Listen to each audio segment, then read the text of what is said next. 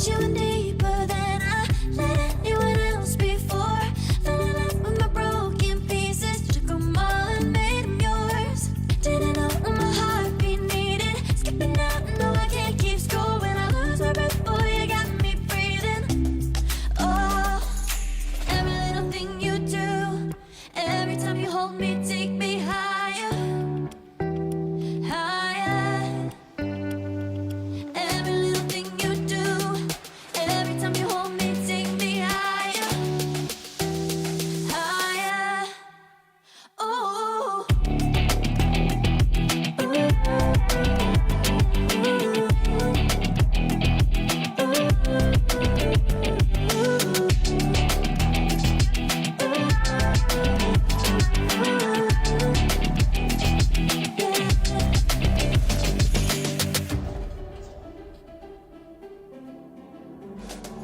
magic. No, I'm never letting go. Now that I have it with you. When you kiss me, it's like the stars fall out the sky onto my heart to cover up what I don't wanna show. I let you in deeper than I let anyone else before. Fell in love with my broken pieces, took them all and made them yours. Didn't know what my heartbeat needed, skipping out, no I can't keep score. When I lose my breath, boy, you got me breathing. Oh, every little thing you do, every time you hold me, take me higher, higher. Every little thing you do, every time you hold me, take me higher, higher. Oh, you take me higher, you take me higher, baby, you take me higher, you take me higher, baby, you take me higher, you take me higher, baby, you take me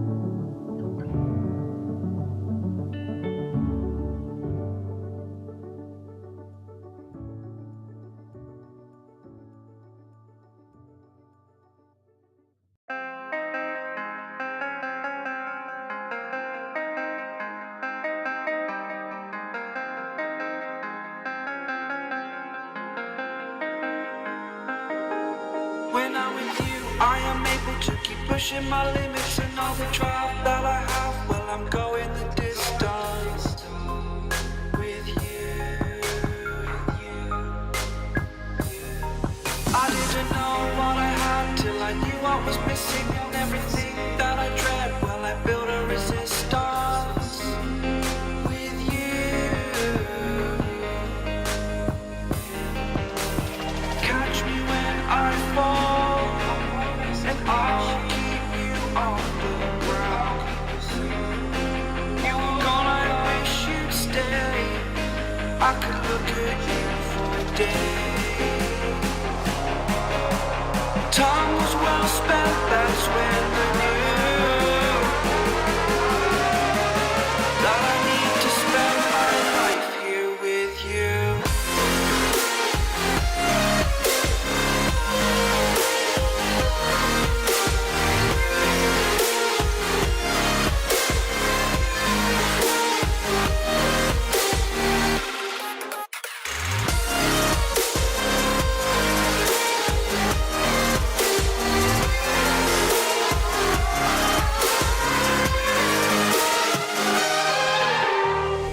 Take your time, not in the fast lane. I understand that you've been broken too many times, but I'll be waiting to mend your wounds from all you've taken. But if we listen to each other and admit our mistakes, then I can show you who I am, because I'm not the same. I'm better with you.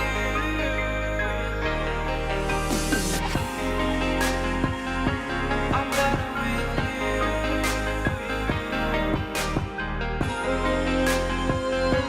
I'm better with you.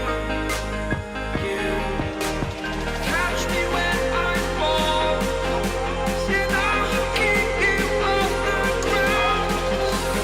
That's when I knew that I need to spend my life here with you.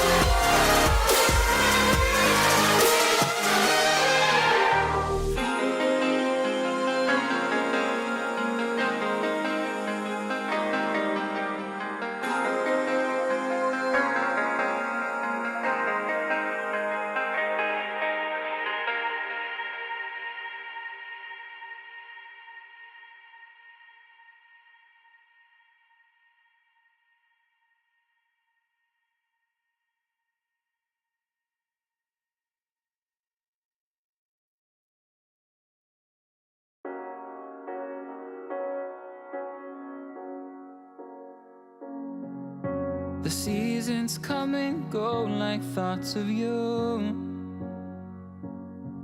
Like a wave returns to the sea into the blue. They change but in a cycle that I can't lose. Each painful but delightful to live through. You came into my life just like another season. Not for long, just a time, just like another season. Maybe this time next year you'll reappear for no reason, but I'll cherish every day until you come my way this season.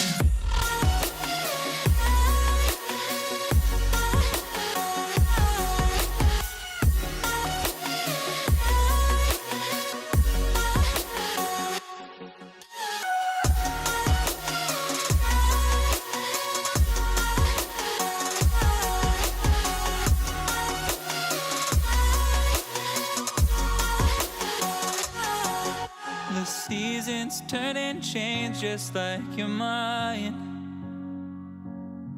Like the sun gives into the moon, into the night. Time continues marching it slowly crawls. With each new one starting, I recall you came into my life just like another season. Not for long, just a time, just like another season. Maybe this time next year you'll reappear for no reason, but I'll cherish every day until you come my way this season.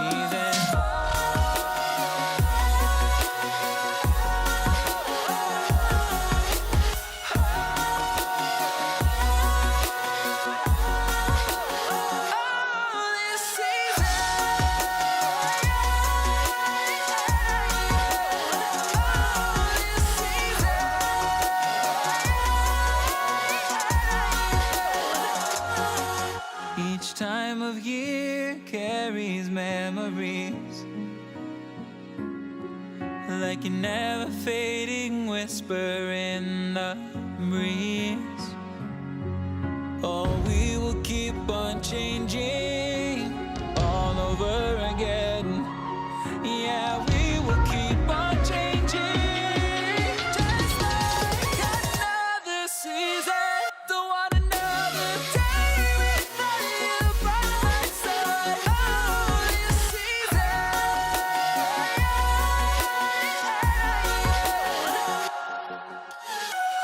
You came into my life just like another season. Not for long, just a time, just like another season.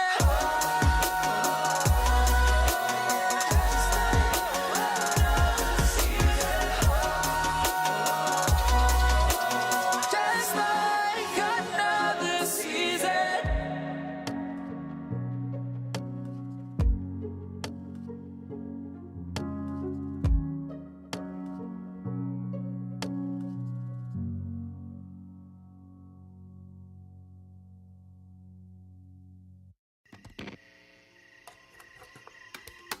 Is it okay if I'm to say I'm catching feelings from all the dealings? Am I astray? What do you say? How are you feeling? Is it the same? I hope you're not planning to waste my time. To my surprise, that was her reply. Now we vibe. It's been a while and such a ride, the stars align. I love the fact I didn't let her go. She loves the fact that I just let her know. Now we're together, it's a different mode. We getting crazy in a different role. I love the fact I didn't let her go. She loves the fact that I just let her know. Now we're together, it's a different mode. We getting crazy in a different role. We getting crazy in a different role. She loves the fact that I just let her know. We getting crazy in a different role. We getting crazy in a different role.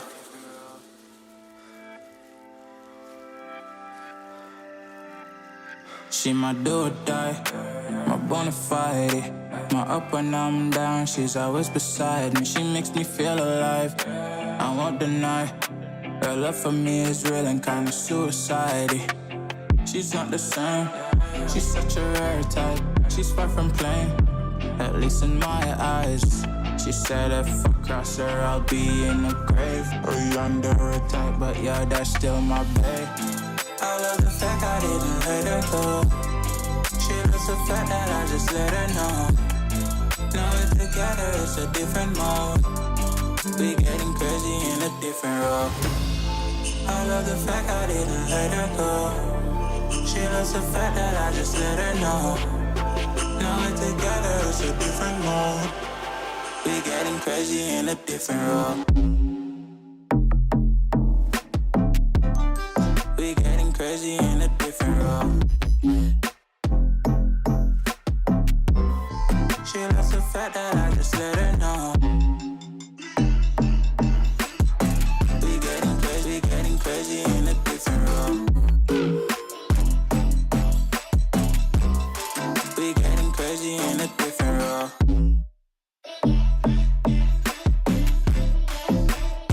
crazy in a different role. We getting crazy in a different role.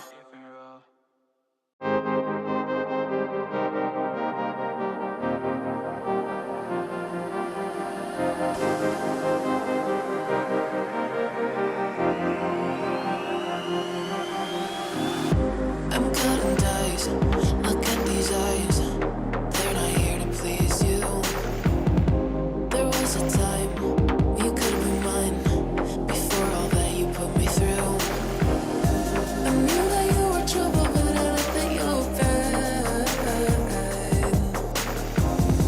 I'm living in this bubble and it makes you so mad. You can say hello, but I don't need you to like me. Don't need you to like me. Don't need you to like. You can watch me go, 'cause I don't need you to like me. Don't need you to like me. Don't need you to like. You can say hello, but I don't need you to like me. Don't need you to like me. Don't need you to like. You can watch me go, 'cause I don't need you to like me. Don't need you to like me. Don't need you to like me.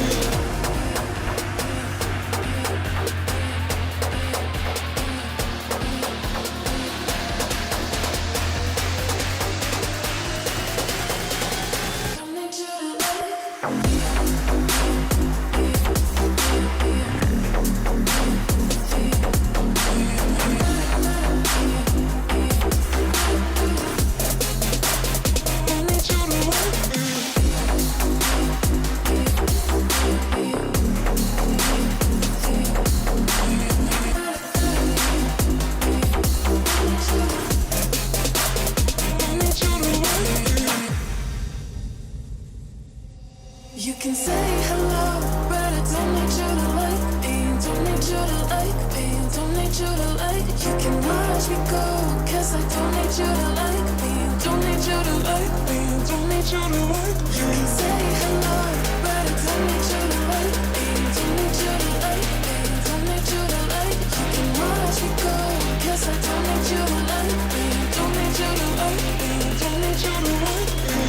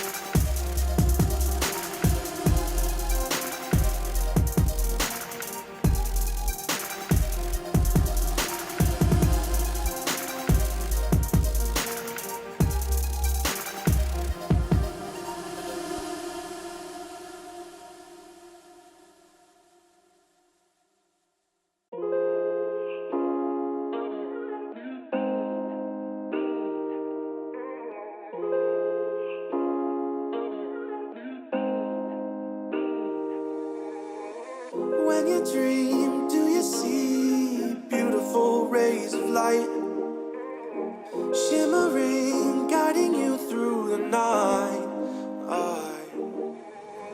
I know it feels like the night's getting longer and light is harder to find. I promise I'll always be there, I'll remind you when you close your eyes. If they set for me tomorrow, even if I leave right now, you'll find comfort there in knowing whenever in doubt, you can find me when the lights turn out.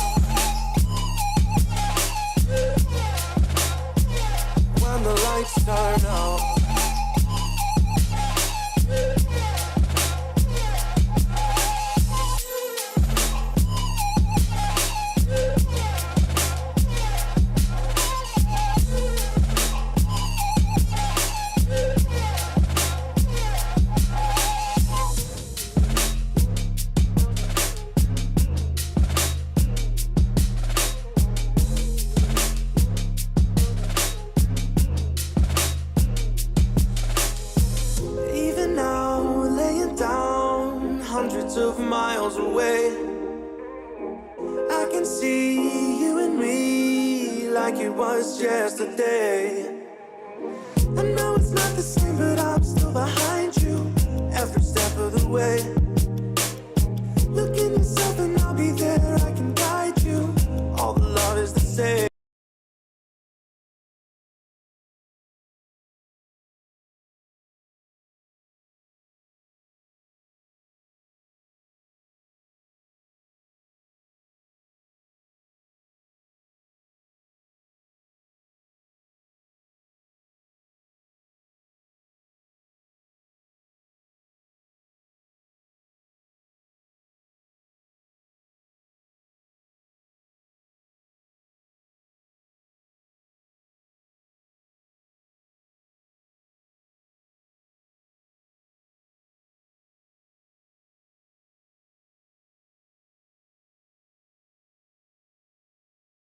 All the love is the same.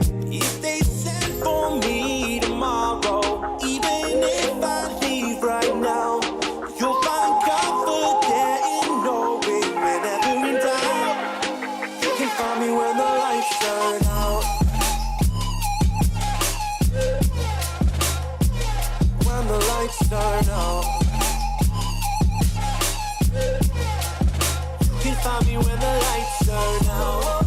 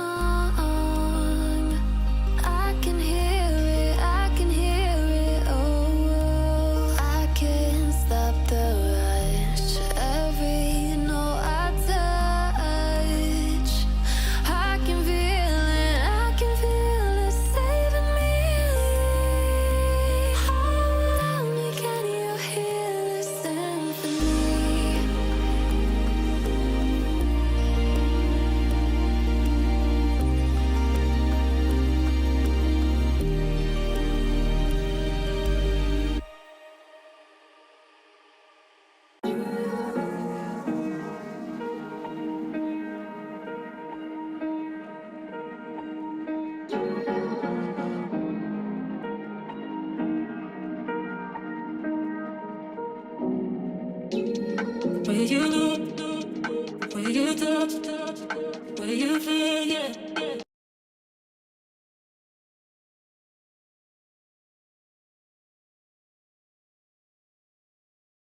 Can we talk about me and you?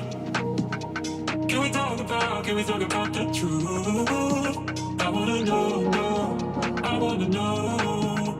Can we talk about me and you? Can we talk about me and you? Can we talk about the truth? I wanna know, I wanna know.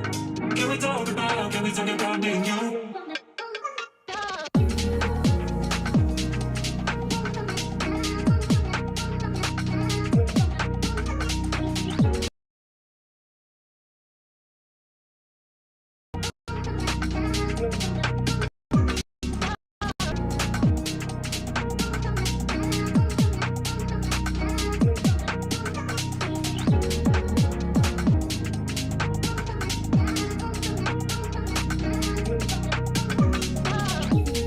Where you look,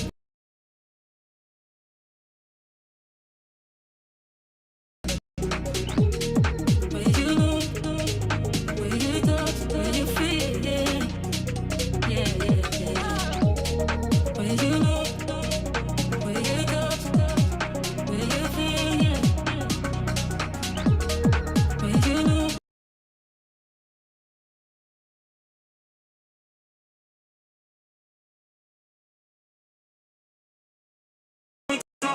Can we talk about the truth?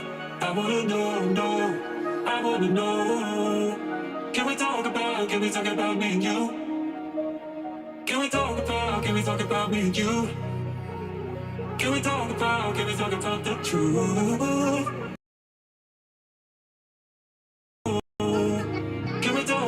Can we talk about me and you? where you look, where you touch, where you feel, yeah. Where you look,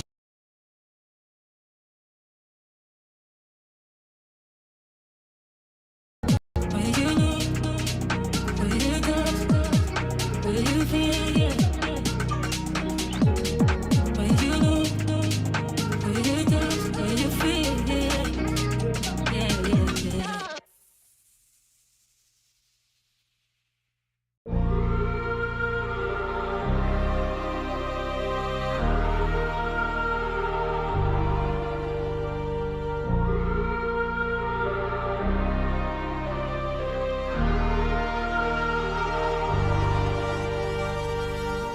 I wanna know your dark side. I wanna know your secrets. I wanna be your lifeline. So I wait for you, wait for me. Wait for you, wait for me. Tell me you're more than just a highlight. Pretty pictures on the outside. I hate to stare at you through these lights. So I wait for you, wait for me. Wait for you, wait for me. Click and scroll, I can't let you go. They say I'm addicted to you. Click and scroll, I can't let you go. They say I'm addicted to you. Oh, oh.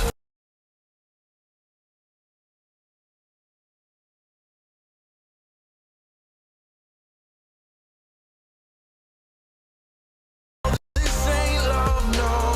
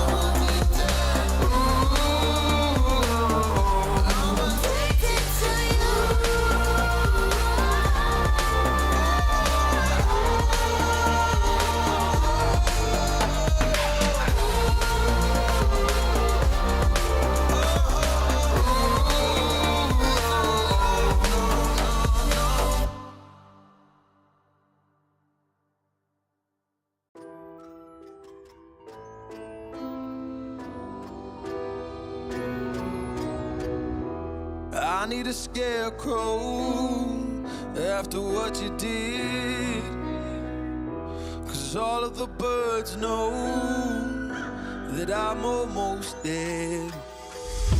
I'm barely breathing, I'm barely awake.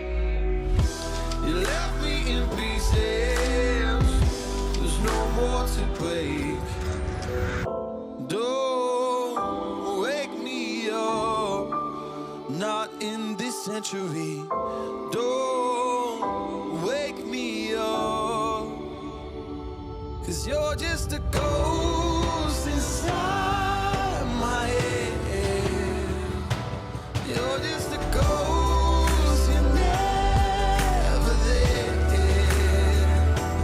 You're just a memory on my lips, 'cause you're just a ghost inside my head.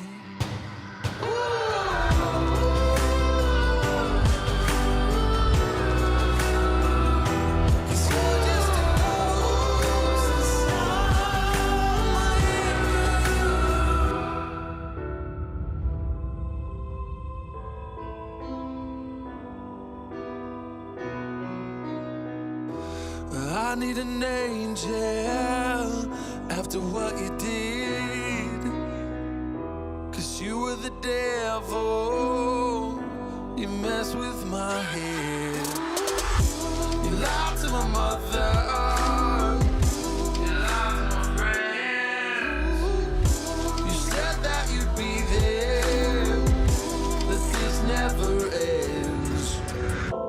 Don't wake me up, not in this century.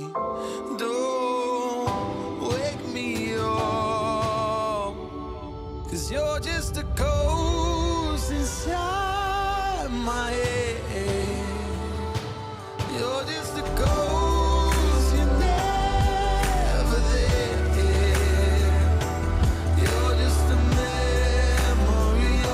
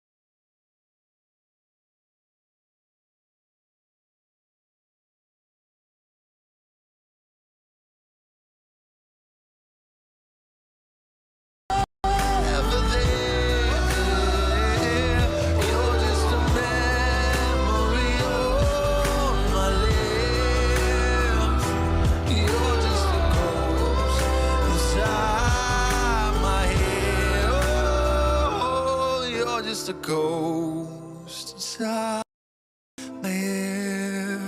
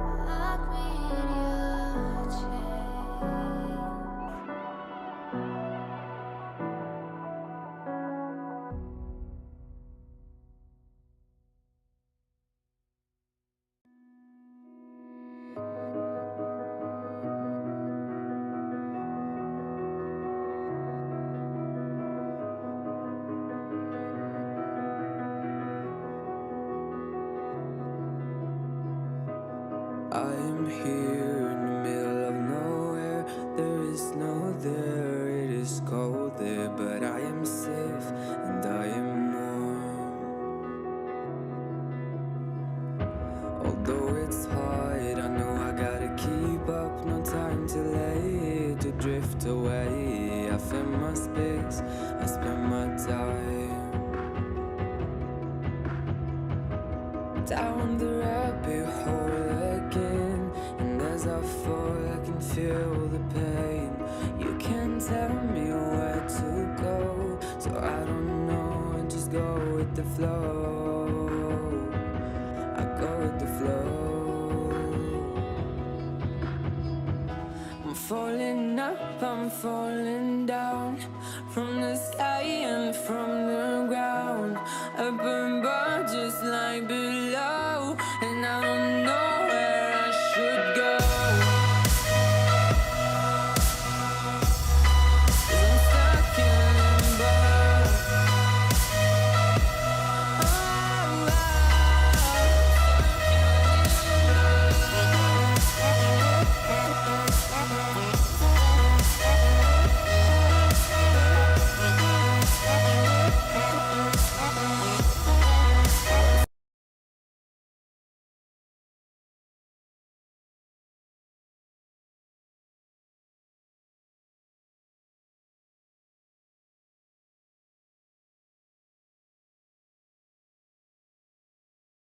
I'm getting down, feeling fine.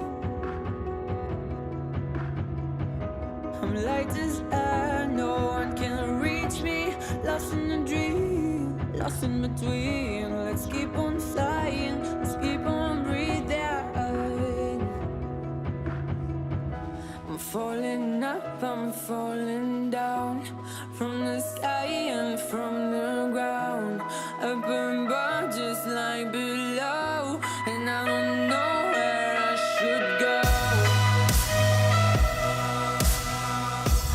'Cause I'm stuck in limbo.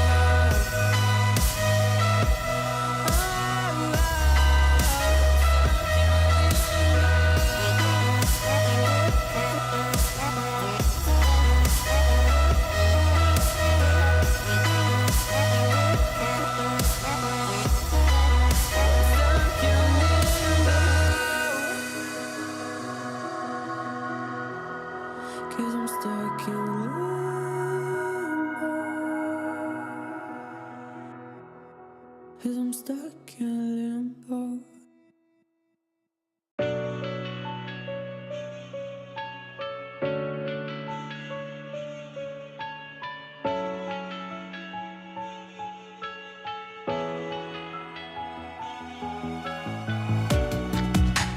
Living in the same routine, like the seasons I'm on repeat.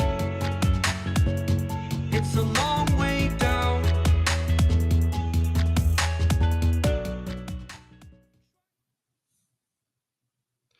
Good evening, everyone. You are tuned into NECC Rainbow Six Siege Champions Division Yellow. It's looking to be a great matchup. My name is Binks. I am joined by my lovely friend, Kat.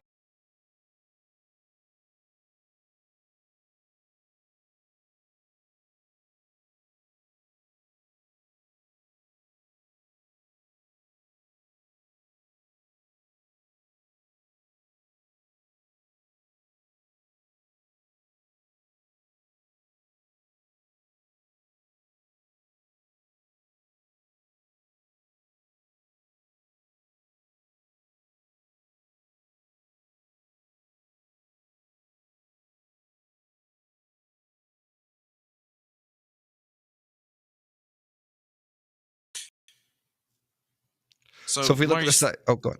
Oh, you take Murray State, and I'll take. All right. Loyola. All right, that's Go all for it. yours. All right, so we have Curiosity, Sour Twist, Biohazard,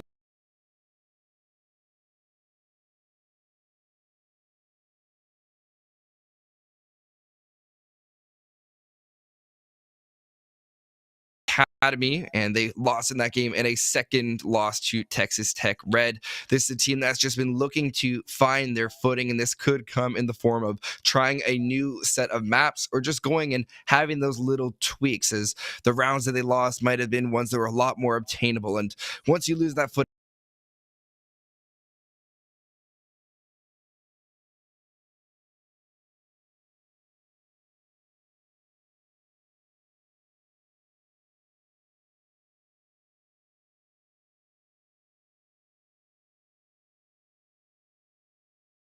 maps 3-7, 7-3, 7-3. This is a team that didn't have their map pick to start, but were largely able to really pick things up once they had the pick. And me, as well as my co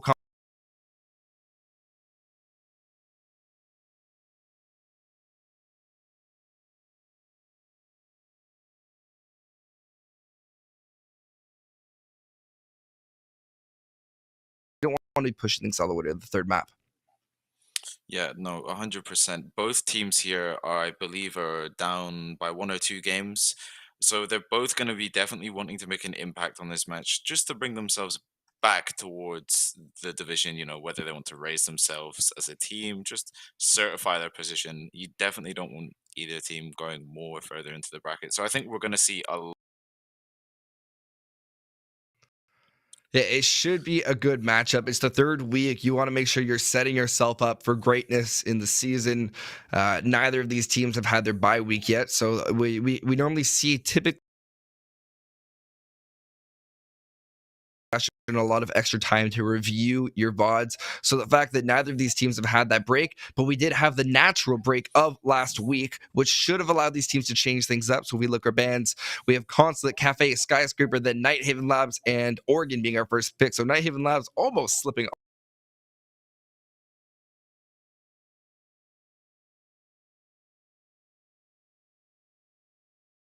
them play on border in week 2, so not last week. I'm mixing up my weeks. But then we had Bank Band, Chalet Band, leaving us with the decider of Clubhouse, a third decider map that we also got to see Loyola on. So I think this is an Oregon. Exactly, and I was talking with our spectator unnamed.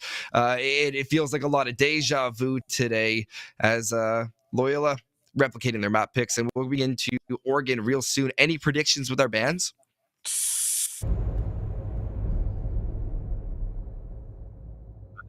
I reckon we're going to see a mirror, potentially a solid, just for the late.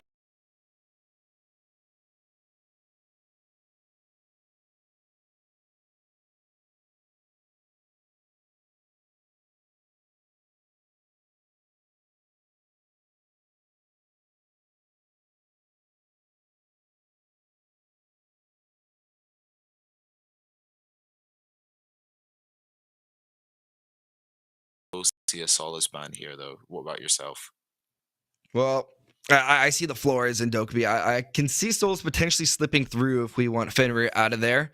I believe it was, or Mira now gone. So I don't. I actually see Souls being able to slip through with a Fenrir or a zombie ban coming in relatively soon.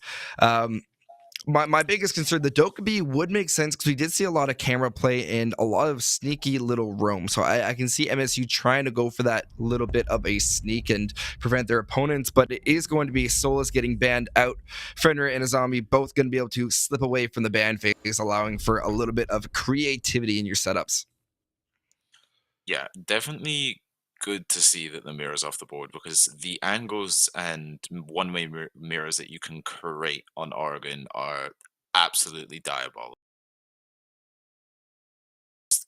Almost looking back to a different map, like in Cafe, you can play the top floor, you can totally destroy Freezer Wall, and it gives you line of sight all the way into Piano. It means you don't have to play as aggressively on that pixel piece.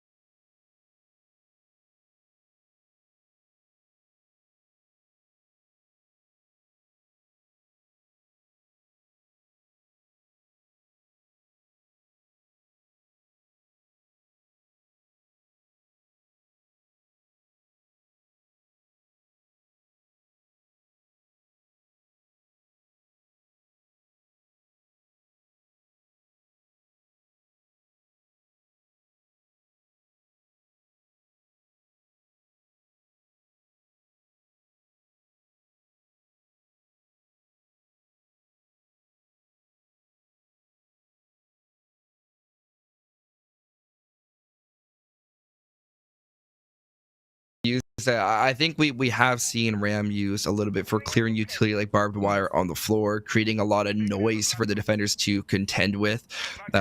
So maybe indirect sort of utilization, as well as you can send that right down blue hallway, and that's going to clear up a lot of utility. The problem is here that you actually need to make it in. I think we saw a few people opting to use Ram to go and send it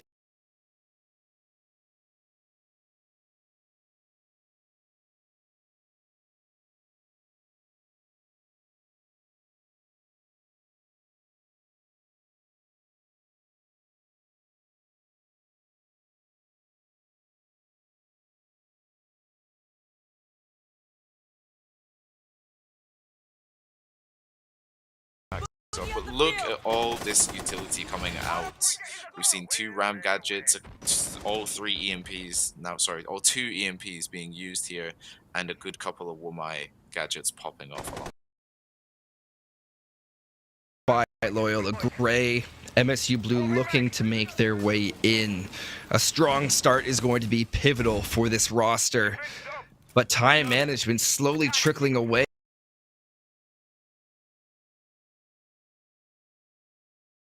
And the other two are a little bit unknown, not really cooperating together. 3 drones picked off.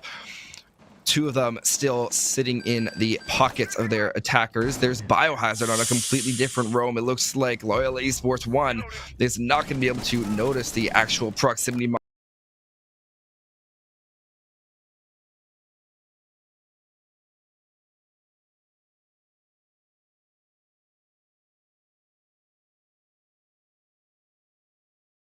blue hallway, trying to set something up.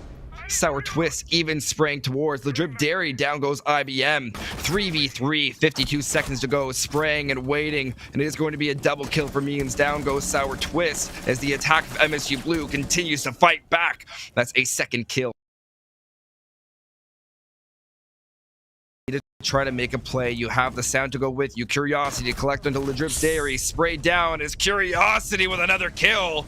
A huge push right in through Freezer will allow MSU to collect the first round. Okay, a couple things that I've almost immediately picked off about MSU here are Just jump that back the cameras quickly, potentially. they are definitely looking to pose more of a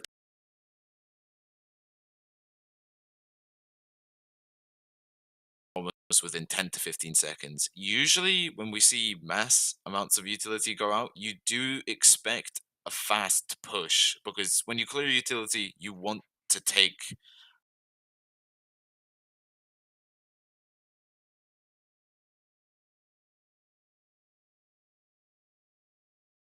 deploy. You know, I could go on and on as Ami gets to be redeployed as well. So I was a little confused to the fact that we saw 2 EMPs. I think it was all 3 of the Ram drones going out there, and there wasn't a swing to follow up. There wasn't anyone pushing in behind the Ram drone. Luckily, though, MSU did have a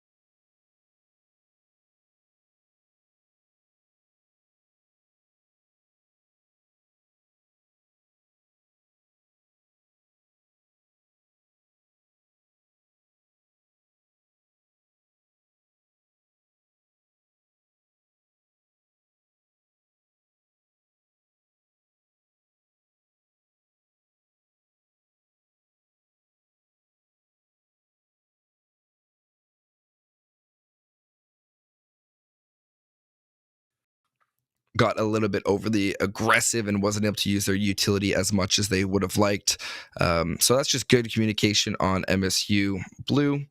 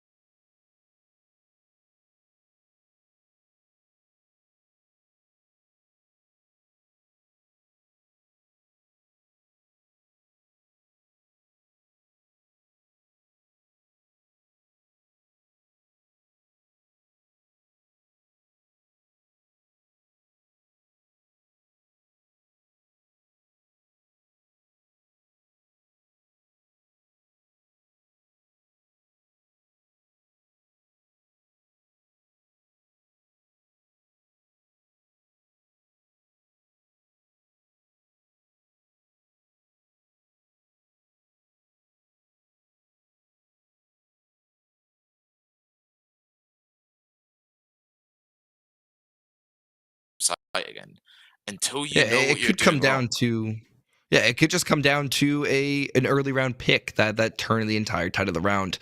So you have a lot of good justification for going back to the same site, and if you believe that it could work. Now, a second take that I want to quickly get from you while we have this pause is, as an attacker now, if you can see that your opponents are going for the same site, how do you replicate?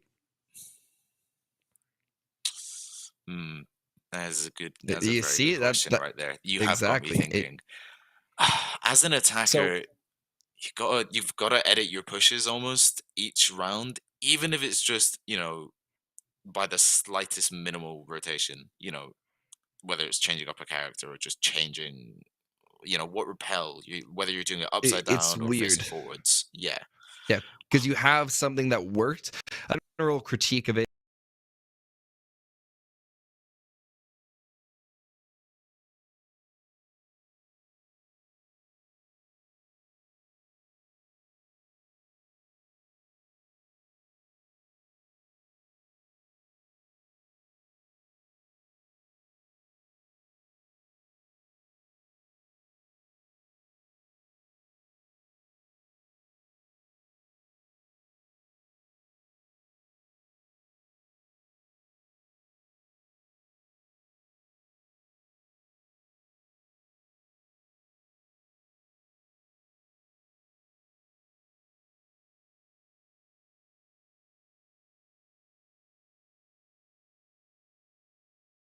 We aren't as confident on this site as we think. Let's change it up. Let's go top floor. Let's go tertiary. Because opening up with a tertiary site, you can confuse your attackers. They're going to spend that next 40 seconds rather than talking about the push and the plan.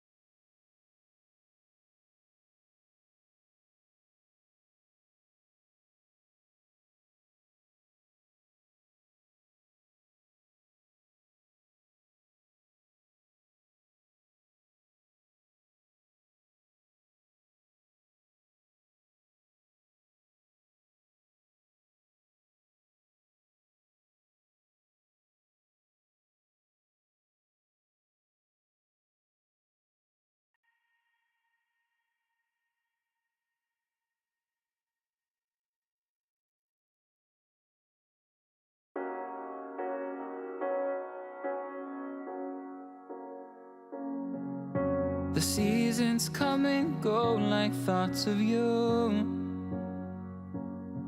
Like a wave returns to the sea into the blue. They change but in a cycle that I can't lose. Each painful but delightful to live through. You came into my life just like another season. Not for long.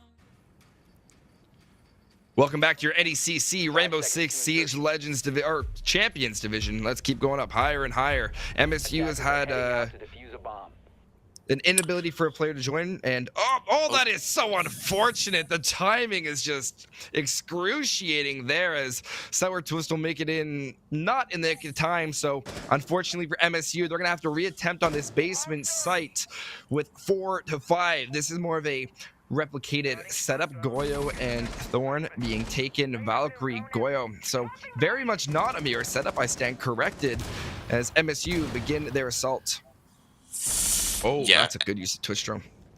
That's what I call good utility usage right there from Twitch. We're gonna see Lemonade take a little bit of damage here, but MSU, they are a player down. They're already in the disadvantage here. They're 2 drones down as well because the player carries 2 drones.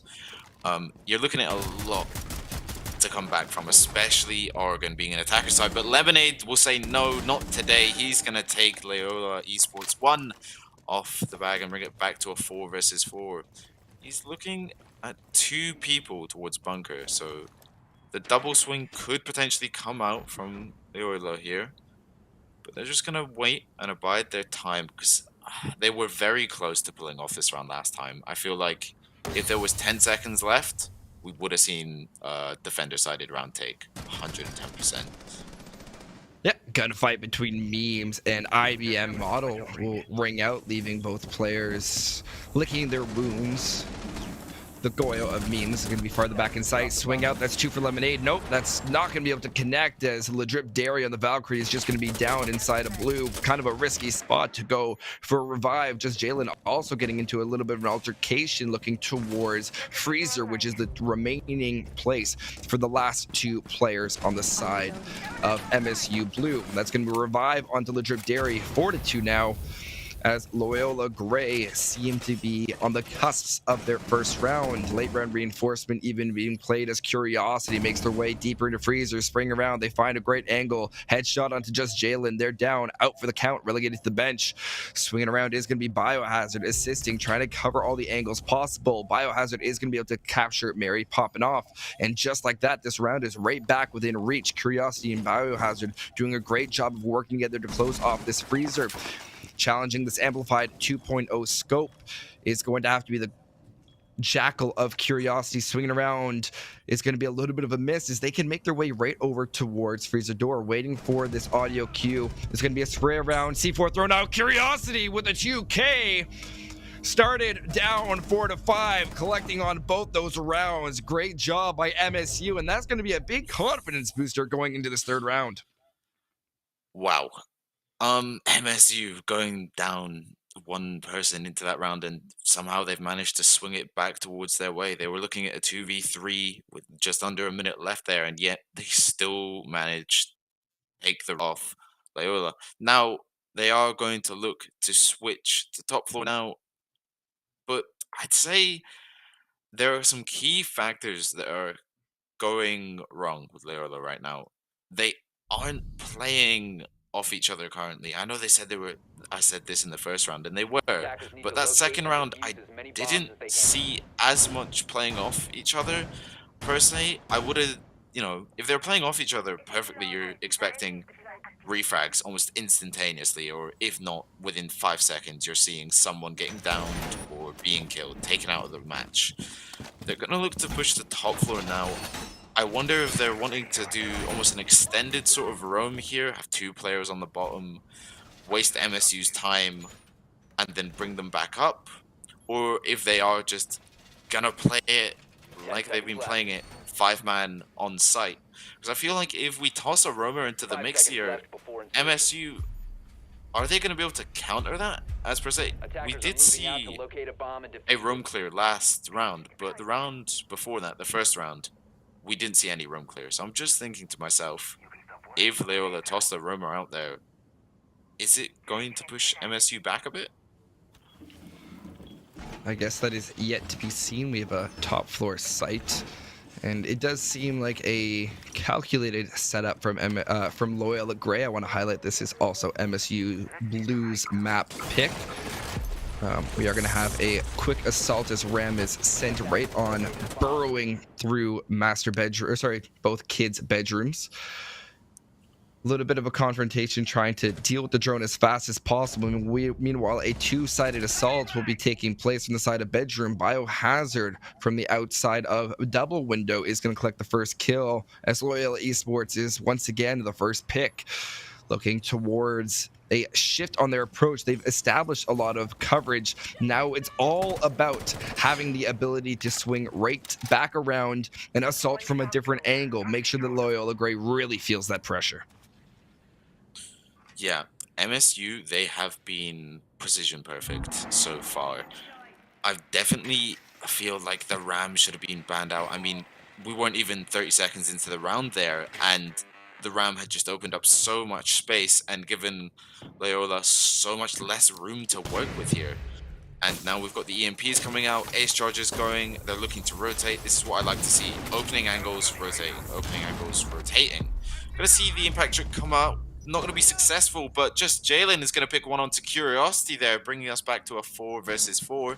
Taking out the Ram, which will take out 2 drones and the 2 other Ram gadgets there. Just over a minute left here. We're going to see Biohazard with a nade. By Biohazard. Yeah, that's a huge nade. You want to make sure you're really making your defenders feel uncomfortable, having them forced to rotate. Mary popping off has to continue with 2 different angles, looking out towards Trophy, all whilst being concerned about the long angle. But Biohazard is looking for the ace, but no, they're being shut down right away after getting 3 by memes. 2v3 having to stand still. Sour Twist goes down as a result of Mary popping off. IBM Model made it their way into walk-in, sprays around, flicks onto the head of memes. Down they go. Mary popping off, stuck in the 2v1, swinging their way right around towards Trophy. Is going to be able to catch the ace off guard. This is double kill, looking for 3 for the clutch. IBM Model, they have the call out from their teammate, knowing that they have been looking through breach. Good idea from IBM. Having the drone, you have 15 seconds to go, and it could make a difference. Blocking them out of sight. Case is already inside a Trophy. They know the angle that they have to watch. They're going to swing around, try to find the gunfight, but no, there's Merritt popping off with a 3K to get LOYOLA Esports right back into this one, 2-1. Wow. Okay. Well played, Mary. That was a round that wasn't looking to go towards LOYOLA, but honestly, in my opinion there, that was much better played from LOYOLA there. They were communicating more, I feel like. They knew what they were doing. Breaches were getting opened, and they were trying to counteract those breaches with a K charge or the impact trick there that we saw. And luckily, Mary popping off just managed to save the round for LOYOLA there and keep them in the game, because you definitely don't want MSU going 3-0 up on a defender-sided map. Because not only is it not going to be great for the switch, because you're looking at pulling a 3-3 at best then, but look at the mental game here. You know, if you're if you're LOYOLA and you're going to an attacker role here on a defended-sided map, and you're only got 2 rounds, you're not going to be feeling great. You're going to be feeling slightly less confident because you've got less ability to play with, I feel. Yeah, you have a really good point there, and it is going to be a big mentality thing and a mentality shift for how you're going to operate with mental. 3 drones being taken out during this prep phase, and we have Sour Twist having their drone on site, so what's the risk, what's the reward? And it does look to be a little bit more of an extension with Legit Dairy sitting upstairs for now, probably figuring out where exactly they want to have their camp set up. They have all of them all sent out so far. So I like the start from LOYOLA Gray. I would have liked to see maybe a little bit more of a roaming extension. But at least we have the watching for the Twitch, and that's a really good thing and a good adaptation from just Jalen. That's just something that can make the difference later in the round. Yeah, 100%. He's got impacts. He's got a Goyo canister in the pocket. I'm not too sure why you'd keep it in the pocket. Maybe just potentially seeing to get rid of those Twitch drones first, and then safely being able to say, I can put down my Goyo canister now. Once again, we're seeing MSU go for a bunker push. A little bit of damage going to be traded onto Jalen and back onto Sour Twist as well. And here we go. Gridlock frag, sorry, coming out there. Gonna pop a Goyo canister. They're heavy set on this bunker push, and Curiosity might be able to get the better of LOYOLA here, as they seem to be unaware of the Valkyrie though. Watching, Yeah, surely lots of different angles to watch out for. Not actually the kill that comes out. Mary popping off is able to collect their first kill onto IBM Model. That's Twitch. They had a great headshot last round and a good operator shutout information-wise. Ace Selma breaching charge is being deployed over towards electrical spray out. Biohazard, now that's the kill you're looking for. A great headshot onto Esports 1, swinging right back around. There is now a multitude of angles pressuring the LOYOLA Gray. You have to communicate, figure out exactly which ones you're going to challenge at what time, work together and swing these angles. Great headshot by just Jalen as they maneuver themselves right around a laundry room, springing, trying to find Curiosity. You know they're playing in that general area. They've rotated right back, and that's going to be the mute jammer, forcing the Ace Selma charge right out of there. And it's going to be a question, can they get the charge? How can they maneuver around this? Mute Curiosity to find one, Sour Twist to find one onto memes. Now a 3v2, Legendary Mary popping off. The clutch from last round will not be possible. Mary popping off, sitting to that down but not out stage. Needing the call from Electricity, not looking the right way. It's going to be a spray, but there's Lemonade on the Ace to collect, and MSU showing their superiority in this basement site. Yeah, MSU are truly dominating on the basement side. They've got it down perfectly at this point. They know what to do. They know how they're using their utility. I did like the fact that we did get to see the frag grenades come back out. You know, we're going to go to a replay here and see a good couple of nice shots here coming out back and forth. What a nice shot from Jalen there. And then just the spray of the LMG towards the end there. I like the fact that we're seeing Gridlock now used more in Siege because they've given her frags. They've turned Yana more into a support role instead of a entry or a second entry, and they've pushed Gridlock from being a flex slash soft support almost to that second entry position just because you've given the character frag grenades. Attackers have located the bomb. Yana's sort of being dragged back by having her frags removed. You know, you're sort of almost now using the droning capabilities of her clone to maybe go in front of an entry frag, you know, clear with the drone, and then, you know, get your entry to pick off wherever they've been shot from. So I feel like Yana's definitely the whole. It's amazing how you can change like operators just with removing frags or adding frags. Well, you can look at exactly what their utility and what their usage in the round is. For example, we can look at someone like Sledge who can open up his own holes and make that breach for his nades. That made him very powerful. You can look over to a defense where a deployable shield can give you that utility to sit behind and fit you right into a team setup, where the moment you lose that defended or that deployable shield, everything changes. Now this is a great use. It's going to be mimicking their push right upstairs. Ram being sent out, Curiosity spraying out. That's a great shot onto just Jalen being able to find them and really line them up and be aware of where that head level is. Springing right around, they're looking towards White Tower stairs. 2 minutes and 15 is a crazy fast time to be making their way upstairs, and Ram's utility usage just allows for these players to consistently have the ability to look up and spray. Yeah, 100%. Ram's capabilities just with those 3 drones opening mass destruction. You can see the hatch. I don't think it's reinforced there in Kid's bedroom. I'm not too sure. It doesn't look reinforced to me. So the capabilities of a kitchen hatch drop are quite high, I'd say. Warden's off the board. Oh, LOYOLA Esports 1 is just gonna get away with his life there as he slowly retreats back towards Zulu. MSU, they've taken above, they've got the vert control here. we're potentially looking for a C4 from Loyola to stop the push or just grind it to a halt. They need to pull something out of the bag here to get away with the round. Lion Scan's gonna come out now. EE1D. Sorry, not even EE1D here. Lion Scan being utilized. Esports 1 backing their way on diffuser stairs. They're going to be caught, seeing the Lion run their way into servers. Shots coming out a little bit too late. 3 players hitting the bottom white. Sour Twist of collecting to Loyola Esports. Down goes Memes on the mute. This entire round for Loyola falling right apart, but it's going to be a reconciliation frag for Mary popping off with the nade trickling down from the hatch. Will end their life. Oh, that's going to be legit dairy. Mary popping off still sitting comfy, cozy beneath this kitchen hatch. Spraying, they're going to have to find the ace from the round, looking for 2, not able to find a Sour Twist to collect, and that's exactly what happens when you allow your counterparts to take all the map control without extending off your own site. MSU, they've truly got Oregon down to a perfect T. They're playing so closely together, but not too closely in a way that, let's say Memes, for instance, swings a door and 3 of them are so compact that he's going to get a triple kill.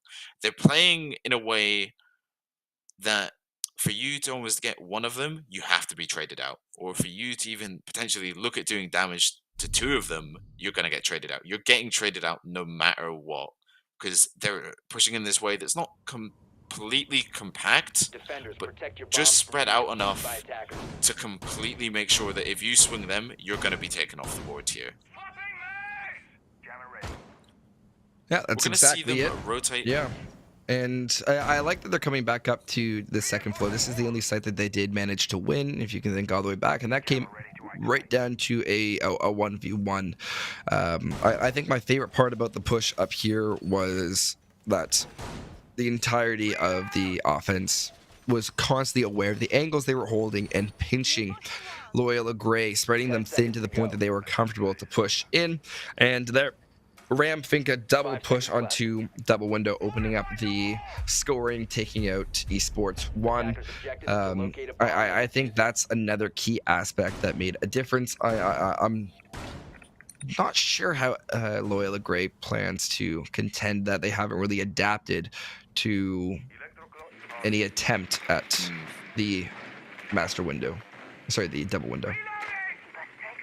Yeah, Loyola haven't really changed much up from when they lose a round. They've managed to get 1 round under their belts. They are truly going to need this second round. I cannot stress how important this round is to Loyola.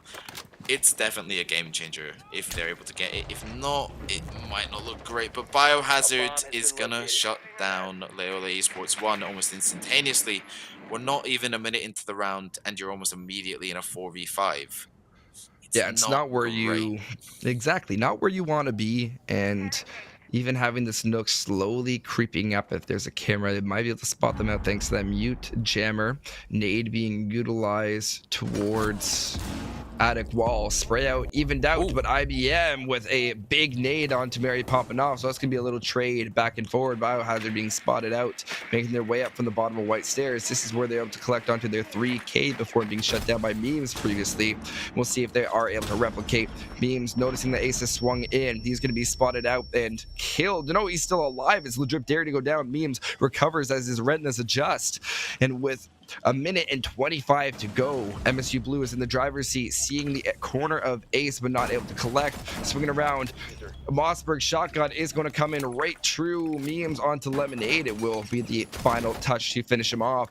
And Sour Twist on the line, stuck in a 1v2. We've seen these clutch up situations before. Spraying, not able to find the Kayid as they're sitting comfy behind the barricade.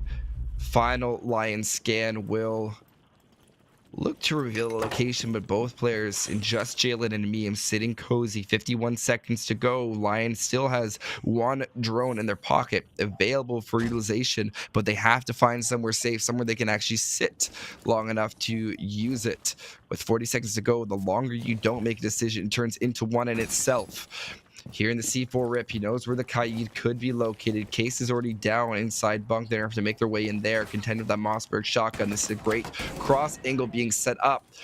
If you're Sour Twist, you want to try to get into position and isolate this gunfight. If you're just Jalen, you do not swing this. You wait for your other player to make that impact. If they're contending one, you wait for the other one to peek. That's exactly what you see Memes doing. You have the communication here, swinging from side to side. And this, my friend, is how you play a 2v1. Don't give them the option. One side, the other. They cannot look at both of you, as Memes will collect on that kill. And we're going to see a 2-4 split with Loyola trailing. Yeah, that is definitely how you want to play a 2v1 there, Loyola. You've managed to bring yourself back. I almost feel like I saw you click towards the end of that round. You were struggling a bit to start it off. We saw you enter the round with a 4v5. We saw the trade towards Zami, which definitely favor MSU because of Zami's sheer capability to create new angles instantaneously with those Kiba barricades. And then we saw you slowly bring it back, and then towards the end, you play it perfectly in that 2v1 scenario. I feel like I've just seen Loyola, a light has gone on in their brains, and they're now clicked in. They're ready to attack. The communication is there. The communication is always key. I feel like now they've started to get their feet down a little bit, making I want to progress. highlight, Oregon is not their map. Last week we saw the same amount of struggle. I believe it was. It might have been either a 5-1 or even a. I don't know what side they started on, but just a really rough start for Loyola. I believe they're the Greyhounds, but yeah, it was a rough. It was a ramp up, and I talked about it early on of just needing to see them be ready right away. So MSU, we'll see how they contend on this defensive end, and they're hunting for the first win of the season. They're hunting for their first map win. This could be it. They have to maintain this pressure. They have to maintain this amount of confidence that they're playing with, especially on this defensive end, especially on the roam game. Yeah, like you said, this isn't Loyola's map here, but you can definitely tell that MSU has practiced that, and so close yet so far. The drip is going to find one onto IBM model, though. With that aggressive peak, Valkyrie is going to lose her life. Not only that, but a C4 off the board, so in a post-plant scenario or just an endgame scenario, it's looking much better for the attackers here. We're going to see them start to clear Big Tower. I want to see what they open. They're looking to go for a bedroom tower kind of push. Yeah, it's often structured. Rotate here. Often very structured with Loyola. My critique previously was their time management. However, they noticed something and hyperfixate on it, taking away from the previous part of the round. And now that Mozzie's been spotted out downstairs, I'm a little bit concerned that if they don't deal with this this defending presence sooner rather than later, it could be an absolute disaster. Not to mention the fact that you got Sour Twist that has not been droned out, sitting on the opposite side of the map, or not opposite, but opposite to Biohazard, and them working tandem. Lemonade able to collect on Tulip Dairy. That's your Jackal off the board. That's through the hatch inside of Attic, an unexpected angle that was not droned out, but you know they're not going to fall for that one again. And a minute 15. This is good progression from Loyola. A little bit of a stall out as they have not been able to get as much impact onto the map as they want. Yeah, just reading into what you said there about time. Sour is going to pick up Jalen, and there goes an EDD device. Sour's going to get a cheeky double kill there, sorry. And he's going to make his way back to site. But once again, reading into what you're saying, is Lemonade's able to pick off one more onto Loyola. It's just Mary Poppin. But hopefully now I get 10 seconds to just, as you were saying, you got to keep an eye on the clock, right? And I feel the MSU are playing the roam game perfectly here. They're letting Loyola take a little, and Curiosity gonna finish off the round there. They're letting Loyola come in a little bit and then almost starting the roam game then, rather than starting it instantaneously. Sorry. I feel like the roam game is definitely a good way to play Oregon. Just the sheer time wasting, even if it is just playing that Mozzie around that corner, not to get a kill, but to let them know he's there, and then he can just run away and try get out of that situation. If you're aware of the clock, you can almost win every round or get that round to a close enough scenario where it's gonna benefit your team rather than the enemy. No, well said. Next site in the line of sight of MSU Blue is going to be that basement. They're looking for a perfect rotation. Them getting that round is a huge step towards them being able to win out Oregon, as they have one more guaranteed attempt upstairs. If they are unable to win these next two sites before it becomes unlocked again. Initial impression of MSU's Blues operator selection for downstairs. Maestro has been a very strong pick that many have favored. It's oftentimes paired with either a Rooney or Goyo, just because of these lasers' ability to detonate the canister or reactivate the barricade when nobody is around. That will not be the case. Opting for a mute Mozzie combo seems very anti-drone, and I don't know if that's catered best to Loyola Gray, because yes, they might stall out and try to deal with that utility. There's still a large possibility that they intend to rotate around and play guns up, rather. Yeah, 100%. I have got a question. How do you think MSU are going to hold this? Because we've seen them attack the basement, and they, first round might have had a little luck on their side, but after that, they were consistent. They know what they were doing. They know where to position at what time.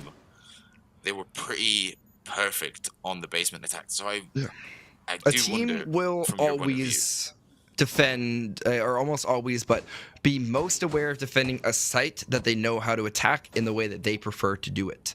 I believe this is subconscious. It's something I've noticed with a lot of Rainbow Six Siege players. You can see it in other sports where you prepare for what you do sometimes, rather than the opposite. Biohazard, taking out Mary, popping off, and we talked about that roam game, for example, that was lacking of Loyola Gray. MSU Blue sees that as a potential weakness to their assault, then they're going to go and send someone on it. That's going to be a great refrag by just Jalen, though. That's quick, easy, and gives a lot of time to make their way down. You just have to make sure to continue to drone, watching for the creeping Jaeger. That shot being very ill-timed. If they would have just waited, that's going to hurt when you watch the VOD, Jalen. But that's the main thing. As we look towards the site, it's mainly catered towards dealing with these off angles, having a Meister cam that's extremely hard to deal with, providing you with the information notification when someone's there. So now you have Biohazard there, ready to watch, ready to deal with it. And what a nade. I don't know why there isn't an ADS ready, or if it was already burnt. Holding for curiosity. Think a boost from just Jalen. This could signal the start of an assault. It will be Model IBM going down first.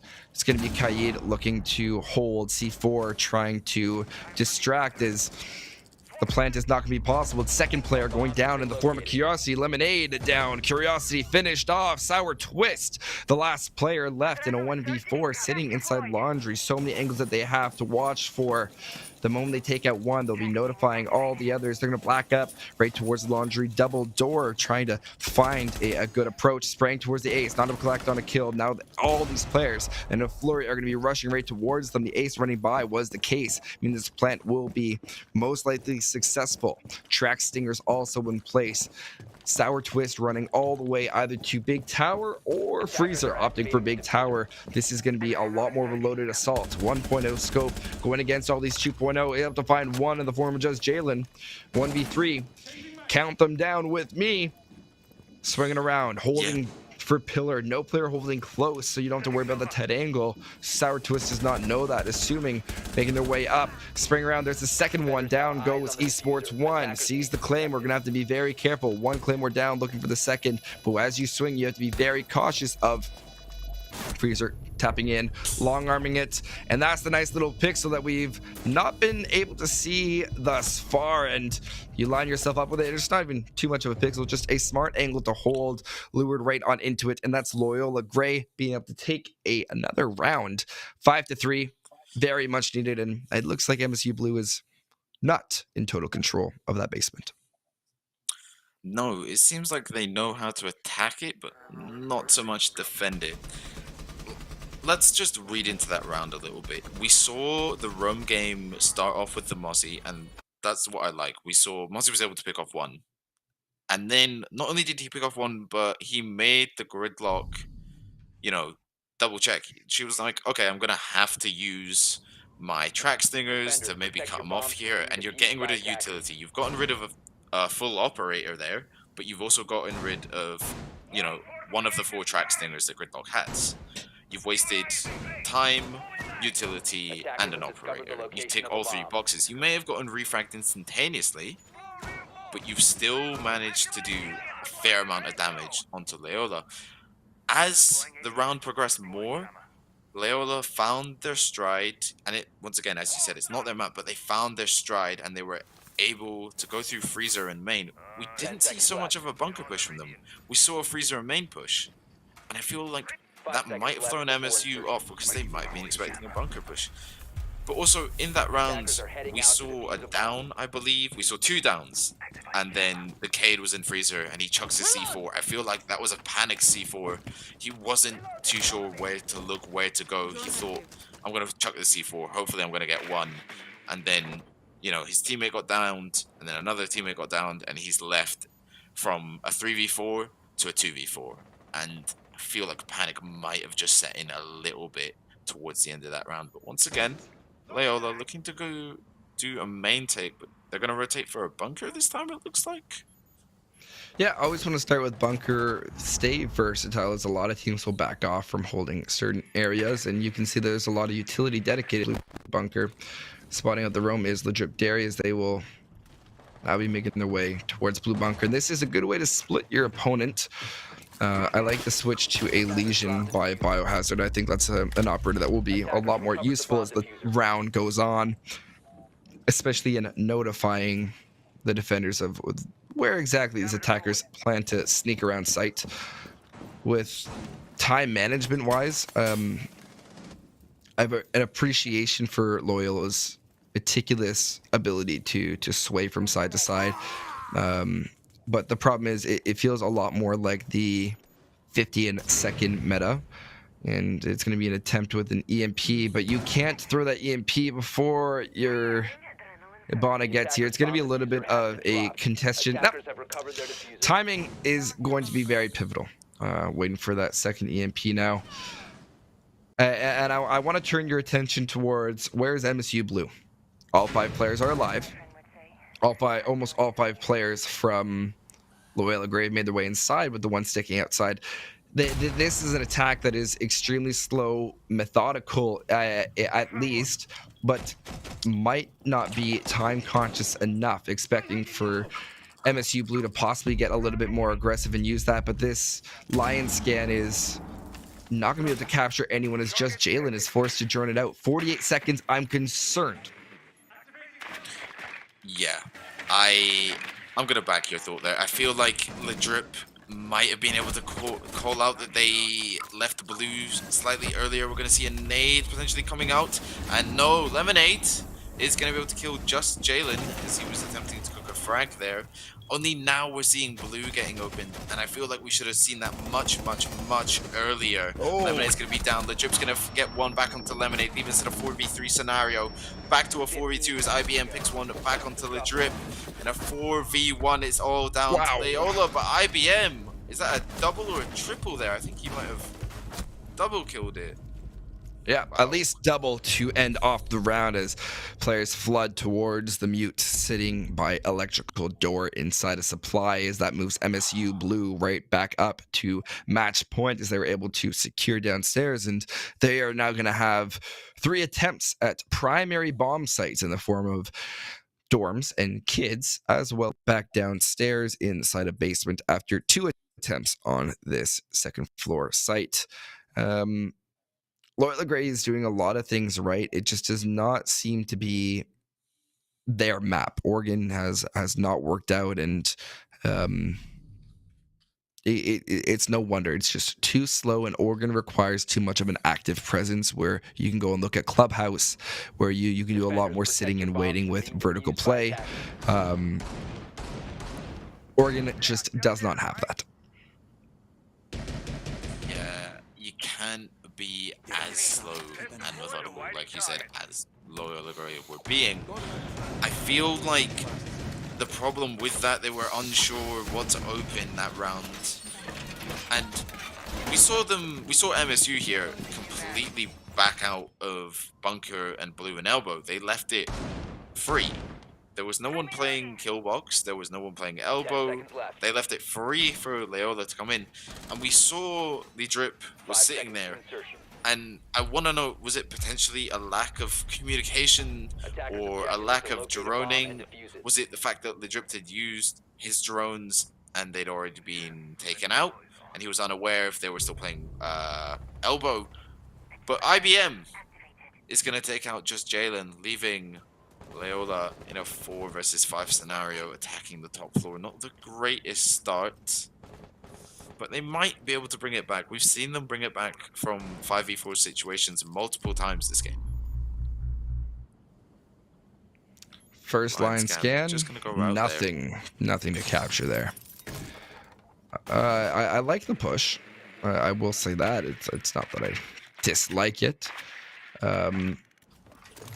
It just feels very slow. They're playing for a 20-second meta, and it does feel a little bit like old Siege. The one part of it that's not lining up, and what I think Loyola would have to change on this offense, is that the 20-second meta is really big about having everything set up exactly the way you want it. And so that's very methodical in clearing the entire map before. It's very quick, to the point where you could be attacking the site the same way MSU Blue did. That same level of aggression is what you need.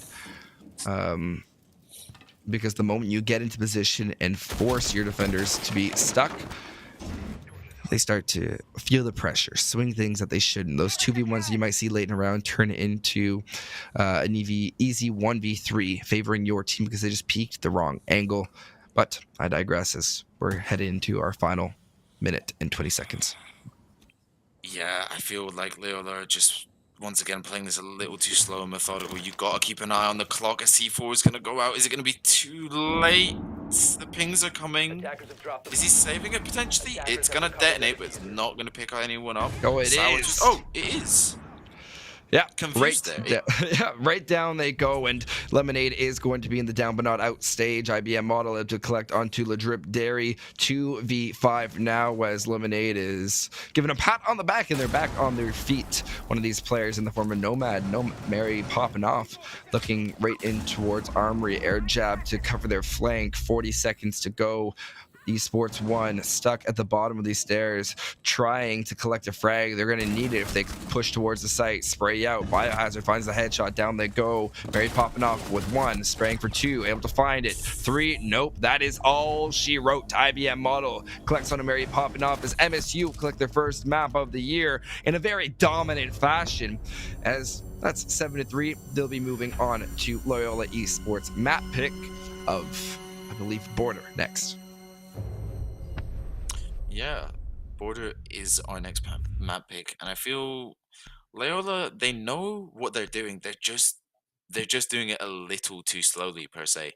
I feel like on their map, we're gonna see them with the slow methodical plays once again, but they're gonna know it off by heart. They're gonna almost be doing it in their sleep. They're gonna know what to do. They're gonna know what to swing, reinforce, what angles to hold, how to play off each other.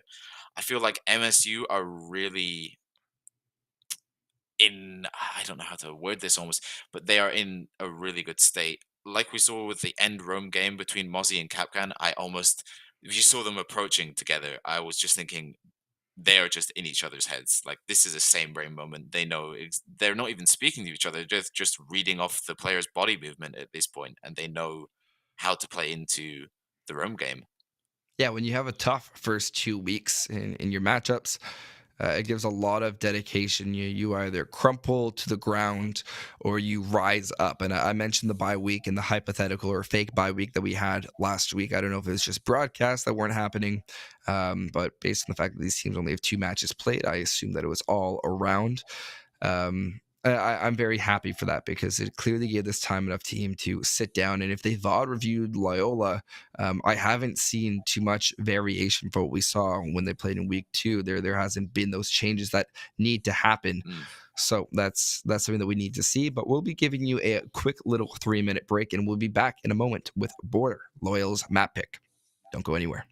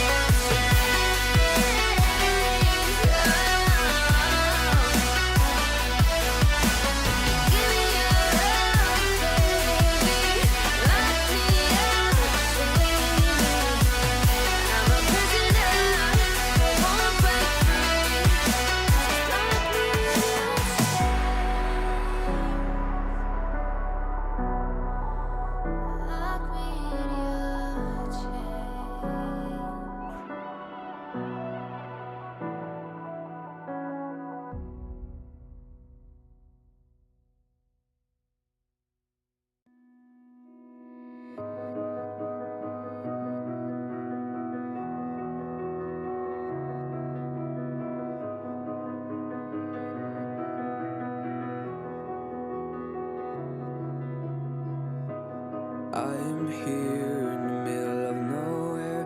There is no there, it is cold there, but I am safe and I am warm. Although it's hard, I know I gotta keep up. No time to lay to drift away. I find my space, I spend my time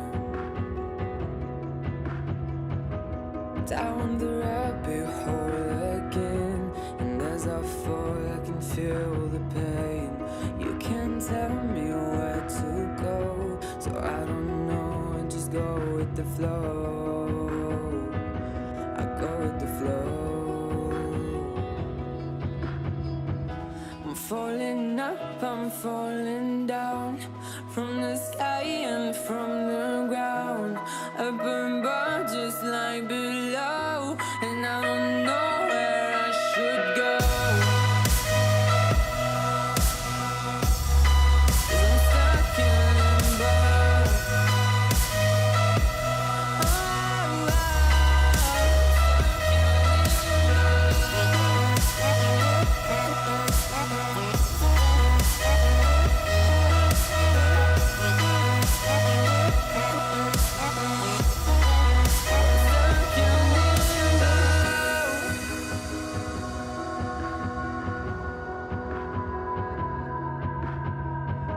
I'm out of love, but I guess I deserved it. Trying to hide, to pass you by. I'm getting down, feeling fine. I'm light as air, no one can reach me. Lost in a dream, lost in between. Let's keep on flying, let's keep on breathing. I'm falling up, I'm falling down, from the sky and from the ground. Up above just like below, and I don't know where I should go. 'Cause I'm stuck in limbo.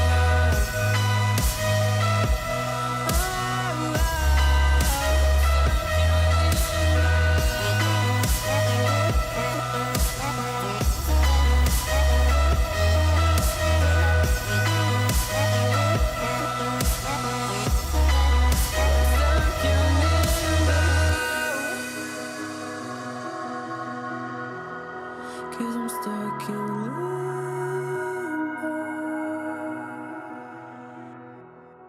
Cause I'm stuck in limbo.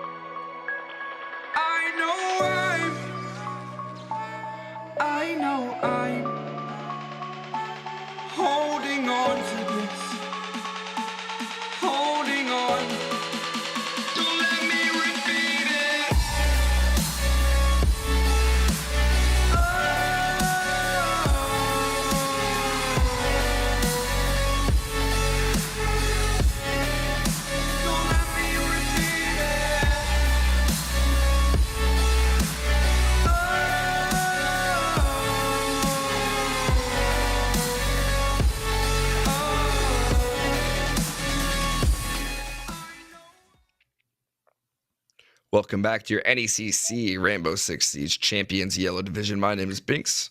I'm joined by my good friend Cappy, and we had just had a great matchup right on the side of Oregon. MSU, a team previously without map wins, showed a completely different side of them, and the MSU that we've really been waiting to see. Any big takeaways right before we jump into our second map of Border? I'd see if I could pick one thing from each team, and we've said it quite a lot in Oregon. I'd say MSU, they're a consistent team. They like to do the same thing over and over again. I'd say Loyola here, they are a team that works slow and methodically, and that might play a little bit into MSU due to the fact that the timer, 3 minutes isn't a lot to work with when you look at it in all perspective. Speed and aggression, the name of the game today, especially with these two matchups as we go spiraling right into our second map of Border. For all of you statisticians, this is the map pick of Loyola Esports, and statistically they are following what they did in the previous week as they dropped to Niner 7-3 in a match that looked extremely similar on Oregon. The only difference being, I believe, their defensive end was a little bit worse. So we see a little bit more, I guess, reconciliation, you can call it. And they did have a great 3 final rounds before the nail in the coffin last week. Thatcher and Osa being the 2 initially banned operators. This leaves Flores on the board for this match. Looking towards defense, I see Souls being taken off as well as Fenrir, but we will see. Yeah, I can definitely agree with that Solace one purely Perhaps because, Valkyrie also. well, yeah, definitely. Because Border is one of these maps where a lot of it is like destructive surfaces. You are able, and there's not a lot of hard surface plants per se. You've got a small bit in Archive. You've got a little table to work with as well in Archives as well. But you've not got a lot to work with if you're going to plant in Armory, apart from that small bit next to Breach. But we're going to see Solace and Mira as our final band. So I'd say definitely a good band. But I wonder, MSU, are we going to see the consistent Valkyrie pick purely because of information and plant denial potentially here? And are we going to see Loyola counter that? Dokkaebi did escape Panbase, so there you have the opportunity for counter. And this entire sort of assault Loyola staying on that attacking side, I have to say it really lives into that 20-second meta. You have the smokes to sort of hold off for Glass during a plant. I think this is going to be, assuming that we see a second floor bomb site and they deem it so. I just like having a really early pick. We're going to have a plant inside Archives assisted from the Montang going along the top side. Assisted from Glass holding the long angle. Ying is going to be responsible for those smoke and plants. Meanwhile, Gridlock is also going to be responsible for smoking. It's going to be essentially a plant and hold from the 2 windows. A well-timed C4 is going to be putting a wrench in all of that from MSU Blue. Someone to really look forward here is going to be Lemonade and Biohazard. There's my take. I want this to be an NECC clip as I just called an entire round before it started. 5 seconds remaining. I feel like we're gonna. Attackers are heading out to defuse a bomb. I think you're him. Those are the words I'm gonna describe you right there. You're him. You're calling the round before it even starts. Yep, 3 players spawning on the side of the northeast ramp. Always bad with spawn names. They'll make their way immediately toward Archives, though. You have Jaeger ADSs, but those are not going to be able to catch your Wamai smoke and incendiary bolts should you need them. You have all these sets of smokes. Montang on the side of Ladrip, and it is, of course, not going to be the Montang going for the plant. Now notified that there are players sitting out here.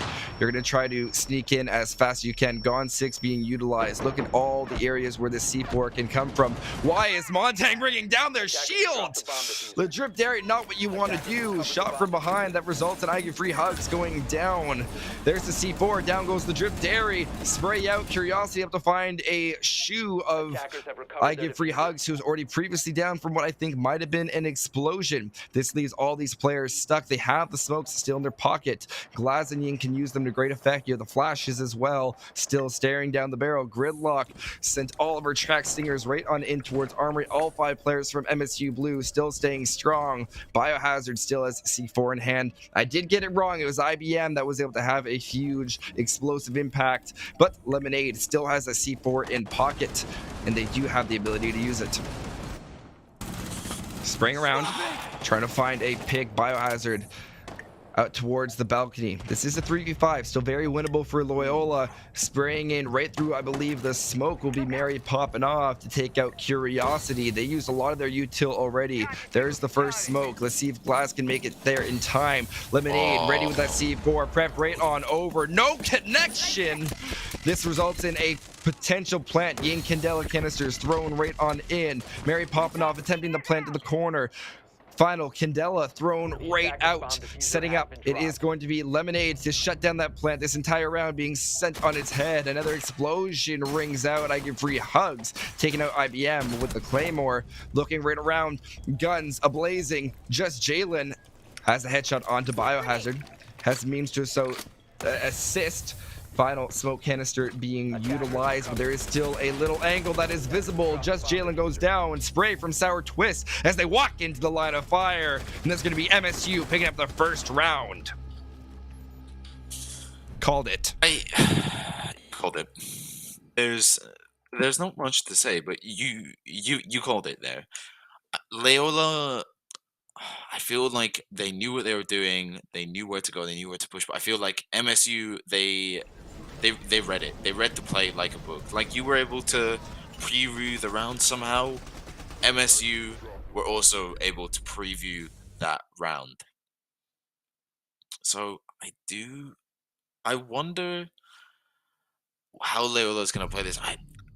There was definitely some aggression there that I've never seen from Loyola esports. We didn't see any like sheer aggression in Oregon. We saw slow and methodical, but we've been talking about them being slow and methodical, and first round into their own map, and they've proved us completely wrong.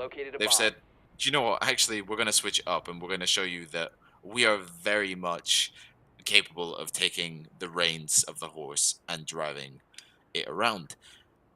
Is it the fact that they're on their own map, though, Binks? Do you think that they're going with these sheer aggressive plays?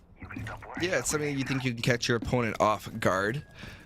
Looking towards our current offensive lineup, I'm going to see a push in towards offices, likely from Archive, as well as the east stairs, utilizing Ram to clear it along that long corridor, getting in and emphasizing a push right in towards bathroom, but that's going to come in the much later moments. And I personally see Curiosity being a pivotal player here if they make it that far.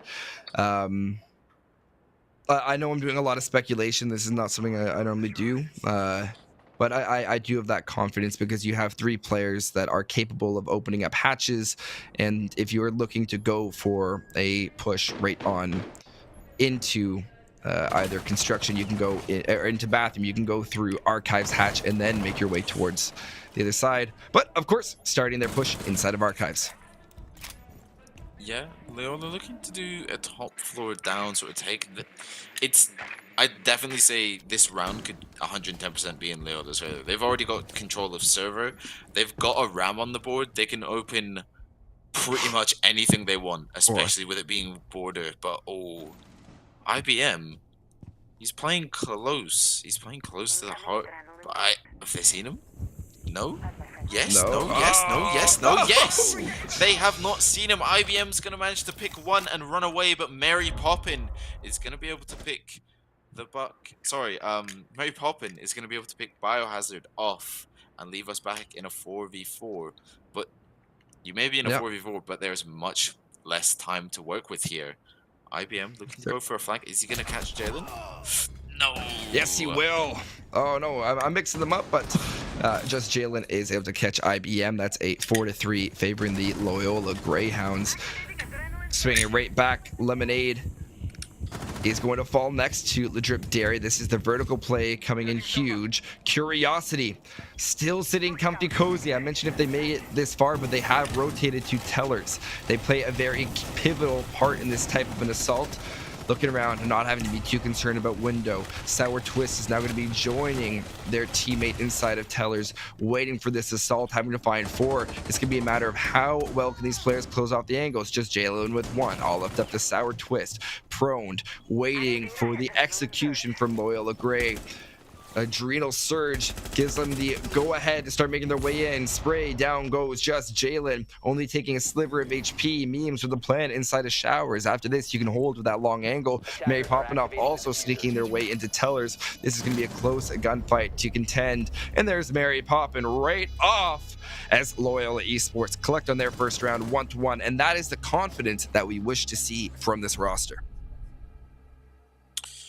Yeah, Loyola. The aggression is there. They know what they're doing. I feel like it's their map. They know what they're doing. I feel like they might be able to pull the rug out of under from MSU's feet here and just completely sweep them off guard. They just know. You know, they feel confident. You can see it in the way they're moving. You can see it in the way they're droning. You can just tell from the body positions and the angles that they're taking that they're much more confident. And even if they are losing a player or two within the first minute or 30 seconds of the round, they still got this confidence in their walk. They still stick to the plan. They don't, rotate off it. They don't panic. And I feel like we saw that a lot more in Oregon, but now it's almost completely disappeared. It's like it was never a thing. Yeah, it's been interesting, and I think a reattempt at Tellers here is probably going to be a good idea. The problem is IBM is not going to be able to get away with hiding where they were before. They're going to have to get a lot more up close and personal. I don't see enough changes. Biohazard, entry denial, device. I'm not sure. 5 seconds left before insertion. I gotta crack some fun at. Yeah, I had to. I apologize. The bomb. No, that's fair. The viewers might have noticed me calling the Capcan EDDs entry denial devices, or EDD something device. along the lines of that. I mean, what can I say? Fun. I gotta poke fun where I'm able to. It's a tough world. It's where the joy of being a notice caster. It is. Everyone loves to poke fun at mistakes, and great job of maintaining drones by Loyola Grey. All 10 still alive at 2 minutes and 25. And don't be mistaking, at a certain point, it's more of a fault to have all your drones alive, as it means you might not be collecting information, but that is not the case in this scenario. Unfortunate timing as the Drip Dairy is able to sneak right by, but you just drone that out while you sprayed it down. Gonna use the Gone 6 trying to open up a hole, not going to work as Curiosity comes spraying around with the rapid fire slug shotgun. And 2 minutes to go, opening frag already going the way of MSU Blue. This is a very different hold as they prioritize that upstairs, wanting to be a lot more active. But that overextension is exactly what Loyola Grey was waiting for, as just Jalen's going to have to heal himself right back up that Adrenal Surge as the entry denial device is going to chip away at their health. You can see Curiosity. He knows Jalen is entered in archives, but he's kind of unaware of where his positioning is. You can sort of see it in the way he was flicking back and forth. He knows he's there. He's just unaware of how he's going to push this, or whether there's a second one waiting and lurking. You can see a bit of the panic just in the way that Curiosity was moving there. But 4v4 with a minute 15. Loyola, I said this last round, they didn't have much time to work with, but yet they managed to pull it off. They were confident, and they timed everything perfectly, and they pulled it off. I wonder if they're going to be able to do it this round, though, because we've still got top floor control here from MSU. A C4 is going to fly out, and I think it's going to do more damage onto MSU than it actually is onto Loyola there. I give 3 hugs. Oh, All right, it's drawing going to an give a outline. freebie there, letting them get away. But 45 seconds to go as it's going to be an all-out assault. Curiosity find just Jalen spray out. Free hugs finally collects onto the head. Down to a 3v3. Curiosity still sitting comfy, cozy, spraying out upstairs, trying to take care of Mary popping off. They'll finally do that. That's a triple kill for Curiosity. I may have called their name saying they'd be pivotal. I think I called the wrong round as they just seem to be on a different floor. Memes making their way up. I give free hugs is going to be down by the Legion Goo Mine. With 15 seconds to go, you can attempt this. It's going to be a spray. Curiosity getting a little bit kill hungry is going to be shut down. Now down to a 1v2. Memes has to make this approach, and he needs to make it now, including a plant. Going to go for the revive. That might have been the wrong call. It's 5 seconds to go. Spray, spray, spray into sight. No chance for a plant. 1, 2, and that's all she wrote for MSU as they'll go and take their second round. You know, we saw MSU completely hold the top floor there with Curiosity on the shotgun, and I'm gonna go a bit off topic here, but in the recent patch notes, Chichanka, as you know, he has the LMG now that can basically open, you know, walls instantaneously, and the LMG is almost like a DMR. It does a hefty amount of damage. Now, previously, I believe it was 49 that it did, or maybe 39. They've now ramped it up to 60. Now, if you do some quick siege math, considering most DMRs here are a 2-shot kill, you know, if it's a body shot, it's a 2-shot kill. If it's a headshot, it's going to be instant. But looking at this Chichanka rifle, it does 60 damage per shot, and it's not a DMR. It's automatic, and you get, I think it's maybe 50, 60 rounds in the actual drum magazine that you get with it. And I feel like if Curiosity had the Chichanka pick instead of the Azami, he might have been able to just hold top floor into longer, because you get the 10 flame nades as well.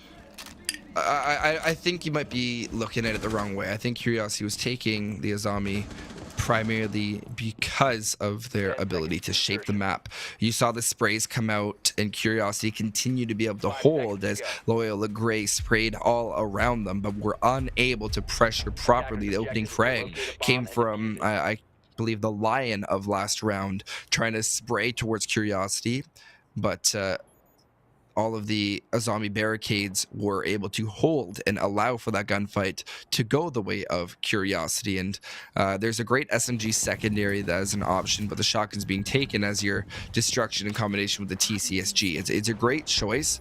I think the problem with the Chichanka is you're playing him where the smoke would normally be played, and a site like Showers doesn't have that same utilization. You're not trying to stall them for time. You're more trying to force them to push in a certain way.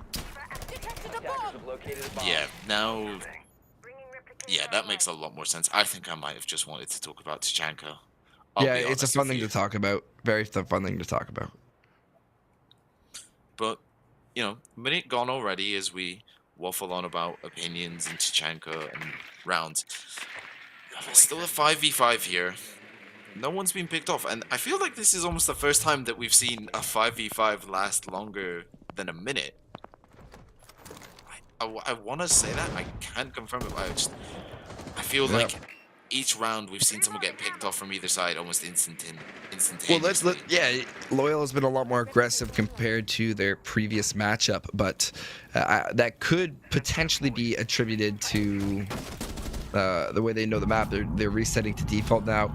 Zombie barricades being utilized. That's the pixel peak you're looking for. Is Nade is able to collect right where they want to. Second zombie barricade setting up a little bit farther back. Memes with the refrag on the biohazard. That's the pulse that you would have had down below or on the roam. So good to have them out, but that's exactly who you expect to see out relatively soon. Good for Loyola to be very aware of that. Nade being cooked. It's a lot of give and take between these two teams, but Loyola Gray needs to be taking more than they're giving if they want to make it towards the site, and they'll do exactly that. It's just Jalen picks off 2 kills from the side of offices towards Armory, even making their way past Fountain with 50 seconds to go. This definitely gives MSU something to think about. Sour Twist looking towards 90 Hallway, going to have to get a little bit more aggressive as Lemonade holds down the fort, staring towards Archives. Last time we saw a more aggressive approach. This could be the route they're looking for. Spraying, looking for one, unable to find the recoil, and it's going to be Loyola Gray taking that round. Jaeger with the great flank, but just not able to find their kill, as a quick little flick from the gridlock will send us right back to 2-2. Loyola are really taking their map pick in their stride. I don't know how to describe it. It's almost like they've changed out a completely different team. I don't know. I didn't see this on Oregon. We didn't even see hints of this on Oregon. They've come in with a new persona and they've totally regained it. And this is more back to back. We're seeing MSU take a round, Loyola fight back with a round, Loyola take another round, leaving the scoreline 2-1, and then MSU taking another round. We're seeing back to back to back, and I wonder if it's going to continue like this till the half.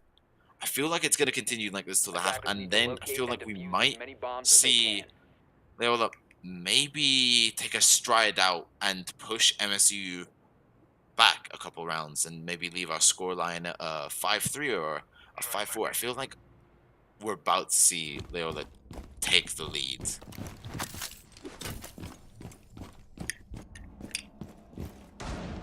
I'm reloading.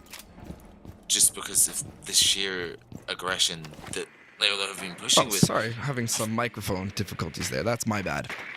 That's all right. But yeah, you had a very fair point there.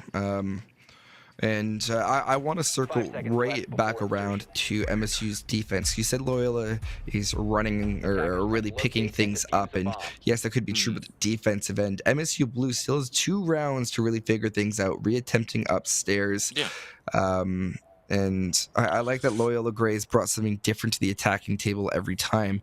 The last time I broadcasted this team, I had a big emphasis on adaptation. And I want to hone right back in on that for a quick point of adapting to your opponents and knowing exactly how to play against them. And they're going to find the Electro Claw and disable that right away. That's good drone work. I mentioned VOD review, or I wanted to mention VOD review when you see a Kaid placing them and knowing what placements to look for. So good review from Loyola as they think they have control, but that's obviously not the case. Quick little Kaid trick. We'll see if it is going to capture anything. Second EMP being sent out.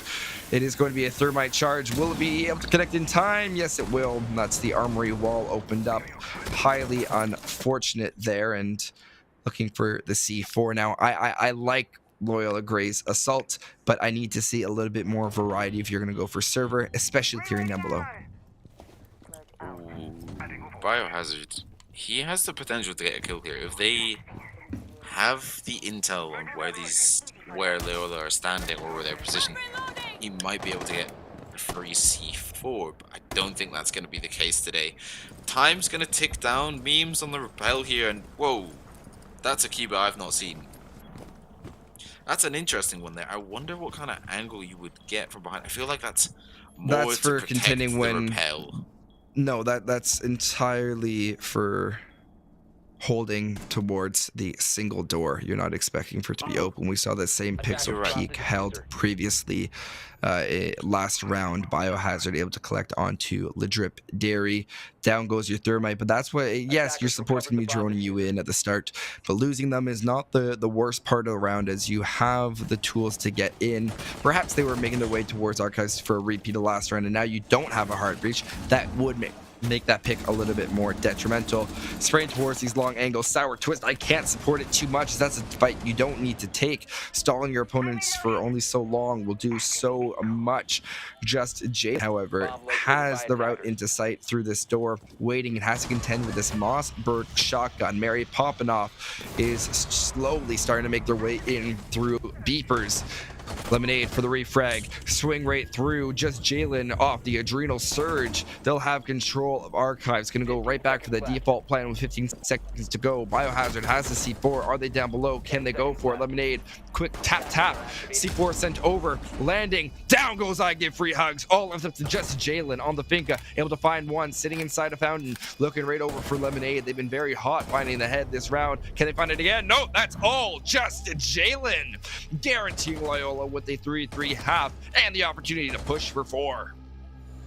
Jalen is living up to his name, just Jalen. I feel like I want to see a quick check of the score. I feel like he's almost sitting on 5 or 6 kills, I want to say currently. He's on 9. He's blown it out of the park. We've not even touched the half, and he's already on 9. He is really living up to his name as just I just want Jalen. to take a second. This is a great tap, and I want to highlight this. Biohazard had the ability to make their way in as making their way back in Fountain. Jalen just had to watch. It was a little bit overly aggressive from MSU and a lack of communication. However, in the heat of the moment, that's a very hard thing to control. So fighting on this defensive end for MSU Blue is going to be absolutely pivotal. Securing that 3-3 half, you don't want to have a team that's on their map pick having that comfort of going to the defensive end with a advantage. Yeah, I could not agree more with what you're saying there, with the Mozzie pushing, just getting a little overly aggressive there. They waited 5-10 seconds. They might have been able to collapse onto Jalen in Fountain there, and he would have been in a really tough position, especially with the door angle and the larger open archway angle to play. But they've managed to secure themselves a 3-3 at worst.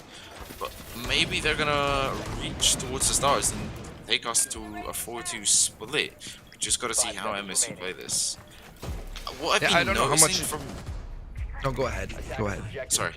What I've been noticing from MSU is they are bringing 2 or 3 C4s on the board, and they're using them quite early on. I feel like I'm seeing them quite early on. Apart from that round, we've seen the Pulse and the Cade and the Mute. We've seen C4s, and most of the times you'll see it sitting on 0. Detected a bomb. Yeah, it's interesting, and I like this IQ take. It's really allowing for a extensive understanding of the site that they're attacking. And one of the big things that you'll see about IQ, and I want to make this point, is as Mary Poppinoff is most likely going to jump into the server and construction downstairs, the reason why you want to go down there is the entire floor is destructible. You can just keep spraying and tapping up, and most of the time you'll find all the utility that you need.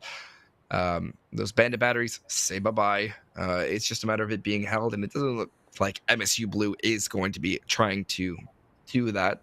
The only roamer being Biohazard, really looking to catch some players off guard, and we don't even know if they found them. Yeah, Biohazard, roaming Blue, he's got a lot of capability. He's got a lot of space to play with here, especially the fact that, like I said, the IQ could go below and shoot all the utility and just ping it off one by one. But they've not done that, and they've let the bottom floor sit, and it's gonna give Biohazards a lot of space to play with here. And whether he uses it or not, it's completely up to him. He could use this to the most of advantages, but just Jalen, he's peeking the wrong way, and Biohazard, if only they had our POV, they would know they've missed each other just by a tiny millimeter. IBM. That's where the VOD is going to hurt. Yeah, those moments where you see people looking at each other through the wall, but IBM's going to pick up one. Not only that, he's going to walk away with his life and do a hefty amount of damage onto Jalen as he aggresses without checking for those ED devices. No! Shall I say. No. All All right, I think 40. it's my catchphrase Of now. course. Yeah. Hurts my ears, but from down below, you're still going to have all 5 from MSU ready to go. 3 only remaining. Make it 2 as Biohazard collects onto memes. Make it 1 from a triple kill from IBM. Challenging the exact same angle. Mary Poppinoff's going to make sure that there's no flawless round to end off this half. But they're going to have to find another 4. Challenging the exact same angle. Spraying around, having to watch. Could it be from down below? There's too many angles to watch. Single sliver of HP. IBM hunting for the 4K. Can they find it? Nope. Lemonade with the MP7 to round out this half. 3-3. For Murray State, a great way to claw your way and continue fighting through this matchup. Any predictions towards the attacking half? I'm trying to think here, because I feel like Loyola have shown the aggression on defense. Whether they continue, on attack, whether they continue it on defense is going to be a different story. And I feel like if they do continue on the defense, they're going to have a much better chance at taking this map. I feel Border is one of these maps that rounds are either snap fast, like they're almost instantaneous, or it's a post-plant scenario. I feel you never find yourself in the middle. I feel it's either one or the other, just because Defenders, protect your of bombs from being the defused by openness of attackers. Border, the amount of walls that you can open, the amount of destructibility that you have with this map. There's a lot of factors to play around with, whether you're attacking or defending. Yeah. I think that the differences you have from each side are what's going to make a big difference. Previously, we saw that LOYOLA Gray on the defensive end had a lot of trouble contending with Murray State's aggressiveness. I'm not going to be able to pick that one up. Sorry, Jalen. I could shift it right 5 back seconds talking left about before Oregon in MSU's ability to hold that basement site. Attackers' objective is to locate a bomb Or sorry, and defuse MSU's ability to attack the basement site, or attack upstairs. It was a big difference. Especially, I'd call it a difference maker, as they were able to cut off even with lines of sight. As I go and look towards Armory, I want to see that exact same thing echoed, with a line of sight being held from the windows, exerting consistent pressure. A Cali being brought to hold this long angles is exactly what you want to see.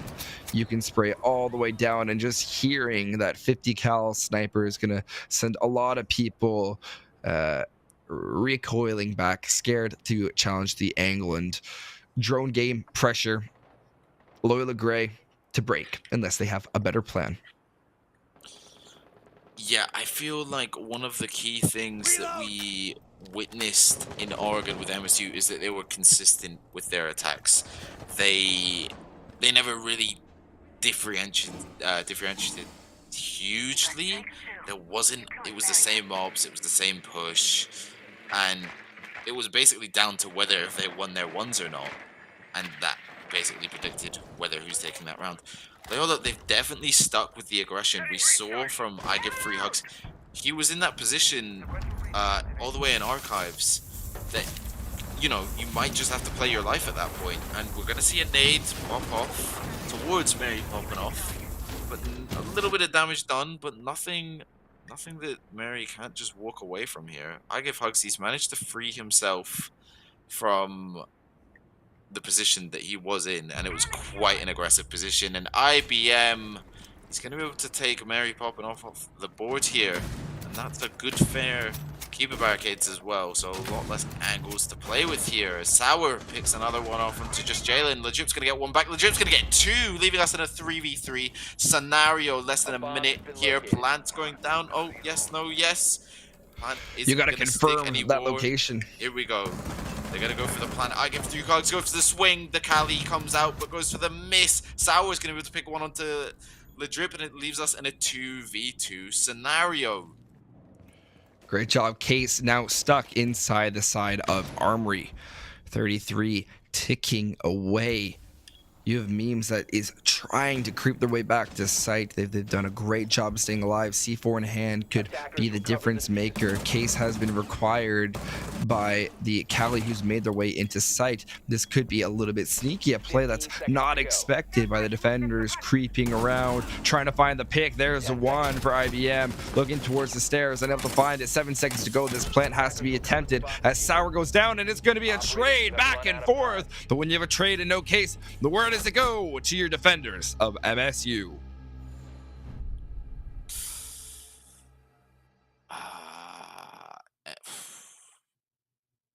That round. Oh, defenders of LOYOLA. That is entirely on me. I'm losing the side swap.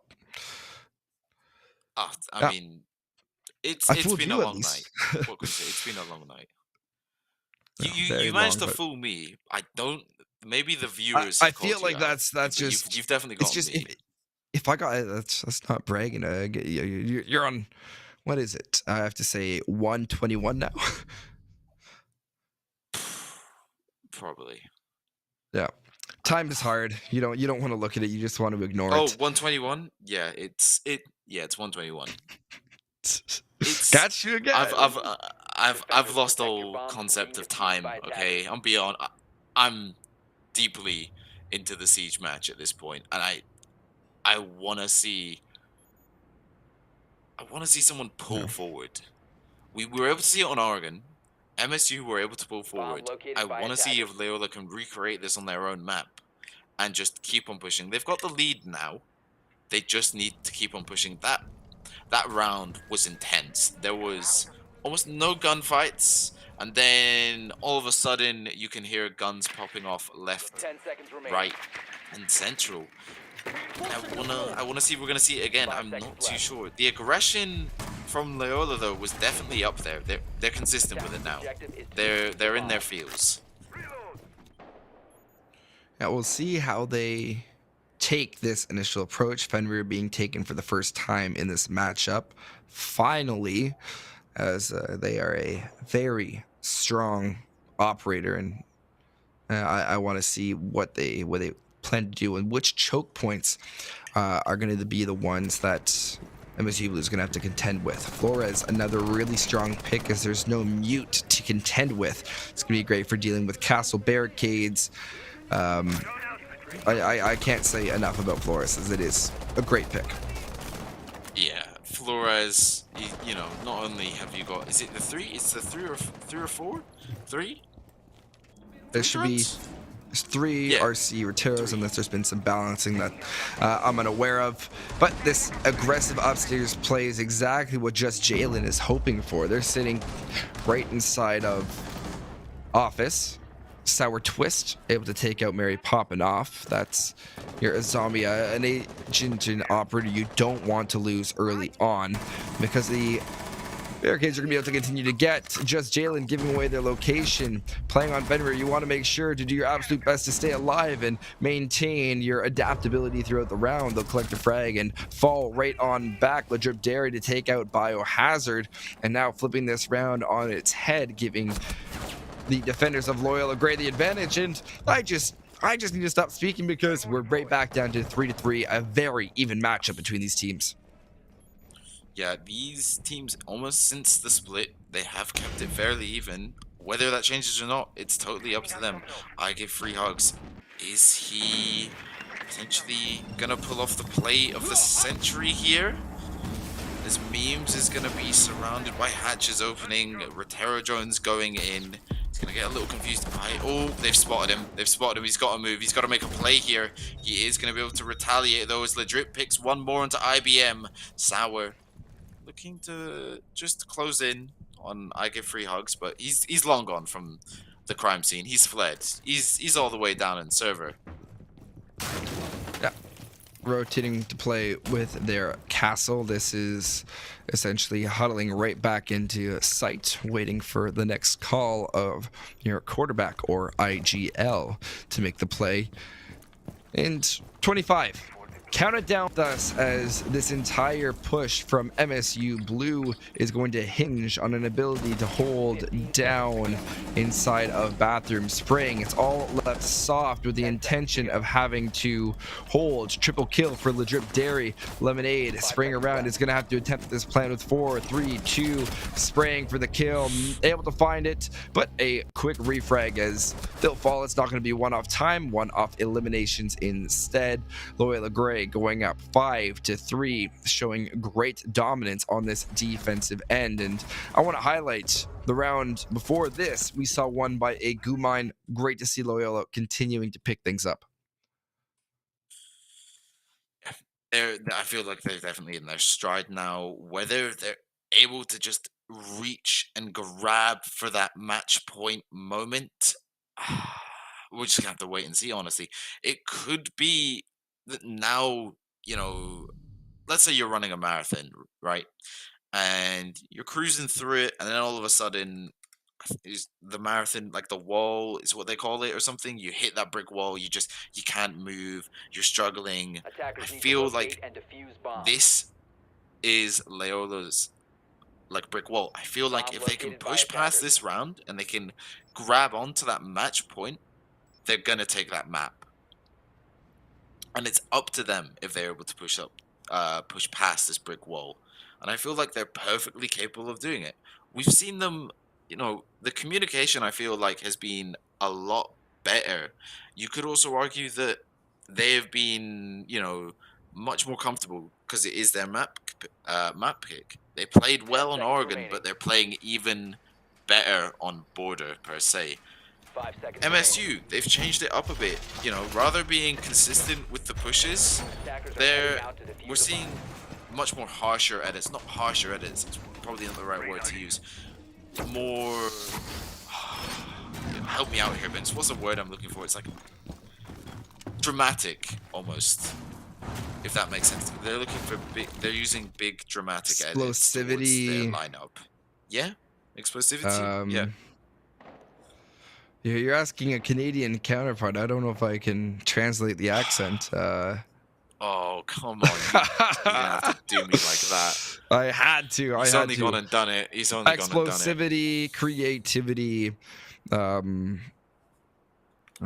could keep going, but I'd have to pull up a dictionary, so I guess we don't really want that. Great use of MSU Blue opening up some floor holes, trying to catch their opponents off guard, stall them out to have to push through a different means. A big part of pushing into vents is holding from down below.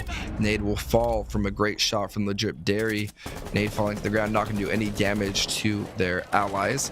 Interesting to see a Biohazard on this Blackbeard, and you mentioned crazy operator selection. That definitely falls into the category, I'd have to agree. And reconciliation pick Mary popping off, taking care of, or sorry, I give free hugs falling. I'm completely losing my mind with this matchup, but it's going to be a collapse from the attack, clearing out upstairs. The Drip Dairy being the final obstacle in this feat.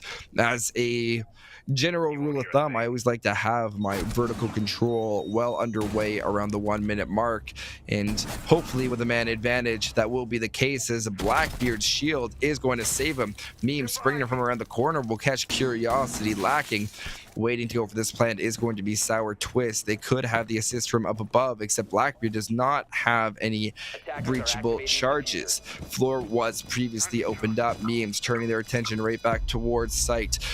Lion will force the remaining defender of Memes to stay still, and there is more than enough vertical security for the Lion to sit right back. Sour Twist doing a great job with that plant spot, giving themselves a lot of options. Claymore set up on the other side, aware of upstairs. They're going to rotate right back, and not many routes to consider. 15 seconds to go, and MSU Blue did a great job on this round. Wrong place to place your C4, my friend Memes, as it's tough when you don't have the relevant information. Spring round 5, 4, and make that done if they want the kill or not. Claymore would have had it. Sour Twist to collect. MSU fight back 4-5, and I really like their ability to adapt to Loyola's extension and almost use it against them.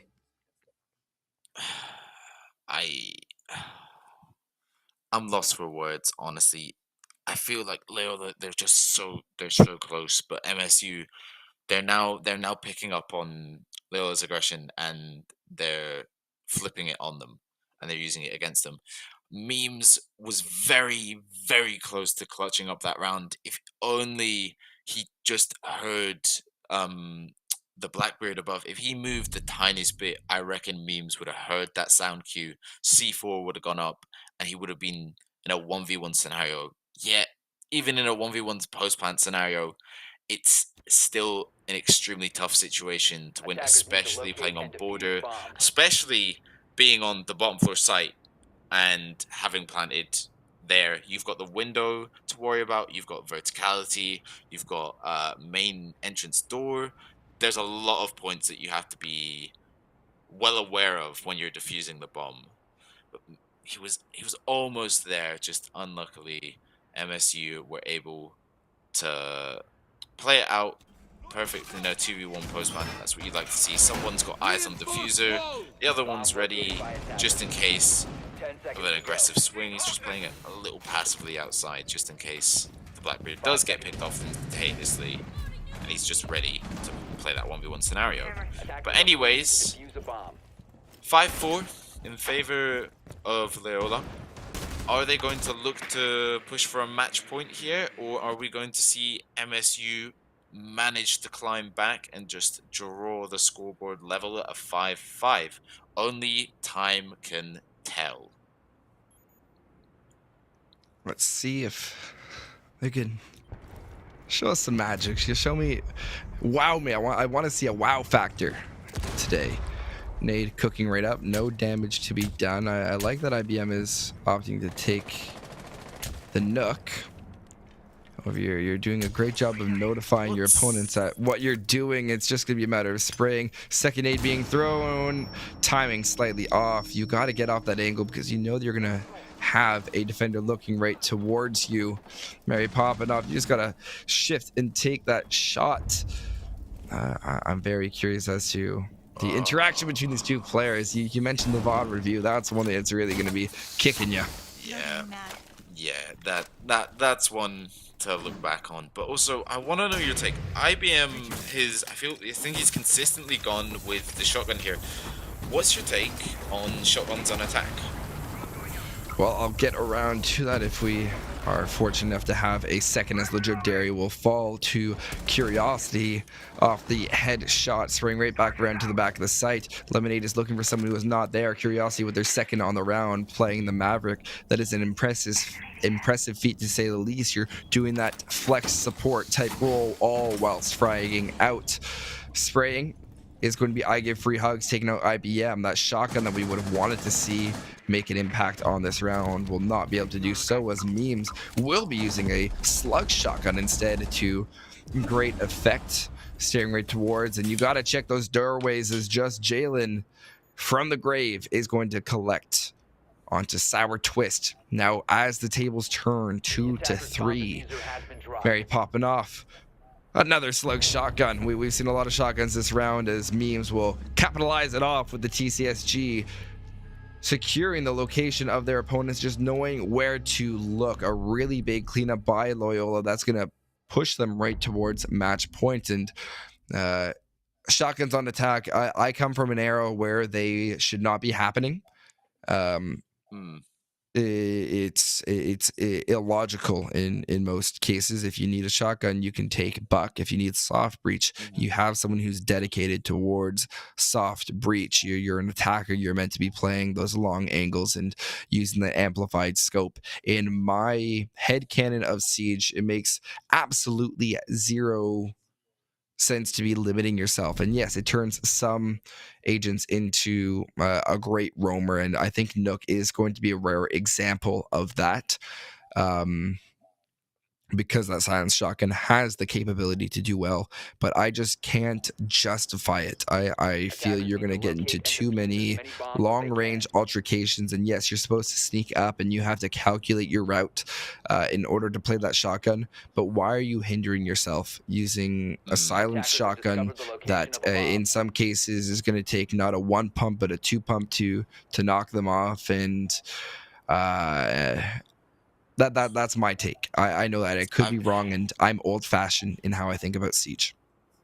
The only, my take on it is that when it comes to using a shotgun attack, you need to know what site, what map, like you said, what route that you can take. Because on border, I feel like the shotgun's going to be a little insufficient, purely because, like we've mentioned a couple times now, the mass destruction that you can do with this map. If walls are left unreinforced, they're gonna become wide open. The long angles on this, endless combinations for long angles, endless.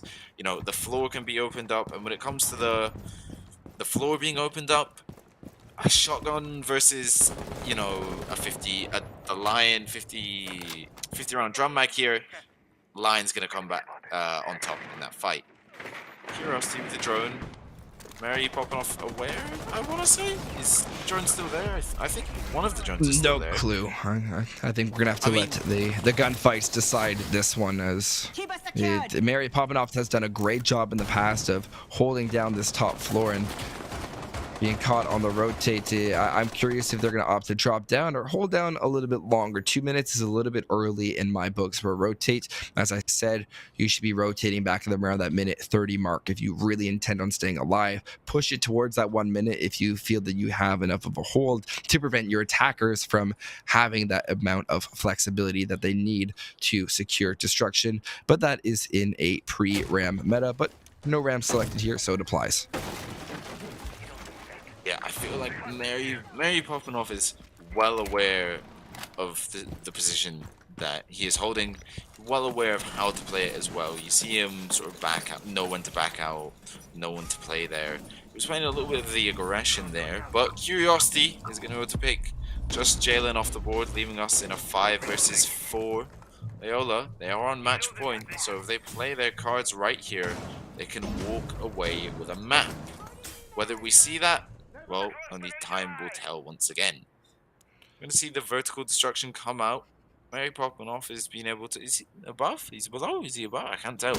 He's below, isn't he? He's below. He is, yeah, he's drop safely right gone down, below. and that's the right thing to do as time ticks away in a round. It gives you a lot more flexibility to know when you can go for your push. That is going to be good information. Down goes the Finca, as you have to sort of turn your line of sight towards Tellers. Spraying. Down goes the Kaida memes. They've had a great second half with that TCSG finally being shut down. 35 seconds to go. You're gonna have to pinch towards this site. I can feel the pressure mounting. Lemonade slowly taking off. Mary popping off as they'll be relegated to the bench to watch their team for the rest. The Drip Dairy catching them off guard, spraying side to side, not able to find them. I give free hugs, able to even out the man count. Spraying, trying to find that last player on site. I give free hugs, finds the headshot. Sitting inside a main lobby is going to be Sour Twist, trying to find Castle. Don't happen. Le Drip Dairy with a huge shot onto Sour Twist. And from the depths of a 2v4, that's going to be Loyola Esports taking their own map pick, and we're going to be sent all the way to our final map of Clubhouse. Yes, we are, and Le Drip Dairy, he played that perfectly. He's able to hide in the back of server, and then all of a sudden he pops out and he picks 3 people off there. Truly well played. I think if it wasn't for him there, they would have lost that round. Yeah, you have a great point, and I think we're going to be taking a quick 3-minute pause. We'll be right back, going straight into your final map of Clubhouse. Don't go anywhere. NECC Rainbow Six returns in just a moment. Check out our socials in the meantime. Wake me up, not in this century. Don't wake me up.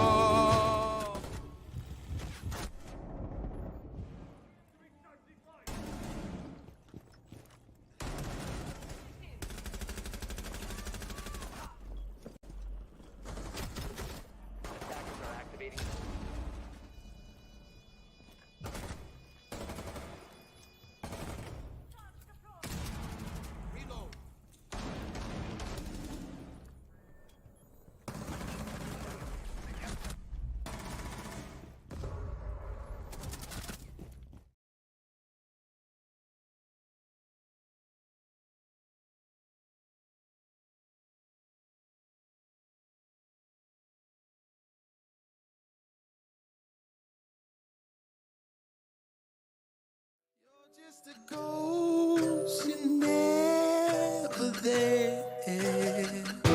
'Cause you're just a ghost inside my head. You're just a ghost, you're never there. You're just a memory on my lips. You're just a ghost inside my head. Oh, you're just a ghost inside my head.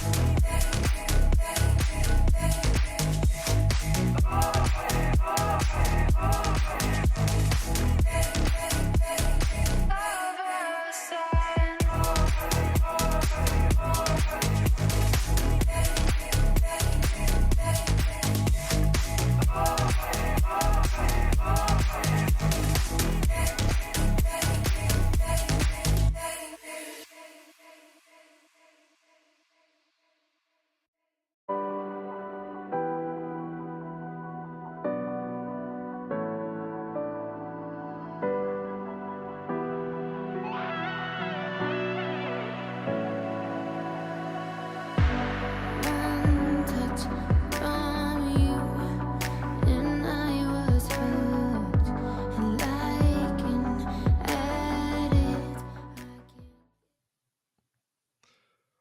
Welcome back to your NECC Rainbow Six Siege Champions Yellow Division. We just had two, first one going the way of MSU, the second one of Loyola, and we can't end in a tie here at the NECC. We have to have one final map, a decider, to tell us who is the ultimate winner of today's matchup. And that deciding map is going to be Clubhouse.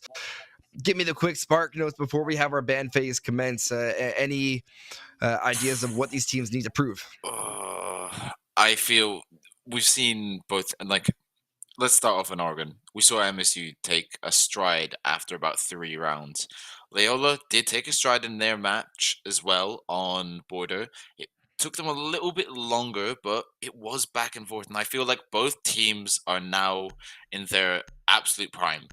They are ready. I feel like we are going to take it all the way. I mean, personally, for me, hopefully not, because we're pushing 2 a.m. over here in the UK. You know what? No matter how late I've stayed up, and even in my Eastern Standard Time, I've had my fair share matches that go into the unholy hours of the night. And yes, I've had parents hating me in the past. I've had neighbors absolutely despising me. I have had noise complaints. I've even had a fire alarm once. The biggest thing is the match, and I think my thing is I'd love to see these teams brawl it out, as there's so many different layers to their offense, as well as their defense, where these bans, the Dokkaebi ban was actually taken last round. Mir has not been able to escape. Can we see if Solus is able to escape in this final matchup? They will not be, as Loyola Gray will ban them out. As far as relevance for starting side, MSU Blue is going to be on the attack. They just finished on their attack, finishing that entire confrontation a little bit more negative than positive, not able to claw the match back from Loyola Gray. Previously, when we saw Loyola Gray in week 2 go to Clubhouse, it was a lot more of that same timed aggression on defense, and within their extensions and what they were trying to hold, oftentimes they were able to utilize their opponents stalling out. So I'm interested to see how Murray State is going to fare against the Greyhounds. It's going to be interesting. Cash is going to be a testing ground. Master Bedroom was an area that Loyola Gray put a lot of emphasis on, and having a secured rotate back to construction. And I believe last week when I was talking with McCready, we talked about making sure you go and challenge the windows as a means to throw your opponent off any ability to I'm looking for the right word, to collapse onto your site. Yeah. You found it there eventually. But thank you. I have a question. We've seen the Rome games come out from both teams, and some maps you expect there to be Rome games, other maps you expect it to be a 5-man hold. Your opinion, Clubhouse, 5-man holds or Rome game kind of map? Well, it depends on what type of setup you're going to be going for. When you're looking at a map as with Clubhouse, CC, you're going to want a little bit of roam to be able to hold the destruction floor from down below, a little bit more extension. I think we need to have a clear differentiation between an extension of a site as well as a roaming. If you can't tell that difference, then it oftentimes makes a difference. Both Thatcher and Cali being taken. I think MSU's choice to do this, they had great proficiency previously, and if they can line a quick kill up, giving away the angle that they're holding, this is going to show a lot of scariness. Jalen's going to eat a large chunk of damage as a result of the native of Biohazard, really fighting to see if they can snag this first opening kill. So that's more. We'll go site from site, and every round you can turn to me. I'll give you a roam or extension ratio, and I believe that CC is a lot more extension with possibly one roamer dropping down for a late C4. However, look at that entire area. Lounges near impossible to hold and has to be a rotation. But to start us off in our final match, we've got Ledrip, who's going to be able to pick one up onto Biohazard down below. Oh, I get free hugs. You see him? Oh, yes. No, yes. He's going to be able to pick up the kill there, leaving us in a 3 versus 5. But Curiosity, he is going to take a hefty amount of I give hugs HP there. And I feel like if MSU do play their cards right, they will be able to take just Jalen and I give free hugs off fairly easily just because of their low HP. But one of the best parts about Siege is the fact that that headshot can make the difference as Memes collects onto Sour Twist. It could be the little body shot that you need, but spring around, all those bullets, one left in the chamber as you reload. That one shot could be a final blow to an opponent with 100 HP as Lemonade and IBM look to pick up the pieces, especially as these flex support operators. They're not the ones that are typically expected to grab those frags. Memes using that TCSG to great effect collects onto their their first frag of the game, as I believe they might have finished off a downed player or it was Mary. Oh, yeah, it must have been Memes before. I'm curious as to how the scoring works with down but not out. Like I said, I'm an old Siege player. That's not going to be a flawless round though, as even the headshot required to finish off I give free hugs off their limited amount of HP, as IBM will most likely opt to save here, maybe try to collect on one final frag. They'll be able to find it onto the Kai, double kill, pat those stats. Why not? But there's Tachanka waiting down red stairs, and that over-rotation into garage is what's going to do it. Loyola Esports picking up a consecutive round on defense and not skipping a stride since border. You know what? I'm happy. The Tachanka's come out. I can safely. I do not mind if this match takes me into the earliest hours of the morning, as long as I see my Tachanka, and I have seen my Tachanka being in use. I can go to bed happy. And we're gonna get another look. I think Tachanka. I know it's Tachanka. Great. I love to hear the official pronunciation, but yeah, or the pronunciations of all the operators around the world. I think it was used to great effect, and that is one of the sites that they're viable. However, as you go downstairs, this one you're looking at more Goyo or Smoke, depending on your lineup. Yeah, I guess if I'll quickly give my take during this 20 seconds on roamer ratio. I like to call basement more of a turtle site where you can hide downstairs, and when you have roamers, you want to make sure that you give them a route to make it back to site. So you oftentimes might see a roamer lurking upstairs inside bedroom there, playing for their life. Rotation back down is a little bit too dangerous, so they will not be able to make it and have to play in a way that they attract enough attention that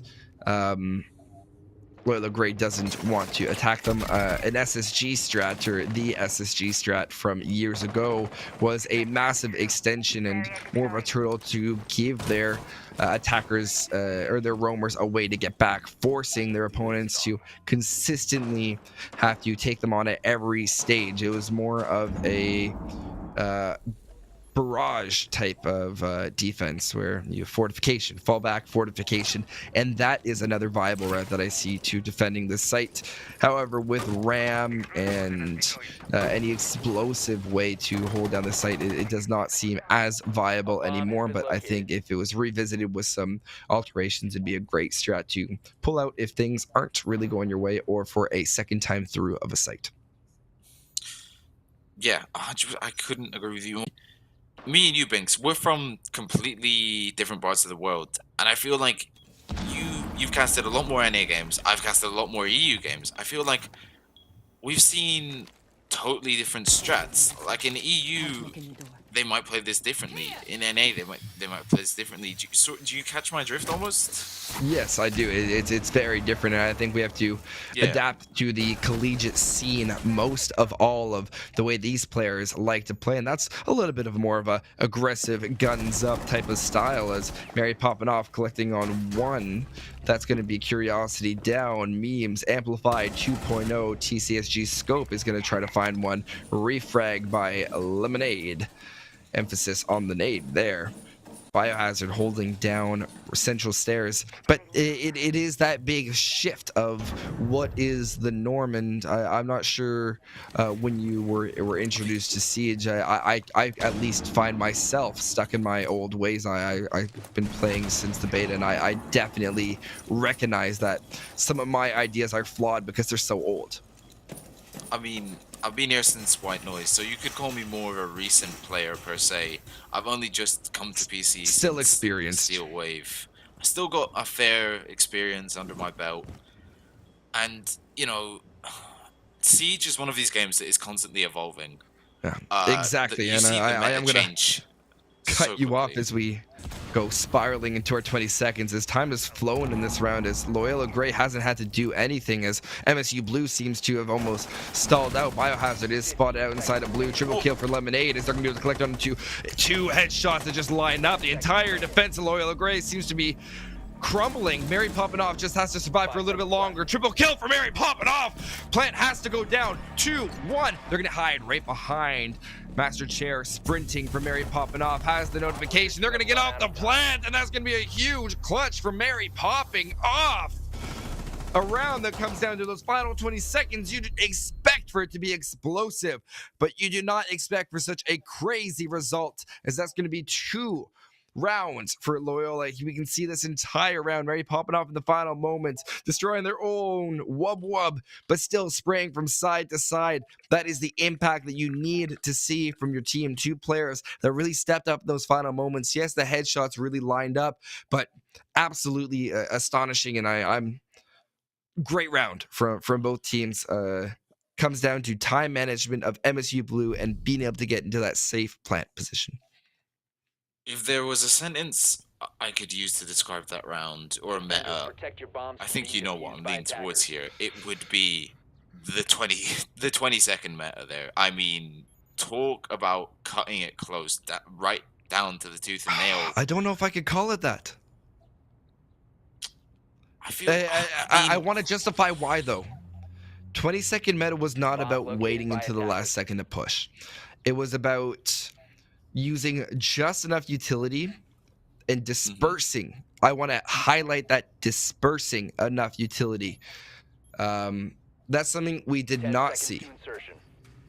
There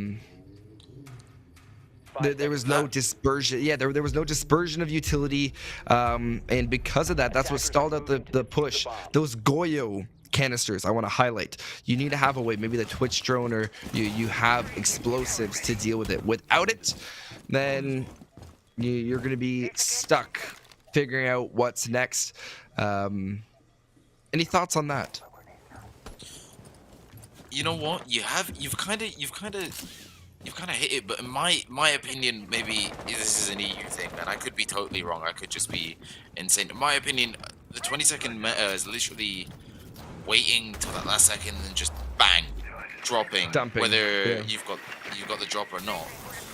But I don't. Maybe you're right. Maybe we couldn't quite call that around the 20-second meta because I guess It was an attempt at it. It was an attempt at it, countered by a was Goyo canister, which is I Yeah. think the entire intended method of the Goyo being introduced. Great start from MSU Blue. The Flores and Thermite being a great combination. Last time we saw Loyal play on this site, they had a lot of difficulty, or no, they had a lot of proficiency holding that CC and cash side. So a push from the opposite end of the spectrum could really throw Loyola's defense into consideration, as they have and forced to adapt. Mary popping off. I'm sorry, that was the site last round. You're going to have to make your way all the way up, as Biohazard is going to be hunting for this Jaegers. They have the track on them, and this is going to be a time waste. Mary popping off, sitting inside a red, is just aiming to stall Curiosity as long as possible, not necessarily push, but that is going to be the unfortunate circumstance. C4 thrown, detonated just a little bit too early. I gave free hugs on the side of CC, collecting onto one. They're going to be forced to rotate right back to the top of red stairs, not looking towards G on the round. I give free hugs. They're going to have to ace clutch for this one to work out.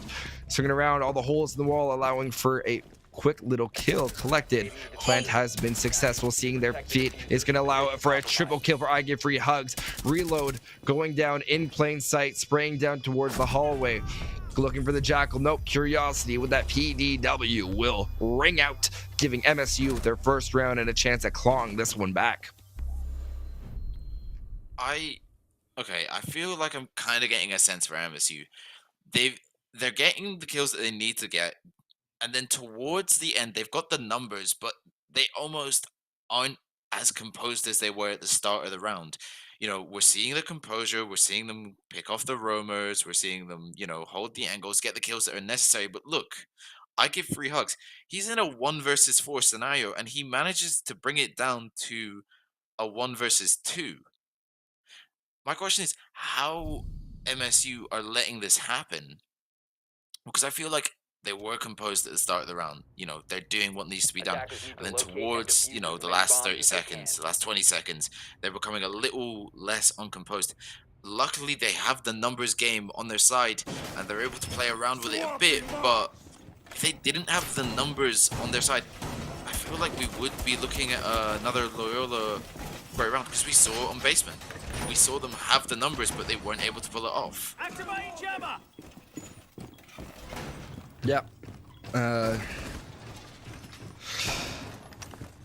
In regard to playing the numbers game, 10 seconds to insertion. I think the reason why you have so much trouble with that is you don't have players in position necessarily for that refrag. Attackers must locate And that and makes a defuse the difference. bomb. Yeah. I mean, we've seen it played out on Border and Oregon. I'm going to quote myself here. When we were on Oregon, we saw, I believe, was it MSU that played in a certain way that made the refragability almost instantaneous. And it made, if Loyola wanted to go for a swing, they were going to get picked off. If Loyola wanted to do any kind of damage, they were going to get picked off. And they played in a way that was perfect. Oh, Anyway, I really enough like of this that. Montang. I really like this Montang pick. It's going to allow for Yes. a lot of forced pressure onto a zombie spraying out. They're going to go right into legit dairy, though, and spray around. This is the ring around the rosy you're looking for. Spraying up. It's going to be Sour Twist able to find that pick. I believe that might have been from the breach. Just Jalen going to use that incendiary fire, trying to close out this Montang, almost taking an immediate half of their health away. That extended shield definitely does affect their mobility. I give free hugs, also rotating around this red stairs, making it a primary point of contention. Kills being traded back and forth. Only lives IDM as well as Sour Twist on this round. And that means that MSU is going to be calling their timeout next round. As this is a pivotal turning point, a round that you expected to win, a one that you planned and calculated for. Montang looking to find a way into sight. Thermite waiting for the plant. You have C4s from down below, unable to clear. And There's Sour. Oh, that's going to be a big kill to affect this round. C4 was prepped. C4 from down below. Great play from Memes. All of the Sour twist. 1v2. Smoke canister being utilized. No more spray possible. You are going to have the ability for the Tonka's LMG as that fire is going to burn up. Thermite. It's going to be a rotate out from Sour Twist, and I think it leaves a real big question mark as what is next for this MSU roster. Sour just looking to push up red stairs. The beeper is going to go off. He's going to run away in a panic. He's got just under a minute to play with, and in my personal opinion, it's more than enough time to just reconfigure, have a little think, you know, see what you can get out of this round, whether it may be you pulling off the clutch, or whether you're going to use this time like a tactical timeout, which we've just seen has been called, and just take it and talk, and let's see what's going wrong here. We did almost see Memes get picked off, though, as he approached the breach, thinking that Sour Twist was on the bomb shaft. He was not in. He wasn't. He was out in breach, and if only maybe in another reality, Sour Twist managed to get the kill. But anyway, Just Jalen's gonna shut down the round with Chichanko once again, and now we will head towards our tactical timeout.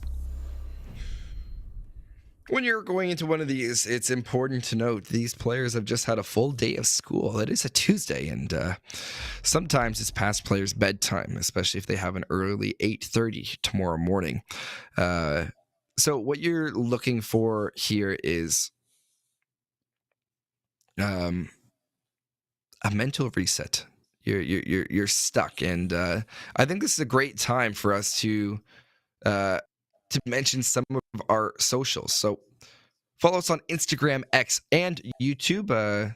We'll send you updates and info to keep you active on all things NECC. And of course, we have our NECC VODs. Are you looking for VODs of your NECC match? NECC matches are housed on our YouTube page. Just search NECC Esports on YouTube to find our page. While you're there, give us a follow for all future NECC content. And finally, I want to make sure that we are all aware of the Fall Open.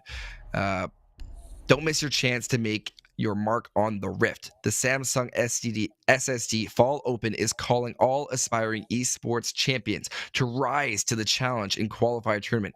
Grab your teammates, register now, and prepare to compete for cash, glory, and an epic Samsung SSD.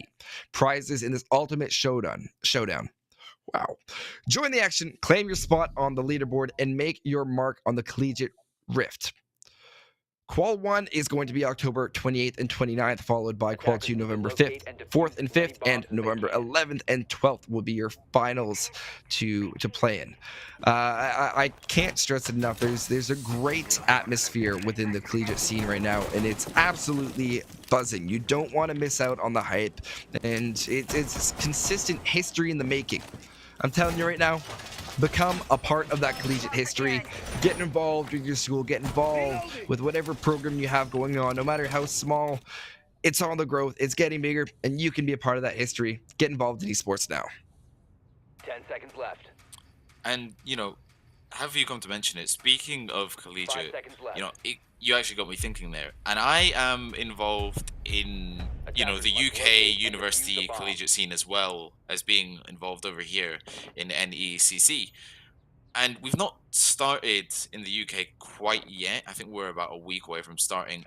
Very I similar can't for wait me for in it to Canada. start. Yeah, I it can't wait for it started. to You have the start. clubs. Oh, it started?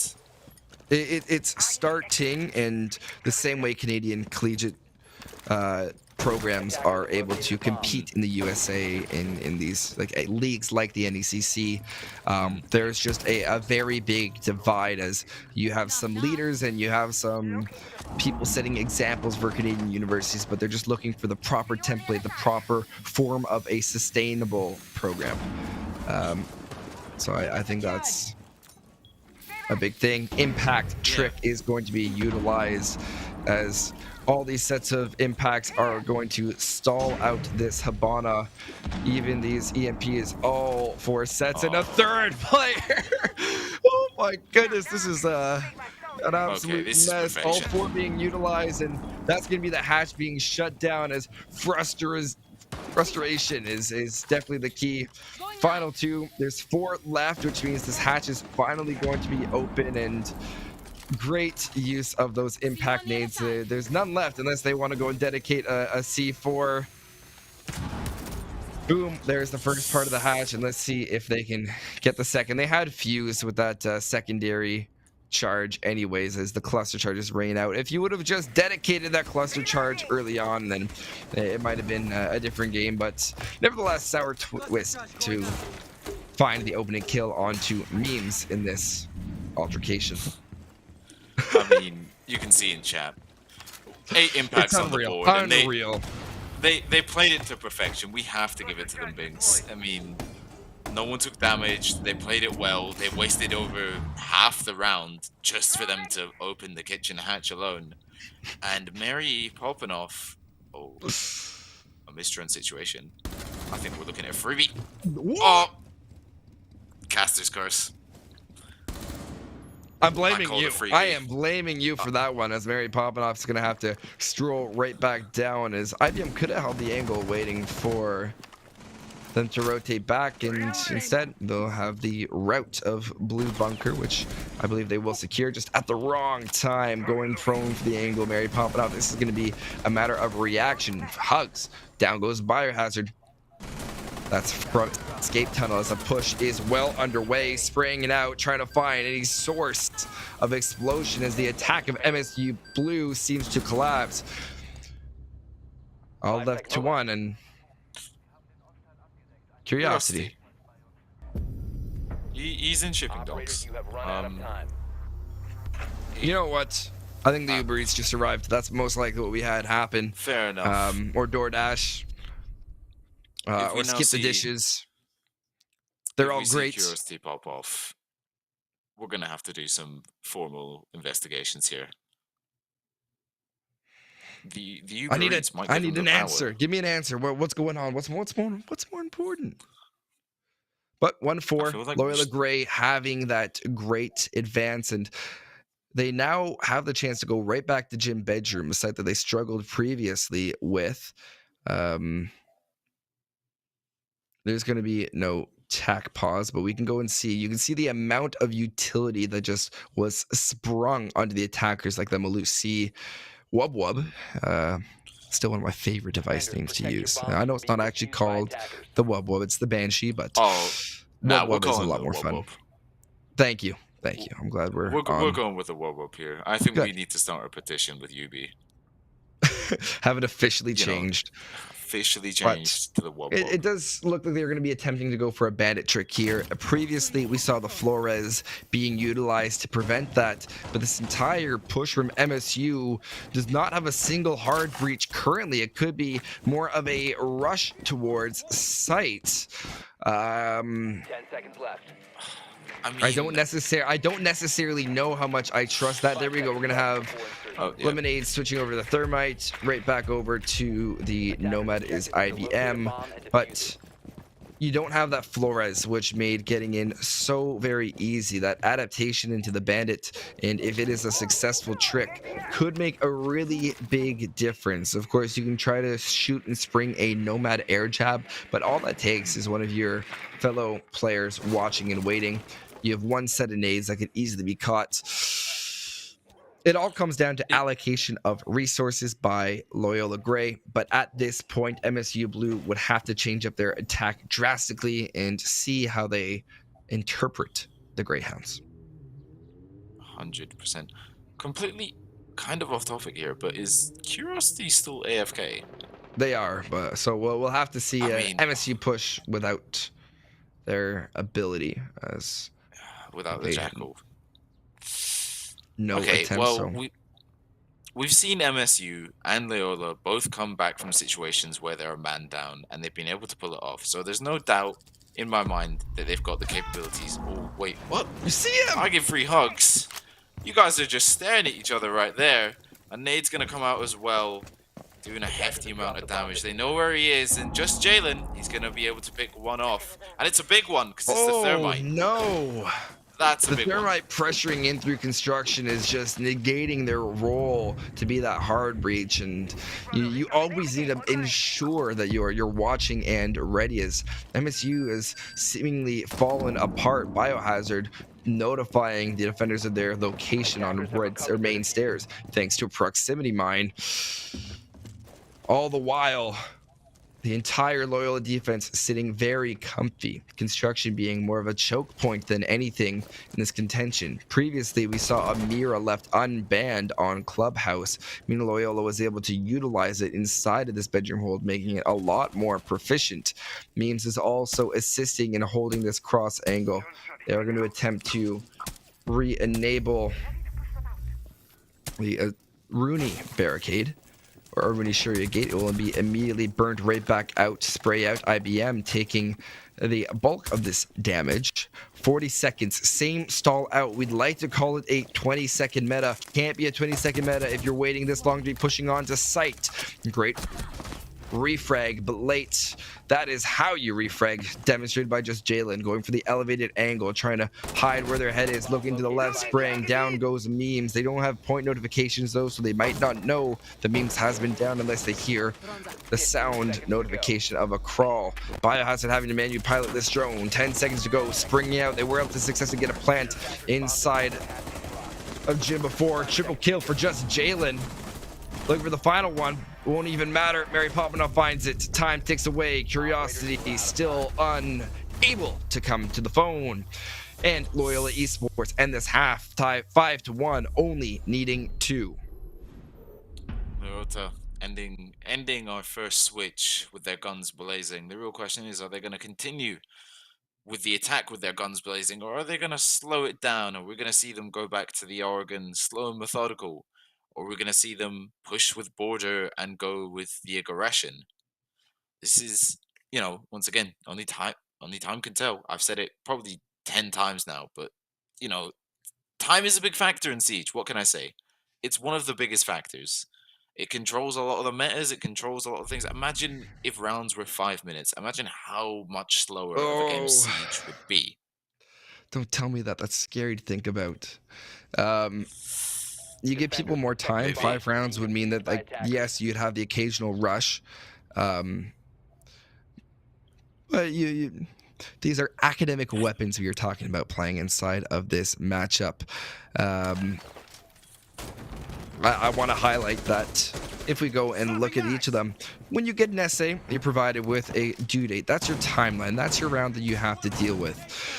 Then you have to go and plan. That's your time before this match even starts. It's a little bit of time, but you can call it that pre-round when you're selecting your operator. Where are you going to go? What skills that you previously developed are you going to utilize? So that's one thing that I would be looking towards. And progressing from that, you then have your entire round. If you go and try to rush your essay, yeah, you might be able to get it done super quick and it might work, you might be okay. The best rounds are the ones where you're able to methodically secure every single part in a well-structured round. Oftentimes shows that you know it. You leave something to the last 20 seconds, you might get it in, you might not, and most of the time it might result in a fail. Spin the wheel. My favorite saying. Spin the wheel. When it comes to rushes, I feel like it is spin the wheel. You're either going to get it or you're going to not get it. Speaking of, if only there wasn't. But third time lucky. Are they going to be able to get any bandit charges off? So they're going to take half of Sour's HP away. Not going to be able to get the breach. Ooh, the bandit trickings are going down here. Perfectly timed. No, yes, no, yes. I think it's going to get it as well. No, yes. Oh my god, we are going back and forth. I think he's got Bandit, it. Thermite, and Thatcher. Oh, no. He's well got it. played by the Thermite as the entire bedroom wall. If you look at the main reason why that change is so crazy to look at, it previously bandit charges would no longer would break the moment they were hit by an EMP, and now they're just disabled and sit there. So it changes things up quite a little bit. And yeah, there's a lot of things to favor bandit tricking, but we're now back down to a 3v5 as Lemonade was one of the players to fall.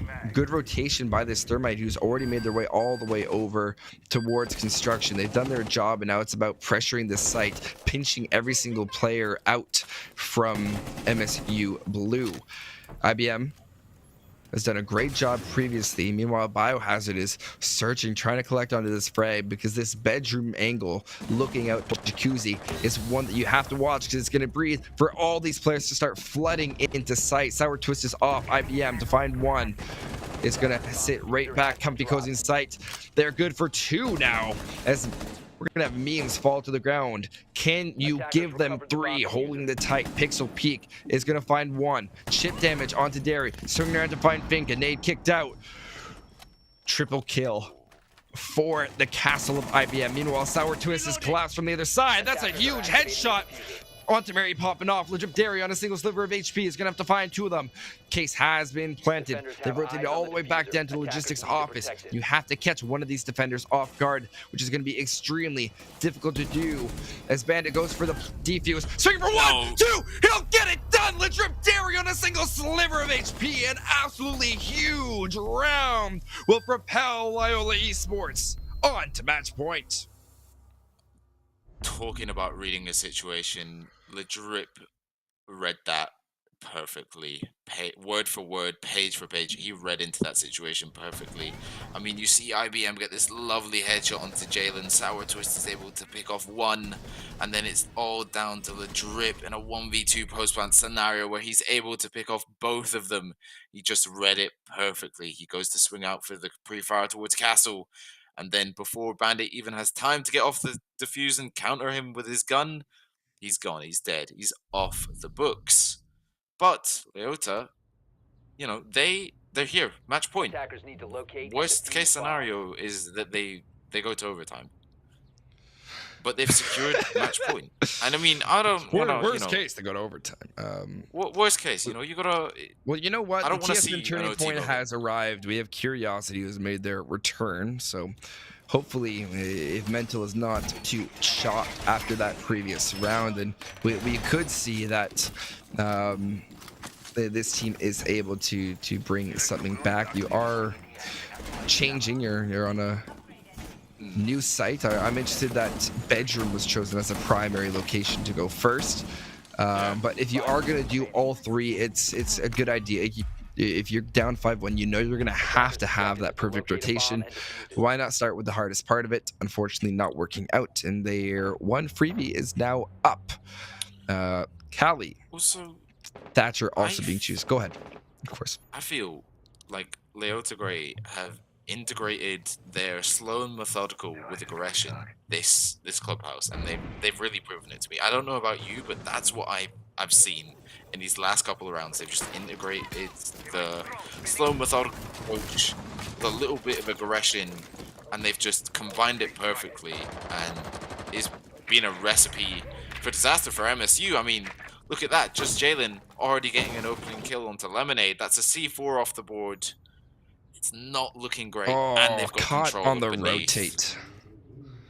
Yeah, very rough stuff, and I think this is going to be a very calculated Loyola attack. I mentioned them as a ramp-up team when we first started talking, and that's because they really ramp up. That first map is not their own pick, and it's clear that Oregon is not one that they would opt to select most of the time. You are going to have the EMP, and we're going to be back to this little game of cat and mouse. First Thermite charge is going to be taken right off the board, as a poorly timed EMP will cook things right off. Thermite's going to be forced to rotate right on away from the wall. Biohazard with a refrag onto Jalen. So there's one more final adrenal surge that the team can enjoy, keeping them all at that comfy 100% HP. But after that, back to the grind. We've seen IBM and... no, sorry. Was it IBM? Maybe it was. Freebie. Surely. Going which way? I believe there might have been a drone out in the drip. Dairy able to collect onto one. No, that's assisted by the Thermite that made their way into construction. Bandit not able to rotate nearly fast enough. Biohazard is on the flank. Whether or not they have a drone ready, that is one of the players. The other last remaining player in the form of Curiosities sitting on Garage Raptors. Biohazard making their way slowly towards construction. Spray out, not able to finish the kill onto Memes. They're lit up to a dangerously low amount of HP without collecting onto a frag, and all these players staring towards them. Plant being attempted inside of CC. Spray out. That's going to be a quick scope by Mary popping off on the 50 cal. Oh, left up to Biohazard making their way through construction. They have a daunting task. It's going to be from the window. I give free hugs to hug it out with their team as they have sent themselves to the victory board and the victory screen. Great job by Loyola Esports in coming back in this matchup, and an absolutely awesome MVP animation. I'm amazed at this Loyola roster's ability to just claw their way back, and I don't know what else there to say in that manner. Congratulations to Loyola Esports. Yeah, truly well played to Loyal. I mean, they came ever since Border. They came in swinging, and they just continued all the way through Clubhouse. Not for one moment did they think to pause. Not even a tactical timeout stopped them. They just kept on pushing through those barriers, and well, it proves it that power and speed seem to get you the round at the end of the day. Well, we would love to break down this matchup. We're behind schedule. I know that you've been waiting for a great matchup coming up next, so do not go anywhere. This was a great match. We're going to have Texas A&M Maroon taking on Columbia College. You're going to have Joe and Korbic joining you in just a moment as you go for this little switch over. Thank you so much for tuning into NECC Champions Yellow Division. We'll see you next time. Stay safe, everyone. Bye now.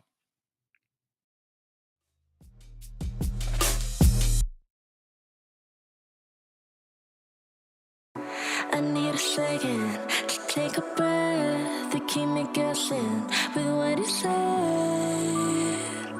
You're in my head.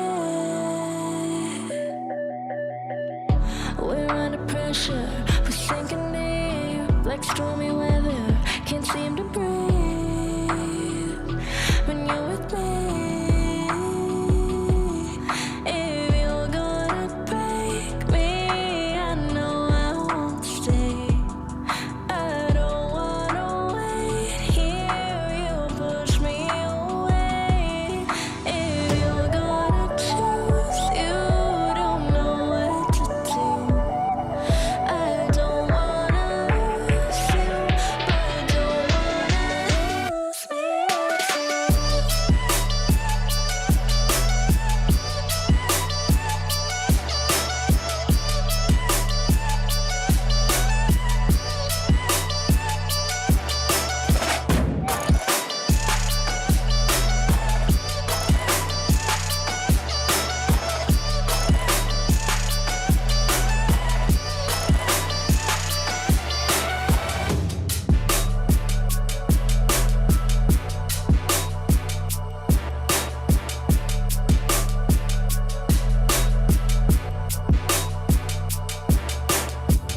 so complicated, don't mess it up. Feeling frustrated, it ain't enough to fix a love. If you're gonna break me, I know I won't stay. I don't wanna wait here, you push me away. If you're gonna choose, you don't know what to do. I don't wanna lose you, but don't wanna lose me too.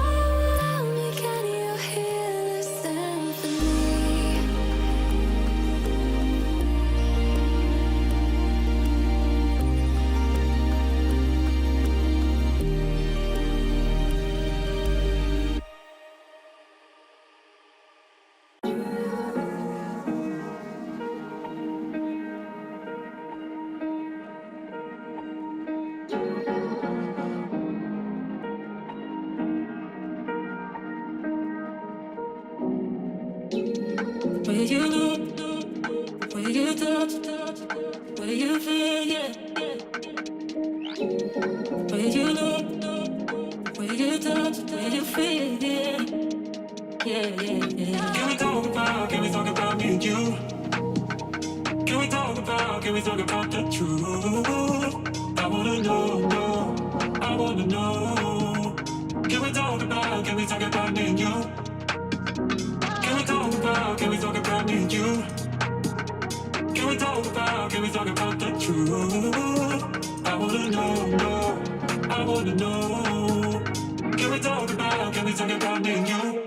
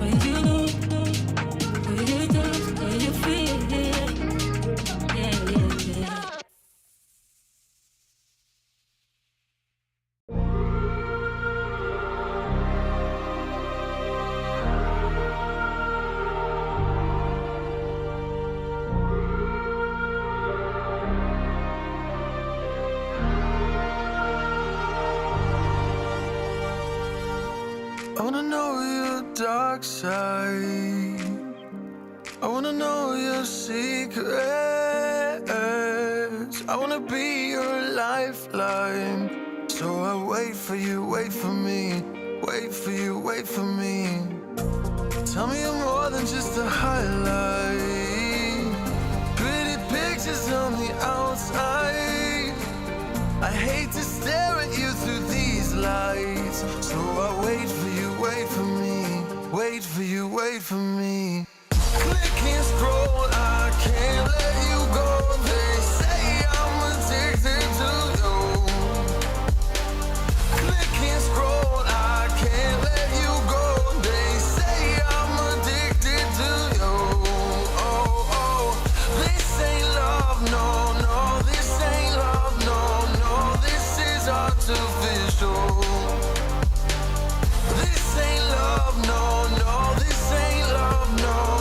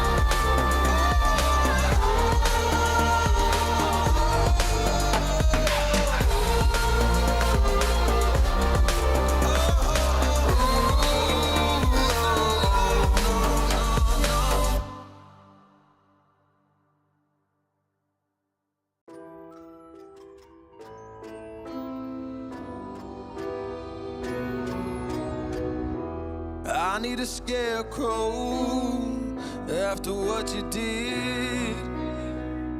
'Cause all of the birds know that I'm almost dead. I'm barely breathing, I'm barely awake. You left me in pieces, there's no more to break. Don't wake me up, not in this century. Don't wake me up, 'cause you're just a ghost inside my head. You're just a ghost, you're never there. You're just a memory on my lips. 'Cause you're just a ghost inside my head.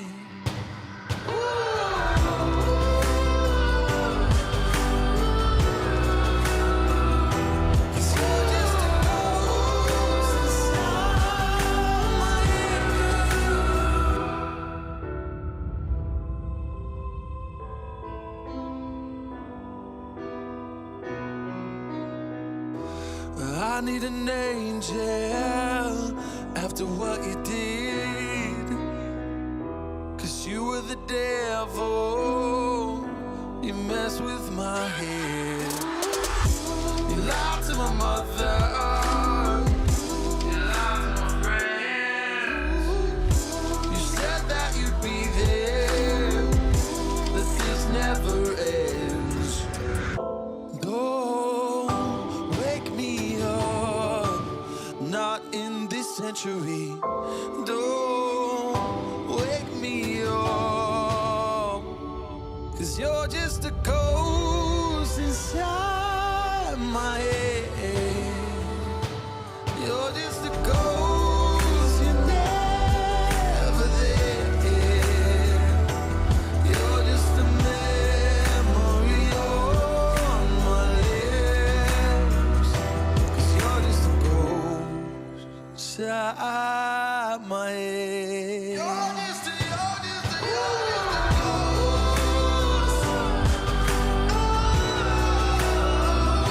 'Cause you're just a ghost inside my head. 'Cause you're just a ghost inside my head. You're just a ghost, you're never there. 'Cause you're just a ghost inside my head. You're just a ghost, you're never there. You're just a memory on my lips. You're just a ghost inside my head. Oh, you're just a ghost inside my head.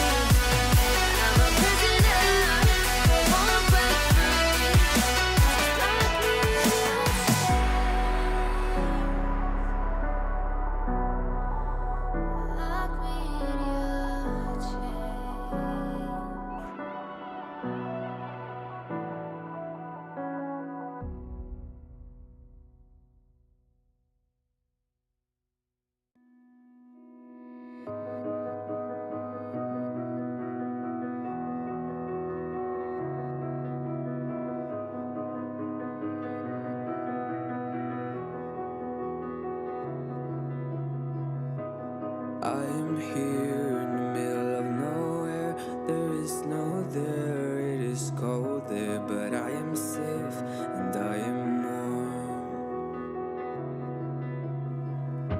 Although it's hard, I know I gotta keep up, no time to lay, to drift away. I find my space, I spend my time down the rabbit hole again, and as I fall I can feel the pain. You can't tell me where to go, so I don't know, I just go with the flow. I go with the flow. I'm falling up, I'm falling down, from the sky and from the ground. Up above just like below, and I don't know where I should go. 'Cause I'm stuck in limbo.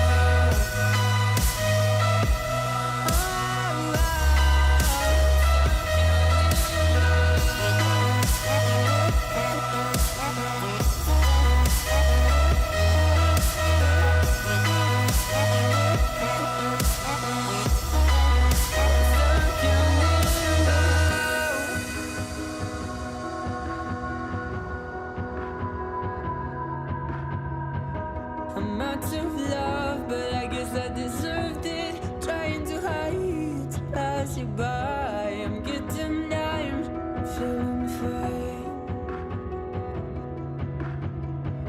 I'm light as air, no one can reach me. Lost in a dream, lost in between. Let's keep on flying, let's keep on breathing. I'm falling up, I'm falling down, from the sky and from the ground. Up above just like below, and I don't know where I should go. 'Cause I'm stuck in limbo.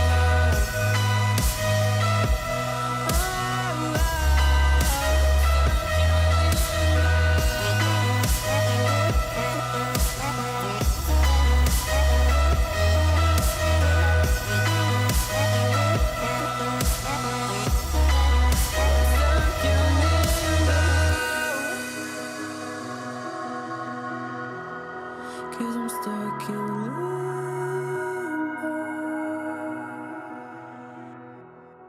Cause I'm stuck in limbo.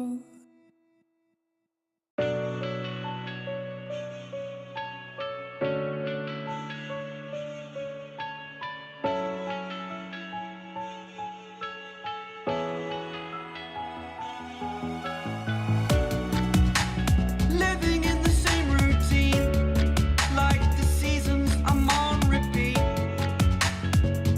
It's a long way down.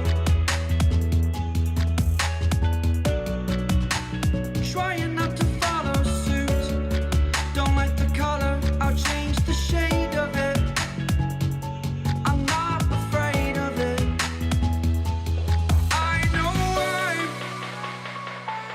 I know I'm holding on to this, holding on. I know I'm holding on to this, holding on. Don't let me repeat it.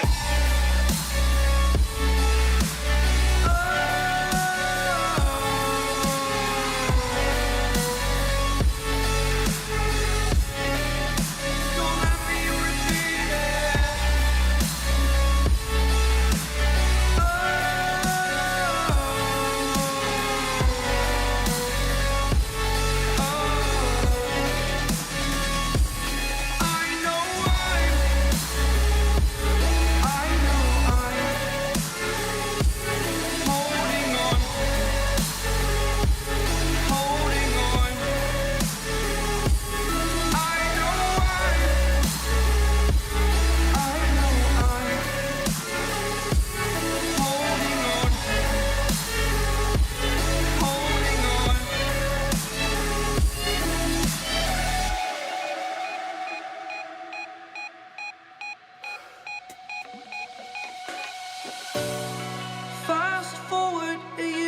too. Friends have changed, but so can you. So can you. For too long about the mistakes. While I resent, I learned to hate. Forgot your names. Fear the struggle to follow on. Need to focus to prove you're wrong. I'm not wrong.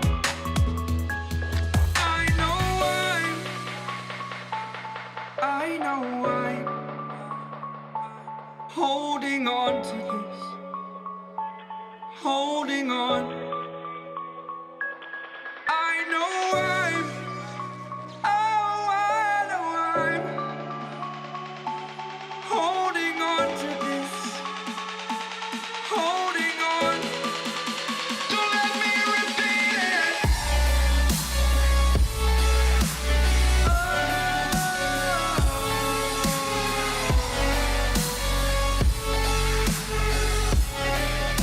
Don't let me repeat it. I know I'm holding on to this. Holding on. Holding on. Holding on. Holding on. Holding on. Holding on.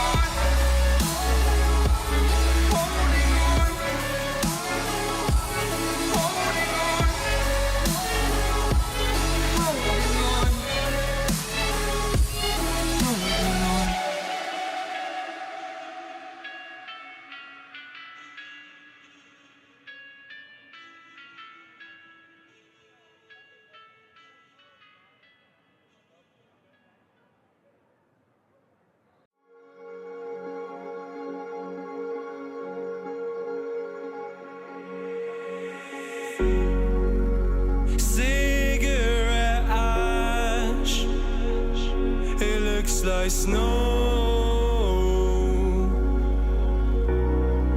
When it falls in the wind, you know. And you, oh, you say you wanna dance. You're wary, you know, you'll end up in the wrong hand. Hello, ladies and gentlemen, and welcome back to the NECC. Sorry for that delay. We're starting out on map number 2 here of our matchup. It's Texas A&M versus, I believe, Columbia University. First map, Joe, I believe, also went the way of Columbia, 7-4. Am I correct? It did 7-4 on Cafe, which is actually Tamu's map pick. So Texas A&M lose their own map pick, have to go into Chalet, which is Columbia College's map pick, and take a win if they want to force it to game 3. A big one. Obviously, we don't have too much information on that map one. We were unable to watch it as well as you guys. But kind of going into it, I mean, these are two very good teams. So I'm really excited to watch this personally because I think these are two kind of more in the upper third of collegiate teams, and I think that's a really good spot to be. So I'm excited to watch this. Yeah, and there you can see the Texas A&M, the Aggies lineup stringing acute manatee, tree planter, Intel 64, and Chopin. Indeed, they're playing in the Legend division here, Joe, so they are a bit of a stronger side. On the other side, you have Columbia, a program that has really been on the up and up. That's Ghostly, Gson, Landis, Nubs, and Phil right there. Yeah, and I think Columbia College is still, like you said, on the up and up. And I think wins like this are ones that you really need to establish yourself as one of those top teams. And kind of look at the map, Vito, seeing where we were. Like we said, Cafe is over. We are not going to Cafe. That was a 7-4 victory from Columbia College. We are on Chalet. But kind of looking at this, I mean, I hate it. I always hate it. I really wish we could see the new maps in collegiate. I feel like we don't see that enough. I think people just genuinely don't want to play them, which I mean, I get it, right? Like they are kind of intimidating, and I think some of them are definitely easier to learn than others and perhaps not conducive to more comfortable play, but it would be nice to see them. Chalet is getting to be pretty bread and butter for a lot of teams now, so should be interesting to see how Columbia handles that, coming off the win on Cafe as well into their map pick, an opportunity for them just to kind of put this to bed, honestly. I don't know. I think, at least from when I said it, it's really hard, right? Because I think with Cafe, would kind of go into Chalet, right? I think for me at least, it's like it's hard because I really would have loved to see how these teams attacked and defended on Cafe to Yeah. be able to get more of a read on how Chalet is going to go, right? Because Chalet is traditionally more of an attacker sided map. So kind of seeing how teams could attack on Cafe, which is starting to shift more towards an attacker sided map. It would have been nice to see, right? It would have felt nice. I think kind of going off that information, if Columbia College was able to win Cafe, which is starting to take a more similar form of Chalet, I'd favor them on this map. Their map pick aside, but I don't know. I hate it. I hate that I don't have the info. It's like half of the things I'd want to say and I'd love to say right now, I can't. Yeah, I mean, it'll come to us. I think we'll probably see pretty quickly here on the start of Chalet what this is going to look like between these two teams and how they play off one another and play as organizations. I mean, we did say that Columbia is kind of on the up and up here. This is Legends Division. They are, I think, a good team, right? So we would expect them to be in a position where they have, I don't know, strategies above and beyond that of the normal bear, probably.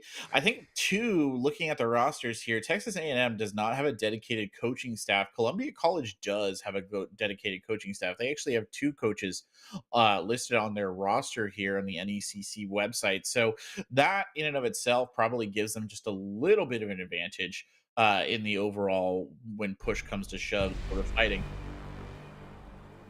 I mean, it does for sure. I think to an extent, right, there is a cap of how much a staff can help, especially when you're playing maps like Cafe Chalet, Oregon.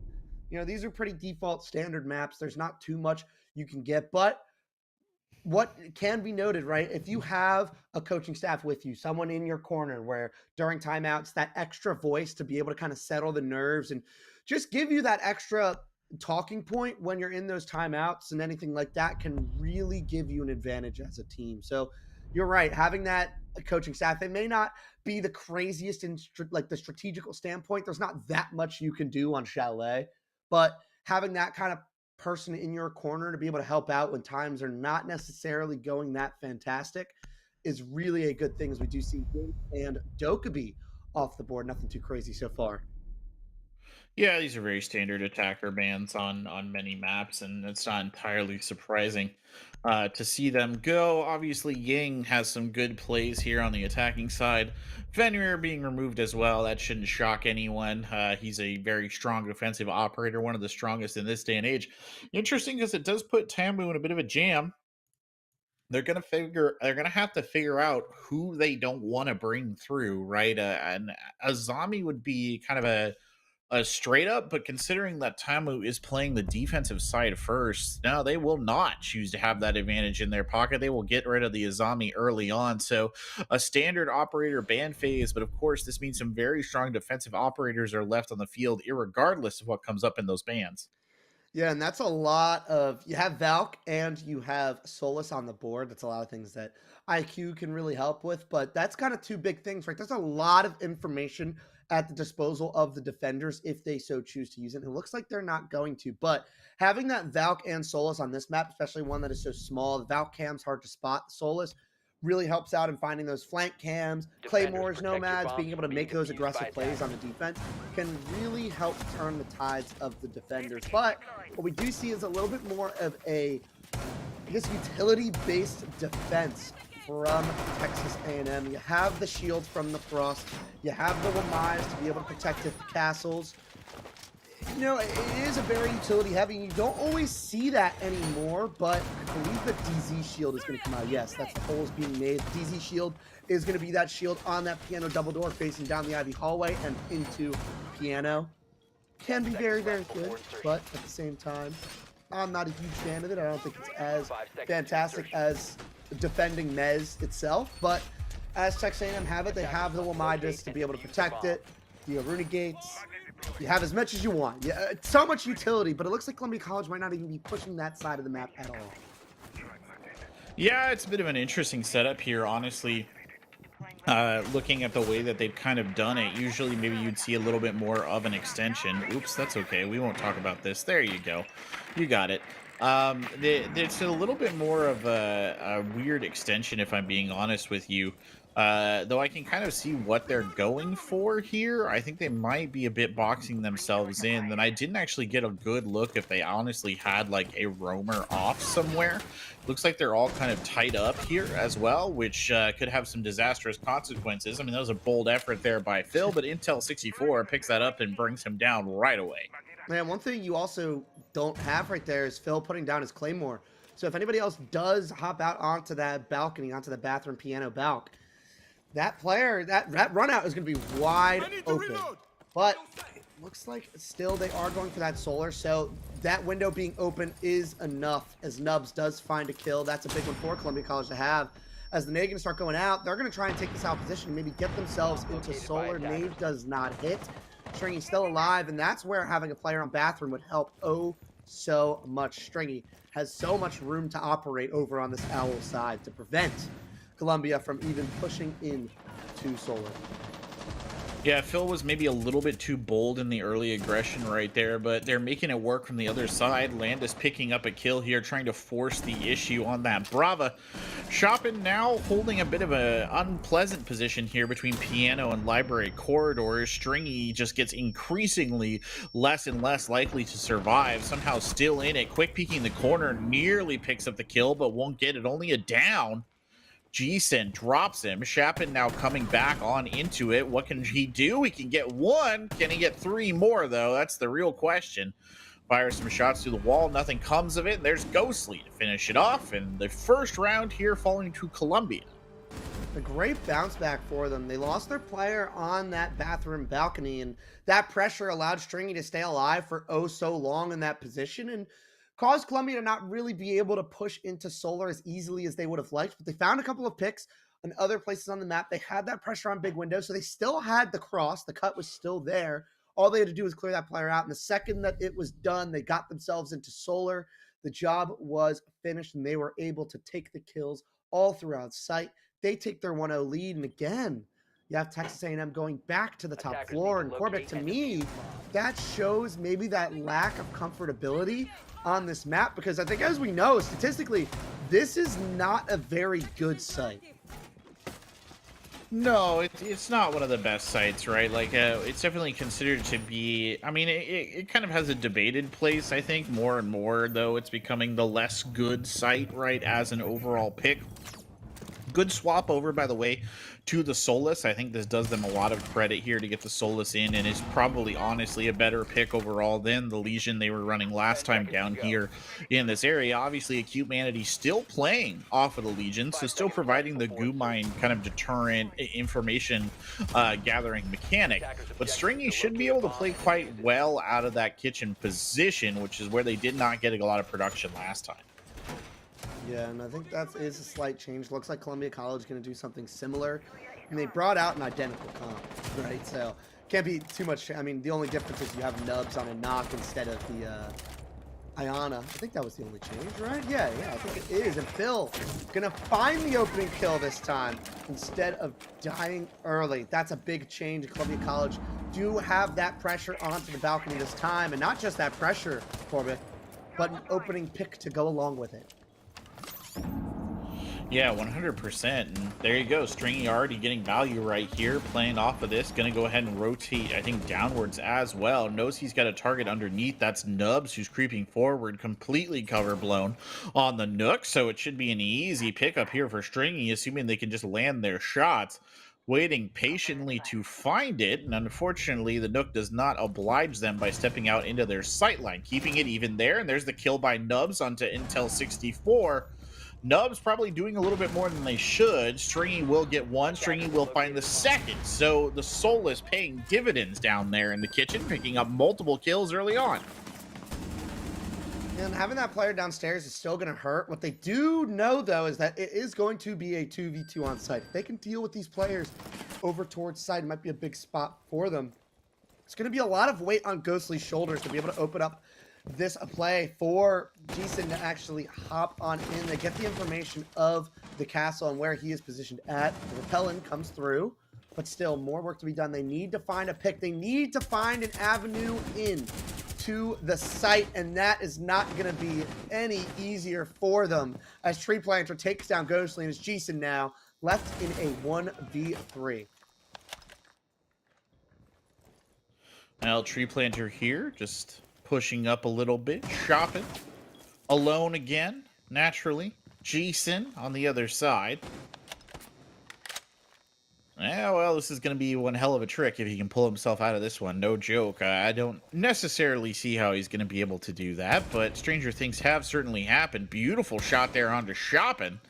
And that just leaves two. Stringy's at a little bit of a low health here. Tree Planter still at full. Tree Planter swings and dies, and suddenly the 3v1 to a 1v1 as G-Sin's going to go ahead and slam the plant down. And I don't think Stringy quite realizes what's happening, but it is a fake coming off of G-Sin, so G-Sin will hold on, then goes for yet another plant. Stringy there pulls up the visor, gets a good idea of what they're looking for. Blind spray in, sees the Hibana before they see her. And that is the kill right there. G-Sin dropped. Good effort, though. Good effort. It was a good effort. So close to making it happen. And you saw the impact. I mean, you noted it, right? Right when the pick was out, the Solus came through. That is a big 3 kills. And denying that information and just having that ability to play below a little bit more and deny that entry, deny that space for Columbia College to take, it made a very big difference, as you see. And even though it did get down to a 1v1, having that 3v1 situation at all to begin with is a big step. And they are going to opt to not bring it out again. And once again, move more towards that utility-based. We'll see if it has a similar outcome to how it went down in that first round when they opted to go for a utility-based defense on that master site, or if it's just a difference in the play style that is enough for them. Attackers have discovered the location of a bomb.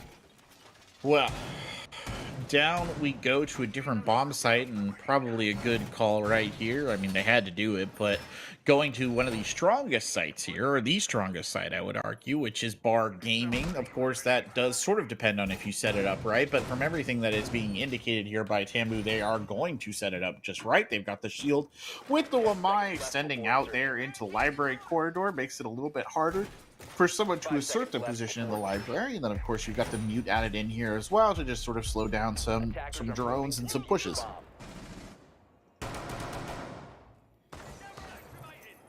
You know what I think? What's I up? think this Warden is going to have huge impact on this round.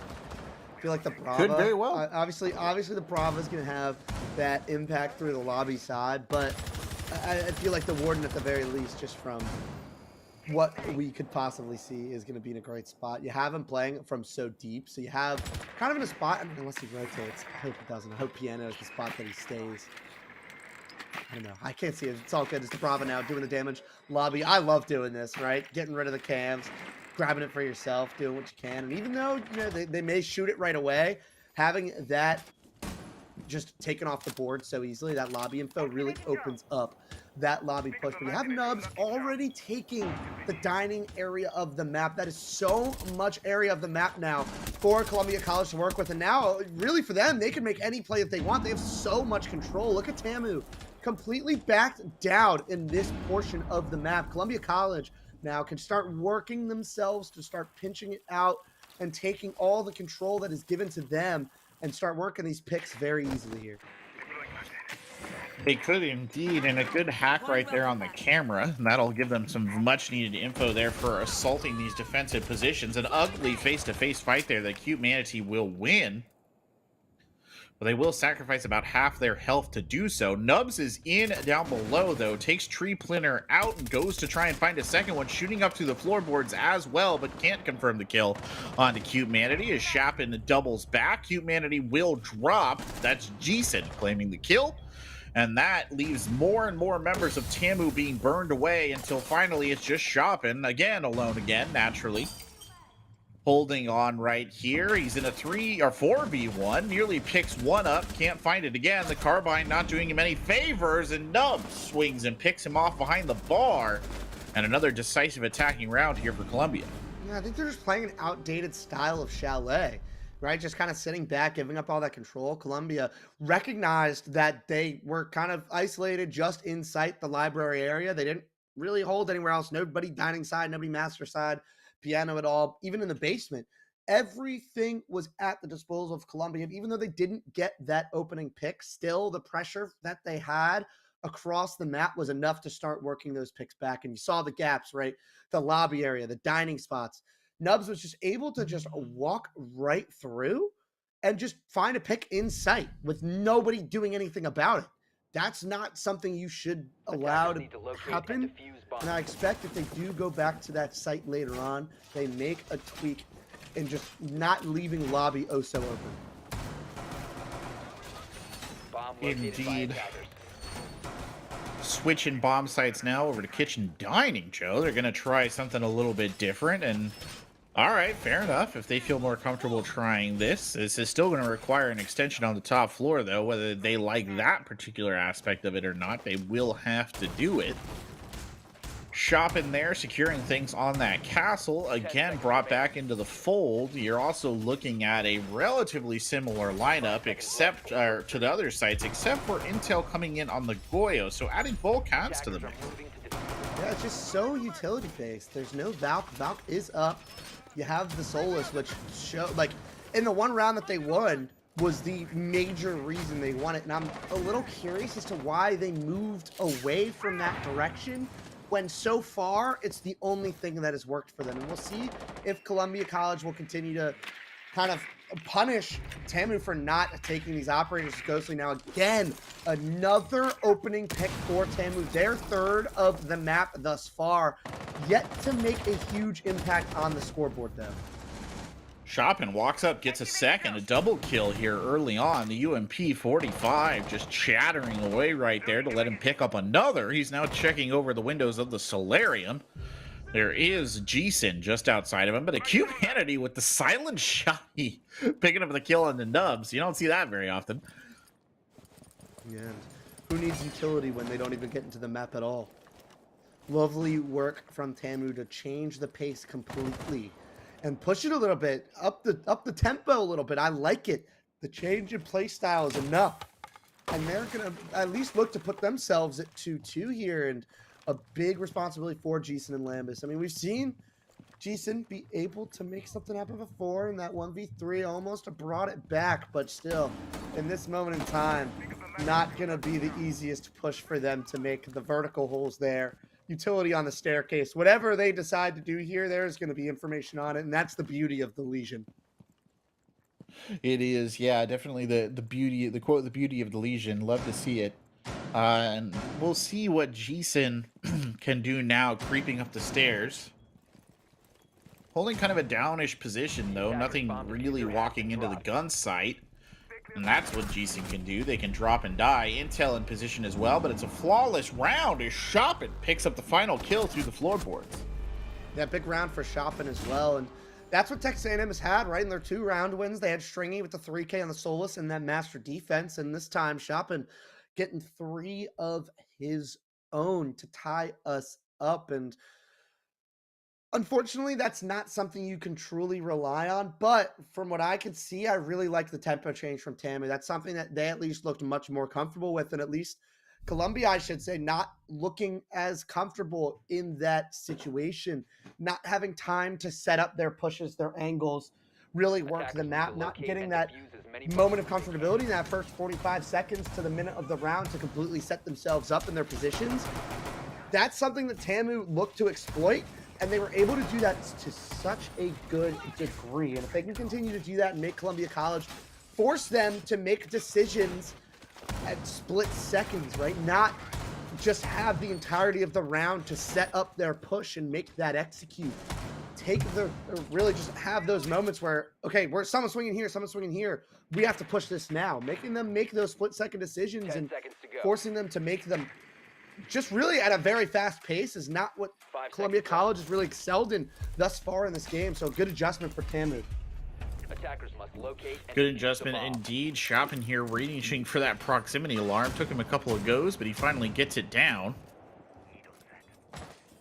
And I mean, as much as Columbia College has looked decisive on a couple of their attacks, they just seem kind of unable to pull ahead of Tamu right here. I think despite their sort of better effort, Phil standing up there, firing through the wall is not going to get anybody on that, but I guess he keeps them guessing.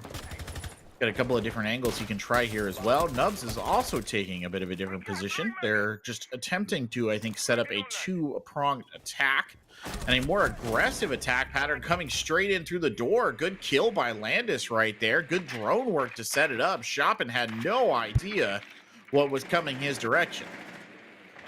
Yeah, but they're still going to need to capitalize on this, right? They have the information on Tree Planter, who is alone upstairs on his own. The hatch not open either, so there's no help for this player upstairs. And realistically, they don't even have to push this anymore if they wanted to. They have everything lobby side, but look at this, just pressure everywhere. Stringy going to find one on the solar side. That's Ghostly, and I'm really hoping Columbia College flip the push here because they are starting to run into some obstacles that they may not have to have if they push the other side, but it's going to be too late. Tree Planter on the Frost finds the kill on the windows, and that is so much pressure alleviated, and Columbia College completely back to square one as the pressure that they have is simply not enough at this moment.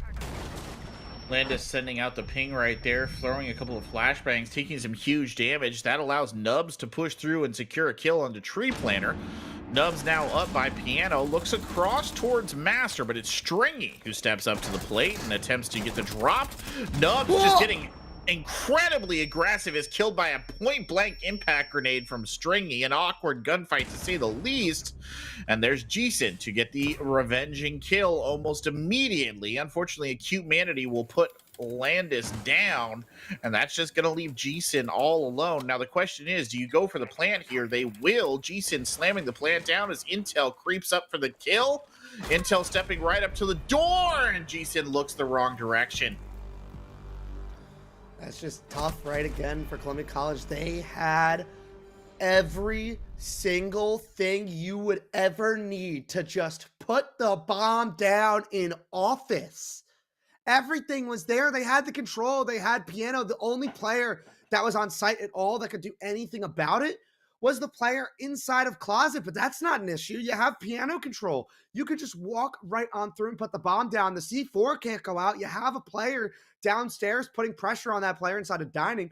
Just switch the push and put the bomb down. That is the thing that Tamu is exploiting from Columbia College. Their inability to adjust on the fly. When you make this team make decisions, they have struggled immensely thus far, and a great job from Tamu again to force them into that situation and capitalize on the opportunities they're giving themselves. Couldn't agree more, but really now it behooves Columbia College to get a 3-3 out of this attacking half. I really don't think they want to drop. Phil switching over to the Flores, the first time that we've seen that operator making an appearance here, Joe, and a good operator it is on this site in particular. 10 seconds remaining. Obviously, Tree Planter on the mute could slow it down a little bit, but if he doesn't place his jammers in the right place, you can actually take out a lot of this defensive setup with just one Flores, one, I guess, set of Rateros. You look at that shield where it had the double setup there of the ADSs, and that can go down very quickly and essentially make that position untenable for Stringy if they do this right. Yeah, for sure. And I don't know. I think what is that smoke coming out early? Was that an accident? Or was that a quick play? I saw smoke come out from Landis on the bottom right of the screen. So I was wondering if there was a quick play coming through lobby. And maybe there was. He unfortunately died. Look at that. That's insane. I don't know what he was cooking, but he was cooking something. But Columbia College do bring out something else differently, and Nubs gonna have an opportunity to get that kill back as Dining was given up again, but not able to convert on it. That is the Jaeger of Intel staying alive, and the reverse card is there. Acute Manatee finding a kill himself, and Columbia College again in a tough spot and facing a 4-2 deficit at the end of their attack split on Chalet. Pretty tough for a second there. I saw Intel running in. What is this? Nubs is charging Stringy down again. That's actually the second time we've seen that happen. Wild that it's happened twice, honestly. Cute Manatee here holding up by Fireplace. Nearly gets flashed, but it's off. Nubs is the one who's trying to engage. Nubs can't find the kill. That is unfortunate, because Acute Manatee is holding on by an absolute sliver of health. Phil sending in yet another Flores drone before entering himself, and Acute Manatee has peeled all the way back, and Columbia running out of gas here on this last bomb site. Phil steps up and gets absolutely shredded by Intel on the stairs. They're just doing, besides a couple of op switches, they're doing the exact same things. There's no adjustments being made from Columbia College and Tamu. Again, I mean, the praise is going to be there because respect where respect is due. They're making the adjustments and playing off of the habits of Columbia College, and that's where these early picks are coming through, because Columbia College, it's just becoming predictable. And on the defense, maybe that's not going to be something. You have the Solus brought out. That's a very dynamic operator. But, I mean, from the attacks, it's just not enough changes for Columbia really to put Tamu on a back foot at all. It was Tamu on the front foot the entire time. They were the ones who had the information, knew what they were doing, knew what needed to get done, and were able to capitalize. We'll see if Columbia can change that on the defense and play a little bit more dynamic, especially now having the Solus and even the Valk at their disposal. Indeed. And it's... Chalet has been one of those maps that has kind of existed as sort of, it goes either way, right? But I think in general, it does tend to favor the defender just a little bit more. So if you're looking at it from the perspective of Columbia College, this probably isn't the worst thing. I mean, a 4-2 is not ideal, but it's certainly salvageable here for them. And I do wonder if they showed a good amount of structure, right? I would argue they showed a good amount of structure on the attacking half. I think their issue was more they were struggling with their actual engagements, right? Like every once in a while somebody would go early or something like that, but the plan is definitely there. I wonder if maybe the defense will help curtail their more wayward desires a bit, make this a little bit easier for them. Yeah, and I think the structure is a very good thing, but a map like Chalet, structure does not necessarily exist to an extent, right? I mean, it's great to have because you have the ability to play off of each other, play together. That team play is a very important thing. But Chalet, more than any, I mean, the meta itself alone, let alone on Chalet, is very dynamic. You have to be able to make plays and change certain things up, and that's just not something that they've been able to display thus far. We'll see if Texas A&M are able to do that on their defenses, but Nubs looking to get aggressive here, not able to do it. It's another opening pick for Texas A&M. Intel finds it, maybe typing up something right here. Yeah, that is an insanely valid statement coming out of Intel 64 on the Habana. Too true, too true. Jason here waiting. Phil, the point of engagement, playing that position that's usually held by Wamai, being filled by the Doc instead. Phil's been having a bit of a rough go of it, but so has Ghostly here on the Warden. Good crossfire angle there for Ghostly, who's forced to reposition over to Library, and that is not a safe place. Humanity, they're going for the shots, but it's Tree Planter who gets the initial hits. Tree Planter trying to fire some rounds down range to see if they can catch the movement of the Warden out. It does not work. Phil's still holding on up here, but this is just an ugly gunfight up here around the Library corridor. And the good news is they are still holding strong, and you have the Solus getting ready to make the play, and I think it was sniffed out. You have the Gridlock repositioning over there, but that is a bad pick to give up. That is the Mez player down. Phil gonna have so much responsibility on the upstairs to make something happen, but that's just so much pressure. You got rid of the player that is difficult to clear, and now all down. These players more towards the site as the Solus not able to make a play. There's only 40 seconds. Gonna have to go huge and at least do something more towards the main side, but it looks like that play is gonna be stopped from the sledge, and that's an opportunity for a pick back. Not gonna get it. 30 seconds left. Tamer, they do need to push towards site, Korbic, but at the moment, they have the man advantage of Columbia College back down into a corner. Yeah, they do, and this is rough. Columbia College needs the W here. They really do. They do not want to drop to 5-2. 2 quick kills picked up, though. G-Sin putting in a hell of a shift on the defense right there, but they'll get picked off in turn. Tree Planter on that one. Chapin catches Landis rotating. Tree Planter slamming the plant down. Phil gets one. Phil cannot get the second one. And this is looking worse for wear here for the side of Columbia. Not how they needed this map to go. Running out of gas might have been a very, very accurate statement from you. It just looks like at least the win that was in their sails in the first 3 rounds, maybe from Columbia, and at least that was on map 1. I mean, they won Cafe, they won Texas A&M's map pick, and it just feels like the wind in their sails is just completely vanished as they do take a timeout. That support staff going to be able to have a little bit of an impact that we noted on before this map begun, and we'll see how useful that staff is to them. But I got to ask you, Corbett, what needs to change from this Columbia College roster? You know, it's a really good question because we kind of been watching them flounder for the last couple of rounds, and the defense didn't really necessarily change that. One of the things that I think they are falling prey to, and it was a little bit apparent on the offense, but I felt like it was really apparent on the defense, is that they simply aren't playing together very well. Like the trade game does not particularly feel like it's there for Columbia College right now, and I think that discrepancy in the kill counts, as you can see on the bottom of your screen right there, switch back, sort of speaks to that, Joe. Like there is very little coverage, right? Like if somebody gets taken out on the Columbia College side, we're not seeing, you know, Ghostly die and the Nubs immediately follow it up to get the trade back or to at least put pressure on. Even in the crossfire angle upstairs in the library hallway that we spent a goodly amount of time on last round, you never felt like you were in a particular position where any of the defenders could kind of swing back in the event that one or the other of them died. So I feel like that's something that they really need to work on. Yeah, kind of going back as well, how they lost opening pick in that first defense round, in this previous round.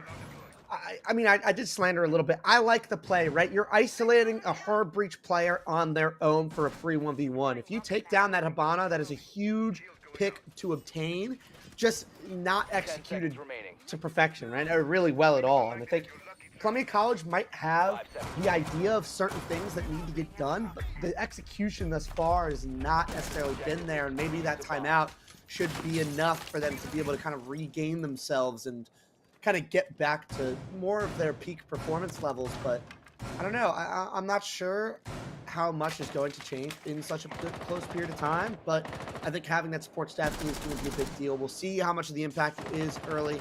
Nothing really big on their changes. I'm pretty sure it's the exact same setup and the exact same comp. I just wonder if Landis is going to get a little more aggressive earlier in the round with that Solus and try and get a little more value out of it. Ghostly setting up here on the landing yet again. Tree Planter, the one who's going to play into that. He's got a little bit of backup there in the form of Chopin.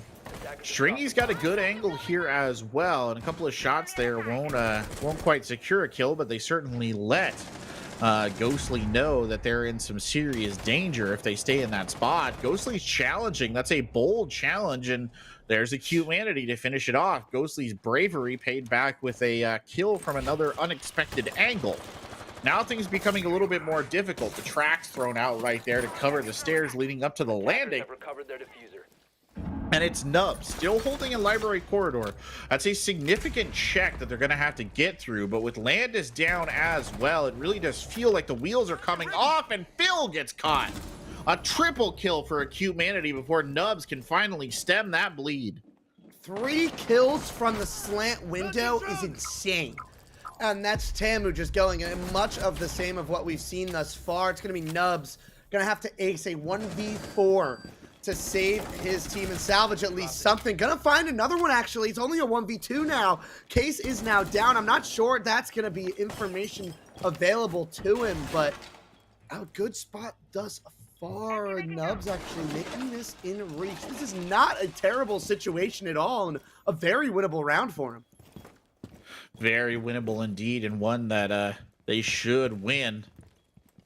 Nubs here, pushing up the stairs. He's got the tracks to deal with, and what a shot by Stringy right there. Just clips the side of Nubs' head, and that's all they needed. 6-2, and a complete reversal from the 7-4 of the previous map here, Joe. Yeah, I mean, it's a very large. I mean, it's not like we can really say what was going on with map one and how much of a disparity this is between the two maps. But Columbia College, those first couple rounds were great. But again, it is a lack of being able to make adjustments on the fly. 3 players, Corbic, 3 died to slant window. Do you know how you prevent that from happening? Don't walk in front of a slant window. Well, perhaps you could go piano. You could hop out bathroom. You could hop out big garage. You could hop out West Main, even peak West Main window at all. 4 things that they could do, and they have a Solus with impact who could do all of those things and see where the information is. But instead, just not really being in a very, I guess, active spot to be able to be completely useful, and just allows the Buck to kill 3 people. That is not an okay thing to happen. And again, really underlines the issues that Columbia College have been having on this map. And that's just not being able to make any adjustments as to what Tamu has been throwing at them. And again, credit to Tamu.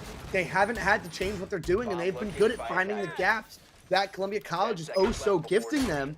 But Columbia College have to do something to change what's going on, because at this moment in time, this is just not good enough. And when it's not good enough, you can't keep doing the same thing over and over again. You're right, and that is unfortunately one of the perils of Rainbow Six Siege that a lot of teams will fall into, is just a consistent pattern of repetition, right? You just keep doing the same thing over and over again, and it doesn't work. And I think that there's a very cliche quote about that being the definition of insanity or something like that. I'm not going to bring it up. Yeah, trying the same thing over and over again. Yeah, thinking it'll have a different result. I don't know. That's one of those ones where it gets attributed to everybody. Like Albert Einstein said that, but also Isaac Newton or some shit. Anyway, Tree Planter doing a little bit of drone work here, and look at this, kind of bunched up. I said they needed to play together, Joe. I didn't mean quite that close together. They're right on top. They're holding hands now. They heard you loud and clear, and that's okay. And I think at least this is a little bit more of an aggressive thing, but I think Columbia College, this kind of setup relies on them winning fights, and so close to taking Intel's head off. Not able to get it done. Land is going to be cleared out at least a little bit, but I mean, that didn't seem like the smartest thing to do. It's not the smartest thing I've seen all day. It's not. That's okay though. You know, it's a learning process. What's fascinating to me, and I'm not going to dog on Columbia too much, but it is interesting that this is their map pick, and it feels like they have just not been in command on this map at all. So it's a bit of a reversal of experiences here, I guess, as Shoppin picks up G-Sin, and this just goes from bad to worse here. Tambu playing out of their minds on this map. It's like they have a crystal ball. They just see every single thing that Columbia is gonna do and take steps accordingly. Nubs here trying to get the headshot. He can't even find it. He just hits the shoulder, and that is so frustrating here for Nubs, who's 10-7, has been doing quite well as things go, but just cannot stem the tide of unrelenting aggression from Tamu.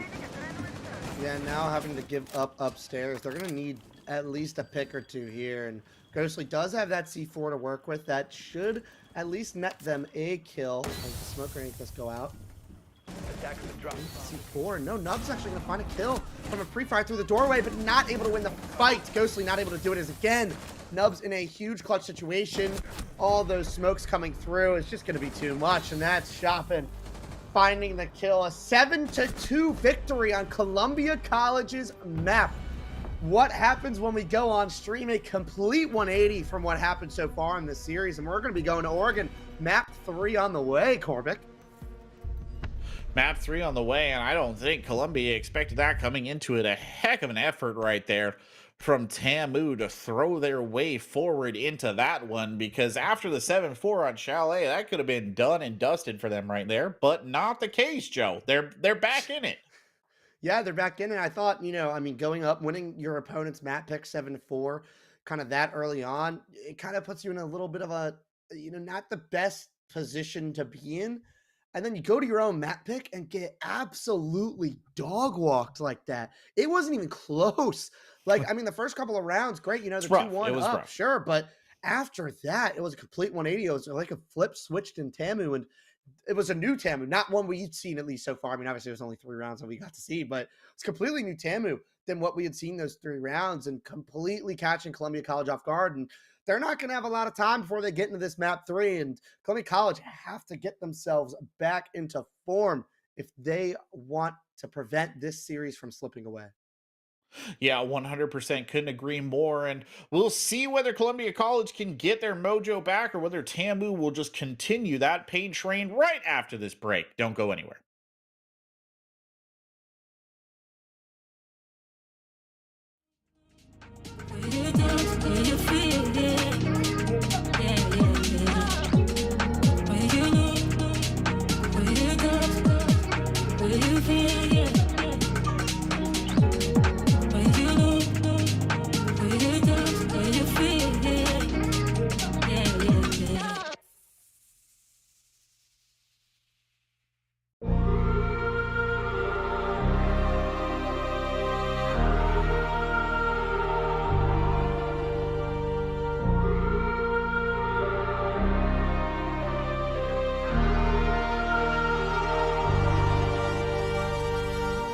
I wanna know your dark side.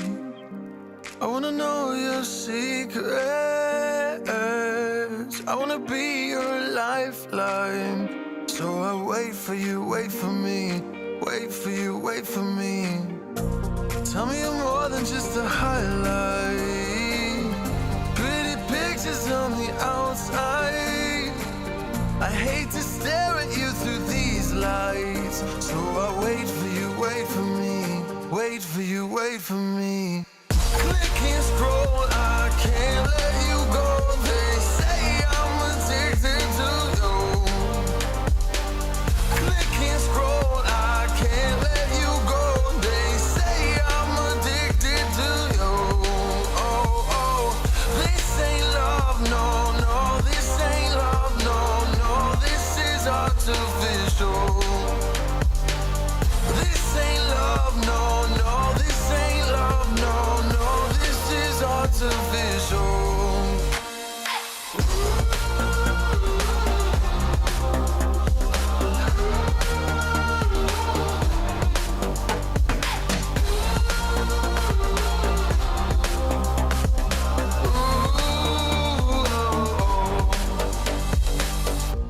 I wanna know you inside and out. Wanna know what's behind the light. Wanna feel that real love from within. Let me in. I want real love, real highs. You're just enough to get me through, get me through. 'Cause you're officially perfect for me. So wait for you, wait for you. I'm on not thinking, passing the time, anxiously waiting. You're on my mind, losing and winning. You can't get it right. Hoping you see me for more than just that. I'm not thinking, am I on your mind? Will you come meet me and change my life? This love could be deeper. Just Thinking, will you love me? can't scroll, I can't let you go. They say I'm addicted to you. Addicted to you. Click and scroll, I can't let you go. They say I'm addicted to you. Oh, oh, this ain't love, no, no. This ain't love, no, no. This is artificial. This ain't love, no, no. This ain't love, no, no. This is artificial.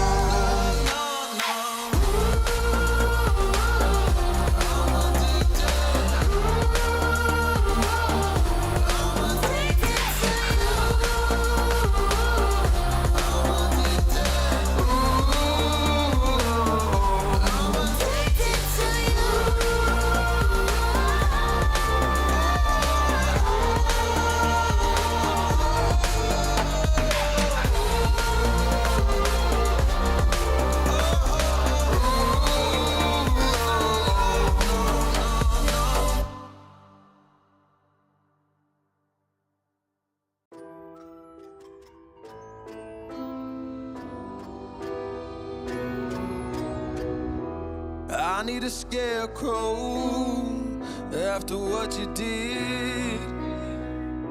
'Cause all of the birds know that I'm almost dead. I'm barely breathing. I'm barely awake. And welcome back, everyone. We have a map 3 ready to serve to you on a silver platter. We have Texas A&M Maroon versus Columbia College. Map 3 Oregon on the way. I am Joe. This is Corbic. Corbic, I'm excited.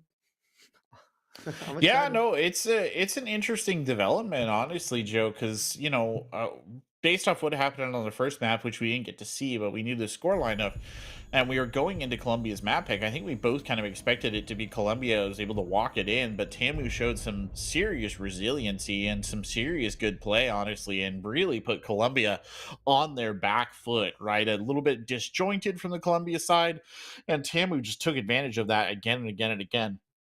Going over to Oregon, this is as bread and butter as it gets, right? This is basic Siege at its most simple, straightforward style. Not to say that it's not complicated, but you know what I mean, Joe. And this is a good map for both of these teams to be on in this situation. Yeah, I think Columbia College, right? The structure that was hurting them so much on Chalet is not going to hurt them so much on Oregon. Obviously, you still need that kind of dynamic playmaking ability here and there on every map. That's just how the meta has evolved over time. But I think that structure will help them a little bit more. They do start on the attacking side, so we'll see early on how that structure is going to go for them. But Texas A&M, they were able to make the adjustments on the last map in their play style, so we'll see if they're able to adjust early on to what Columbia College plays on Oregon, as these bands look very familiar. Right. Yeah. The bands do, in fact, look familiar. And I think we might be seeing perhaps a repeat of it. Let's see if the last one comes through here from Tamu to maintain. And he's Give saying, it to now they're us. thinking about it. I'll give them that. Azani? I thought we were going to get it right off the rip. But no, they take the whole time before they set us back to where we were. So here we go again. It's a little, we got a little time machine or something. Are we back on map 2? What's going on? What's going on? It's crazy. But once again, Standard bands, standard map. the note is that Solus and Valk are both up. I think Valk, it's weird because it's finally being brought out now. We didn't see it at all on Chalet. I'd argue that Valk might be stronger on Chalet than this map, but as we see from Texas A&M, bringing out both the Valk and the Solus, that to me shows their willingness to get a little frisky with it. Oh, why did they do that? I hate when that happens. Switching off on it last second. Defenders, protect your bombs from being defused by attackers. Yeah, what you gonna do? It is the way it is. Up to the second floor we go for this deciding map between these two sides.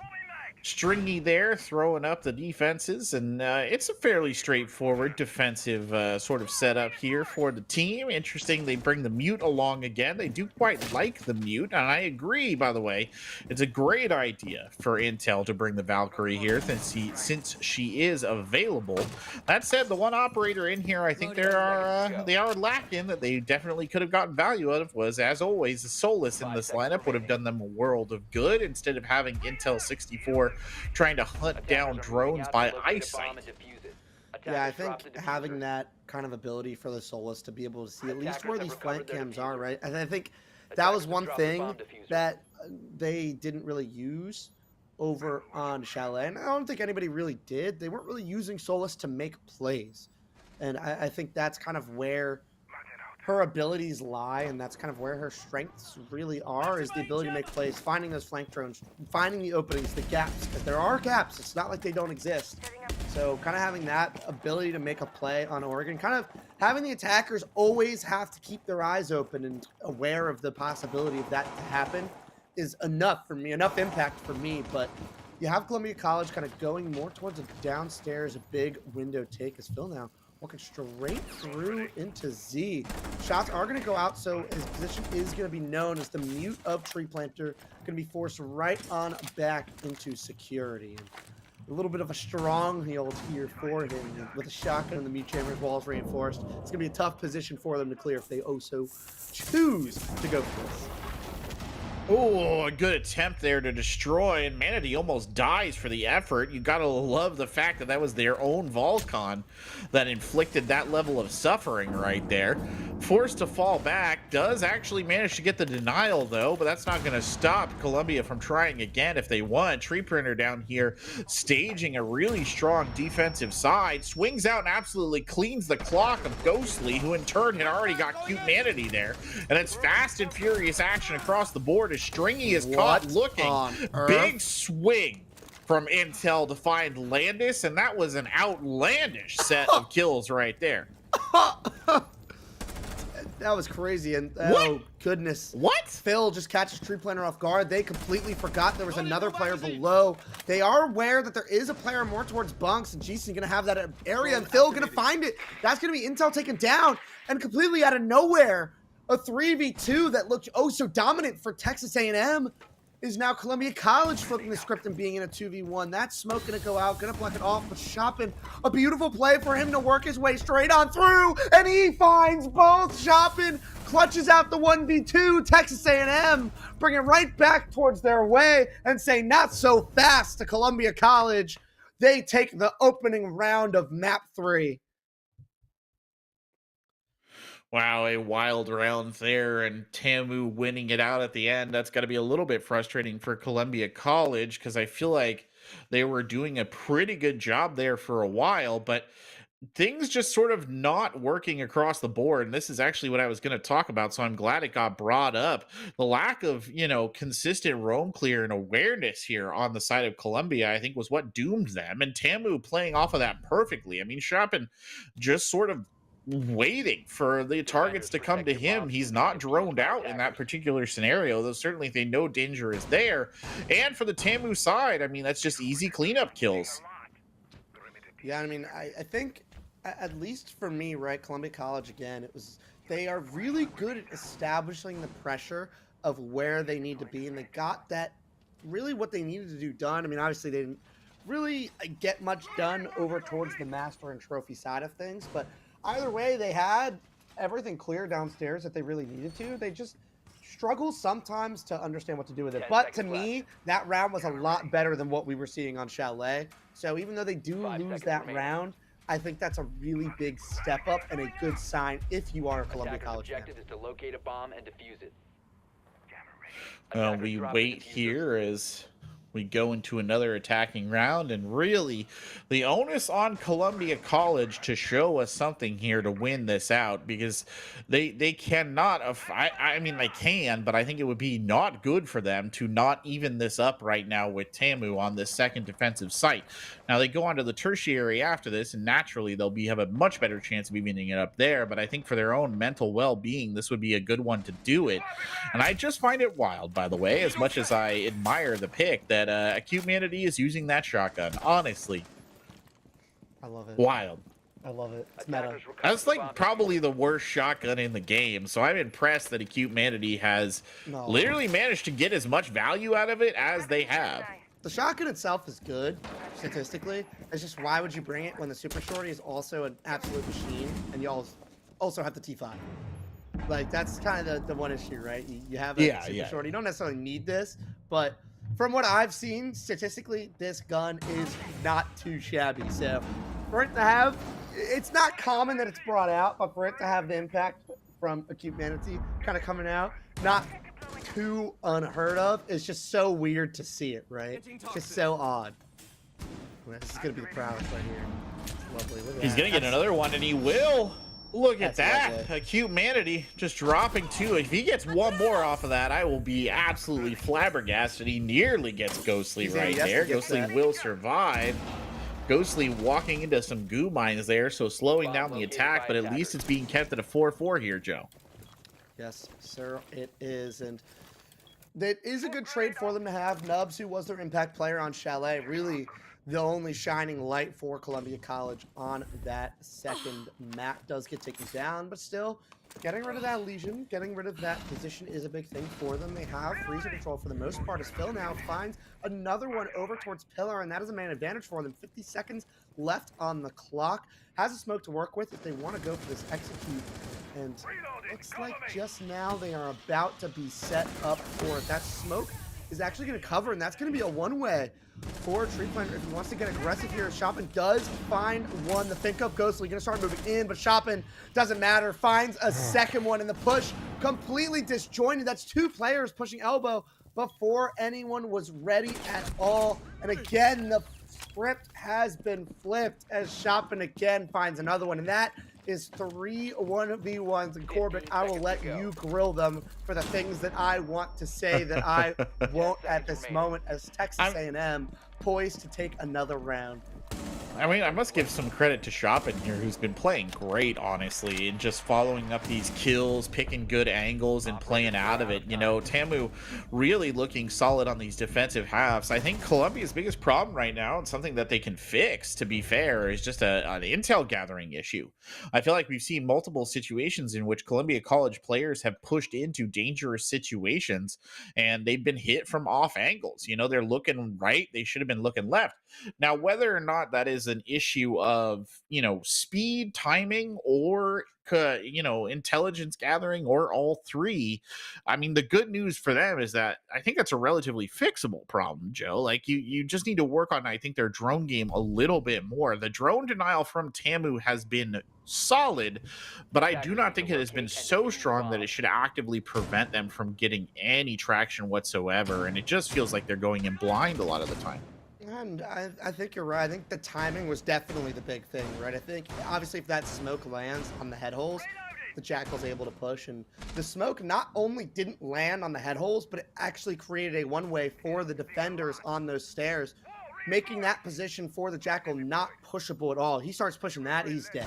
Like, the second he puts himself on that platform, he dies. So obviously the push, the execute can't come through, or if they do want to go for the execute, they have to double drop the hatch and not have a player T1. That's not an ideal execute position. So I think the message was just not very well received from those players on the bunker door, them pushing a little bit too early when the rest of the team wasn't ready. And I think the hatch player knew, because the hatch player didn't drop, but you know, that lack of timing will make all the difference in those situations. And as we go to the tertiary site with meeting, I think this is a must-win for Columbia College, right?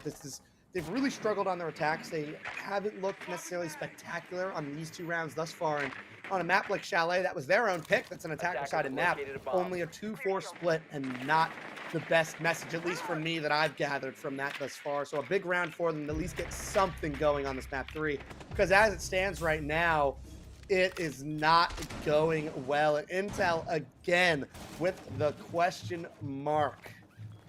Tough scene. I mean, again, it's not like there's obviously thought. Like, it's not as if Columbia is just running in blindly, like, without any plan, right? They're not trying to free for all this. But it feels like they are getting caught in situations where they are genuinely caught looking. And Nubs, I think, kind of benefits from one the opposite direction right there. But look, that's exactly what I'm talking about. You know, get 2 kills, which is great stuff. You don't know that Intel is there. Intel picks up another kill. So something is going wrong in the pipeline here of communications, that they're not able to pick up on these things. And I think that's the biggest problem they're suffering from right now, because they just get collapsed on in the kitchen. The good news is for Columbia is that is the first time we've seen them truly hit a gap. Nubs making the play, making that round even winnable at all, but just not able to bring it entirely back.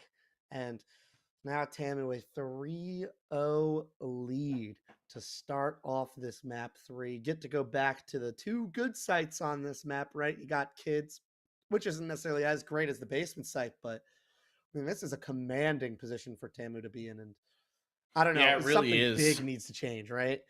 It really is a commanding position because, you at least want a 4-2 here. The defensive side in Oregon obviously is the favored side, but there's only so much of a hole you can dig yourself out of if you swap. And with Tamu going up like this, coming off of the win on the last map, there's a good psychological advantage for them right there, right? Like, this has got to be empowering if you're sitting on the side of Tamu Esports. They must love this.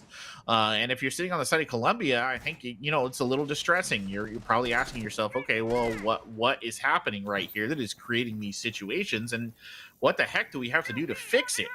And I can't blame them for that at all, because if I was in their spot, I'd be a little bit worried as well. So it really, I don't think you can get that one, Chef, and I know you want it, but I don't think you can get it. I think if you're Columbia right now, I'd almost be thinking about taking the timeout. Honestly, I know it's pretty early in the game for that, but I'd almost be thinking about taking the timeout and trying to settle these nerves a little bit. I mean, we talked about it at the start of the broadcast, Joe. You got coaches there for a reason. Get them in, calm everybody down, and pick it back up. Yeah, especially before it gets too late, right? Like 3-0. If it gets down to 4-0 and they don't take a timeout to salvage something from this attack split, I think it's wraps, right? I think this round or after this round is where you need to happen. And again, it's Shopping finding an opening kill. You can't keep giving that up. And he's going to look for more very clearly here. But come on, man. Columbia, you've given up this early of a pick way too many times. This Nub's now going to try and make it quick. And this just looks like a team that is mentally not there at this moment. Tamu taking full advantage. But Columbia College, where has it all gone? Yeah, a little chalked right now, and I hate to say that because I hate to be negative towards them, but you do get the sense that they do genuinely feel a little shocked, and I think it's just like, just take the time out, just take the time out and relax a little bit and walk it in. And Intel going and getting those kills, Intel talking some trash in the chat with a question mark right there, really putting the pressure on him right now. And I think they could do well to just kind of chill a little bit, and there it is, the timeout coming down the pipe. Not surprised at all. Yeah, and it's just been a very dominant 4 rounds. I mean, let's do our math here, right? If we look it up, I think that is 10 kills in 4 rounds for Columbia College as a whole. And just remember that first round went down to a 1v1. So 4 of their kills were in round 1. In the next 3 rounds, 6 kills total. That is not ideal. So Tamu doing a great job on their defenses to really get themselves an advantage and just to take advantage of everything that's going on, right? Giving themselves these rounds. But as it stands, major changes need to come in from Columbia and quick, because anything less than a 4-2 split here, they are on the back foot for their defensive split.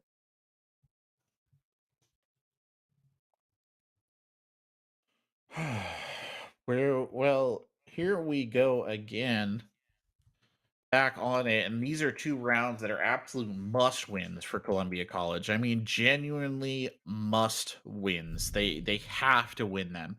And the onus is entirely on them. I think that they have to have discussed in that timeout what they can do differently. I'm sure that the issue of information coverage was covered.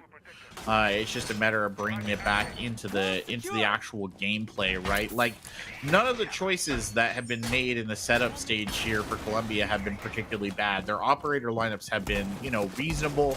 They made good choices in how they want to approach their kind of entry spots. I think it's just a sort of mid-round issue more than anything else. So hopefully they're able to repair here with what they have.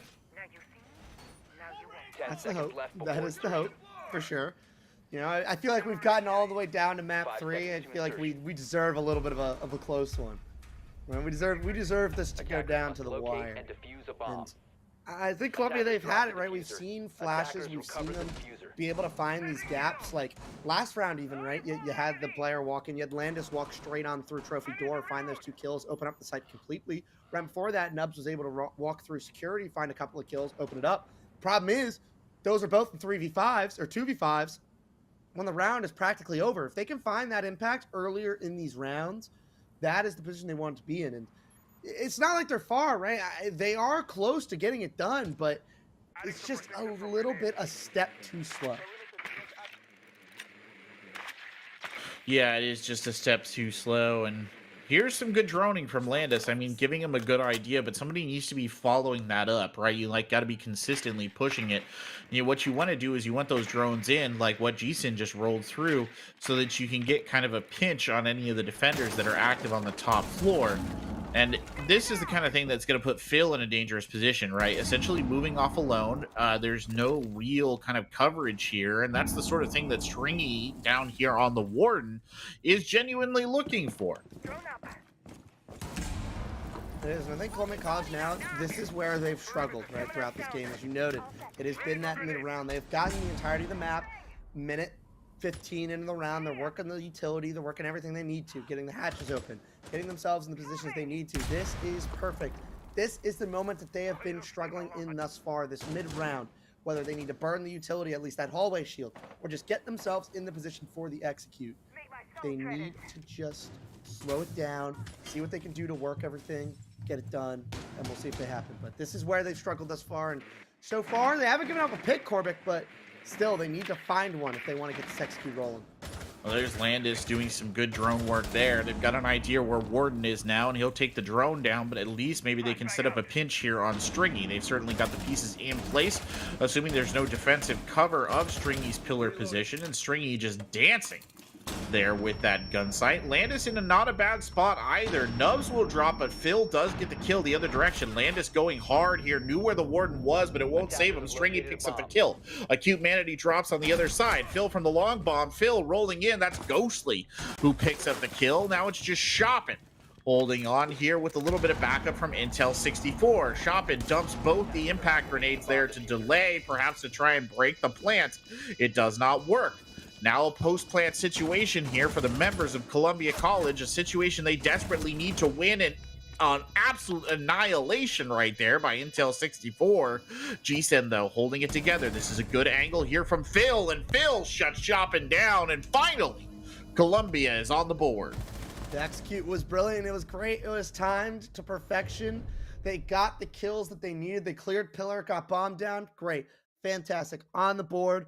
You need one more. They're going to be going back down to the basement, it looks like, as Texas A&M. And if I'm them, at least from that first round, I'm not going to try and let these guys execute with so much time. I'm thinking I'm going to want to press up the map at least a little bit, whether that's looking for that spawn peak that they've found so much success with thus far, or really just shooting a couple drones and falling off, just applying pressure so that Columbia isn't so comfortable just walking through the map and taking everything and having so much time to set up that execute. Because we talked about it, right? At the beginning of Chalet, you give Columbia College the time to set up their pushes, their executes, their little structure. It goes great. If you don't give them the time, you put them off, you make them make the decisions and make audible calls. That's where they've struggled thus far. And Texas A&M not doing enough to put Columbia College off of their game, and Columbia playing to their strengths, able to find that execute, and really their first round. Well, they put one together here. They're gonna have to find two, though, Joe. That's the thing. You really want that 4-2 half. We talked about it earlier. 5-1, not good enough. 4-2, barely good enough. But at least it's better than the 5-1. And it's a tall order because we're back to the basement site again. We are indeed, and it's not looking like any changes are coming out from Texas A&M. No pressure really anywhere. Look at them. They're giving up the entirety of the map once again. I think Columbia College, the information maybe hasn't been the best thus far, but it's looking like right now, at least where the drones are in so far, they should have the information for the most part to grab map control pretty early once again. So they will have that time to cook up that execute and make it happen. The question is Texas A&M going to do anything in that mid-round to apply that pressure to make sure that Columbia isn't so comfortable devising that plan? Slow opening to this round. Nubs given a lot of real estate right here. In fact, the entire team of Columbia has given an awful lot of real estate, if we're being honest with ourselves, Joe. They've basically taken the entire top floor without any real contest. Stringy there, firing maybe a dulcitory shot at a drone, lets him know that he exists before falling down. And with just over a minute into the round, it's full top floor control here for the members of Columbia College. That bodes well for the rest of their attacking setup, but they're going to have to do a lot more than that here if they want to make this stick. Cute Manatee playing tight there on the angle leading into Freezer. Has cam coverage there as well. That's a nasty position for that Legion to be in as the first attacker comes down. Tree Planter does get hit and survives, and Nubs in a dangerous spot will actually pull back and reposition. Yeah, and I think the damage is kind of coming through, right? Tree Planter just barely survives, and I think the back to execute, at least is what I'm seeing here, because from the positions of this Legion and the position of the Cade with that Mira facing bottom main, that is not a push you want to go for. But Intel 64 finding another kill. That is going to be Landis walking forward right now. The execute's starting to come through a little bit. The kill's not there. Intel 64 finds another one. And again, Columbia College, the execute just falling short as it is completely disjointed. Nobody dropped the hatch. Nobody went down T1. They didn't do anything to support that player. Now a 3v5 to show for it. Well, not a good start. Gsin up on the top, 5-3, 30 seconds left. What are they going to do? They have to do something. A must-win round here for Columbia College. Tamu holding their line. No movement from the defenders here, and there doesn't need to be as Ghostly steps up to the plate. Looks into E-Box. Does not spot the defender on the tight angle, and a Cute Manatee finds yet another kill. He might get one more, and they do. Gsin dropped by the shotgun. And though it's a trade, Stringy shuts it down with the SMG-12 and a decisive defensive half here from Tamu. Wow. Well, Columbia College, again, they had the map control, but the timing, again, that's the second execute on the downstairs, that they were just completely disjointed and not getting the timing down. We saw how good it could be. We saw the potential. We saw the vision in that round that they did win when they were able to time it well and able to find those kills and clear out pillar, but that is not something you can do when you're not pushing the two most important positions to clear pillar, which is T1 and the hatch. They didn't do it. The player stays alive. The String even found the last kill of the round. So once again, not good enough from Columbia College. Texas A&M decide that they don't need to make any adjustments, and I guess they didn't need to, right? They went around again. They have 5-1 lead. And they are on their attacks, which is the worst side, but still having a 5-1 lead at this stage in the game, at this stage in the series, it's got to feel really good. No, it does have to be very good, you must admit, and they just now have to finish off 2 attacking rounds, and that is like an average performance, honestly, on Oregon for an attacking side. You probably get, at least one bite at a tertiary site in there most times. So settle in. I mean, if you're a Tamu fan, this is about as good as it's ever going to get. Yeah, and I think, at least from what I'm seeing, it looks like they want to be very fast as well. You have the Amaru with the Heartbreach charges to try and take T2 quick. But you have Landis on the Solus, preventing this from happening. And this is what I like seeing from the Solus, right? You have this to try and contest entry points at all, contest that information, make it happen, as Intel 64 does find the opening kill. That is Phil going down on the Mozzie, and Intel 64 again on the run out. They are all running out. The aggression from Columbia. What on earth? That is 3 players down within 40 seconds of the round. And look at the confidence coming out now. That is insane from them to do in Columbia College, a 2v5 to try and prevent match point from being a reality. All right, well, a 2v5 it is. Ghostly running back and forth right now as Chopin steps up into the entrance. A couple of rounds going down range. Chopin picks that one up. Easiest kill of his life. And that'll be Gsin down in a flawless round for Tamu on the attack. And Columbia might just be out of luck. Yeah, this is going to be a tough one to climb back from. You do have the defense, so not the worst thing, but ever since we got on stream, it feels like this Columbia College team has just lost its gas completely. And I mean, it's a lot to come back from, winning 5 consecutive rounds against a team like Texas A&M, who are shooting the way that they are, playing the way that they are. It's not the easiest job in the world. You don't have your timeout either, not something you can fall back on either. So You got 5 consecutive rounds. Texas A&M just got to win one, and you think they'll grab one, right? You think it feels like the comeback maybe is not in the cards, at Attackers least need from to what we've locate seen. and Because defuse bombs. so far, from what we've seen on stream, Corbic, 13-3 round count in favor of Texas A&M.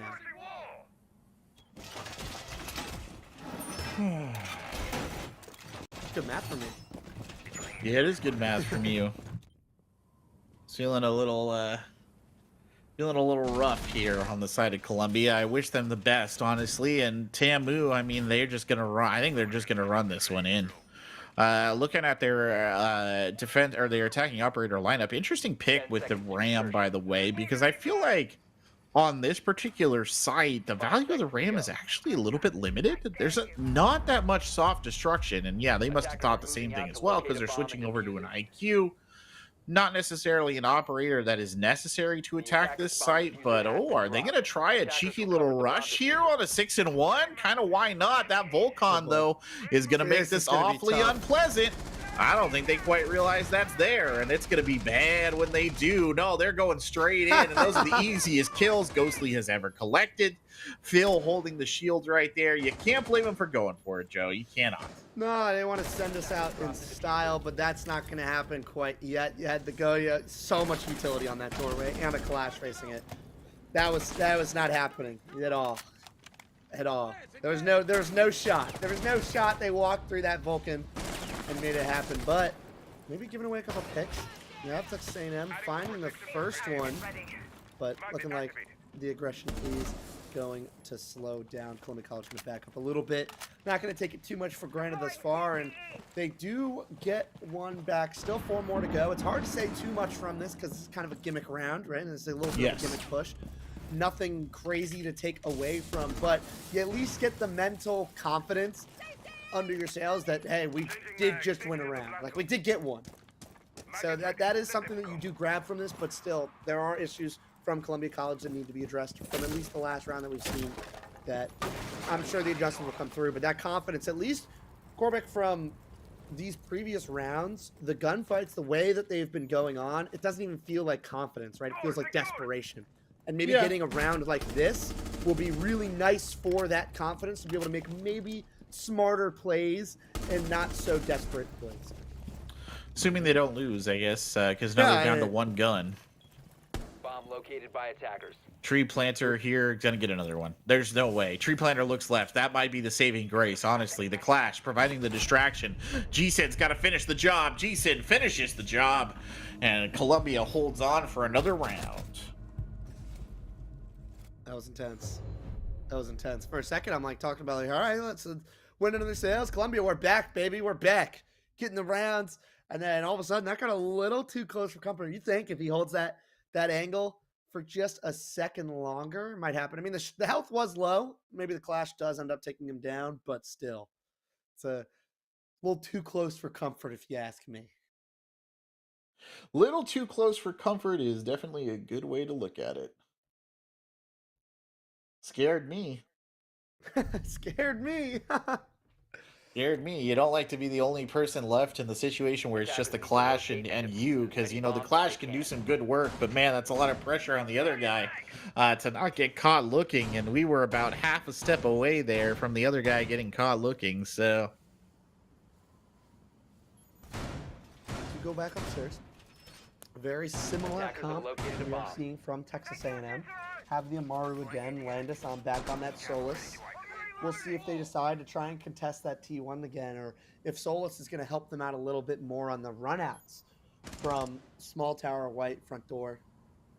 That could be something that they choose to do and maybe give up Attic and play more around their setup downstairs, or maybe they do much of the same. That's what they've been struggling with thus far, is making those adjustments. We'll see if they do anything different, as Phil once again prepping these runouts from across, but I'm interested to see where the Solus is. I don't want to know where that guy is.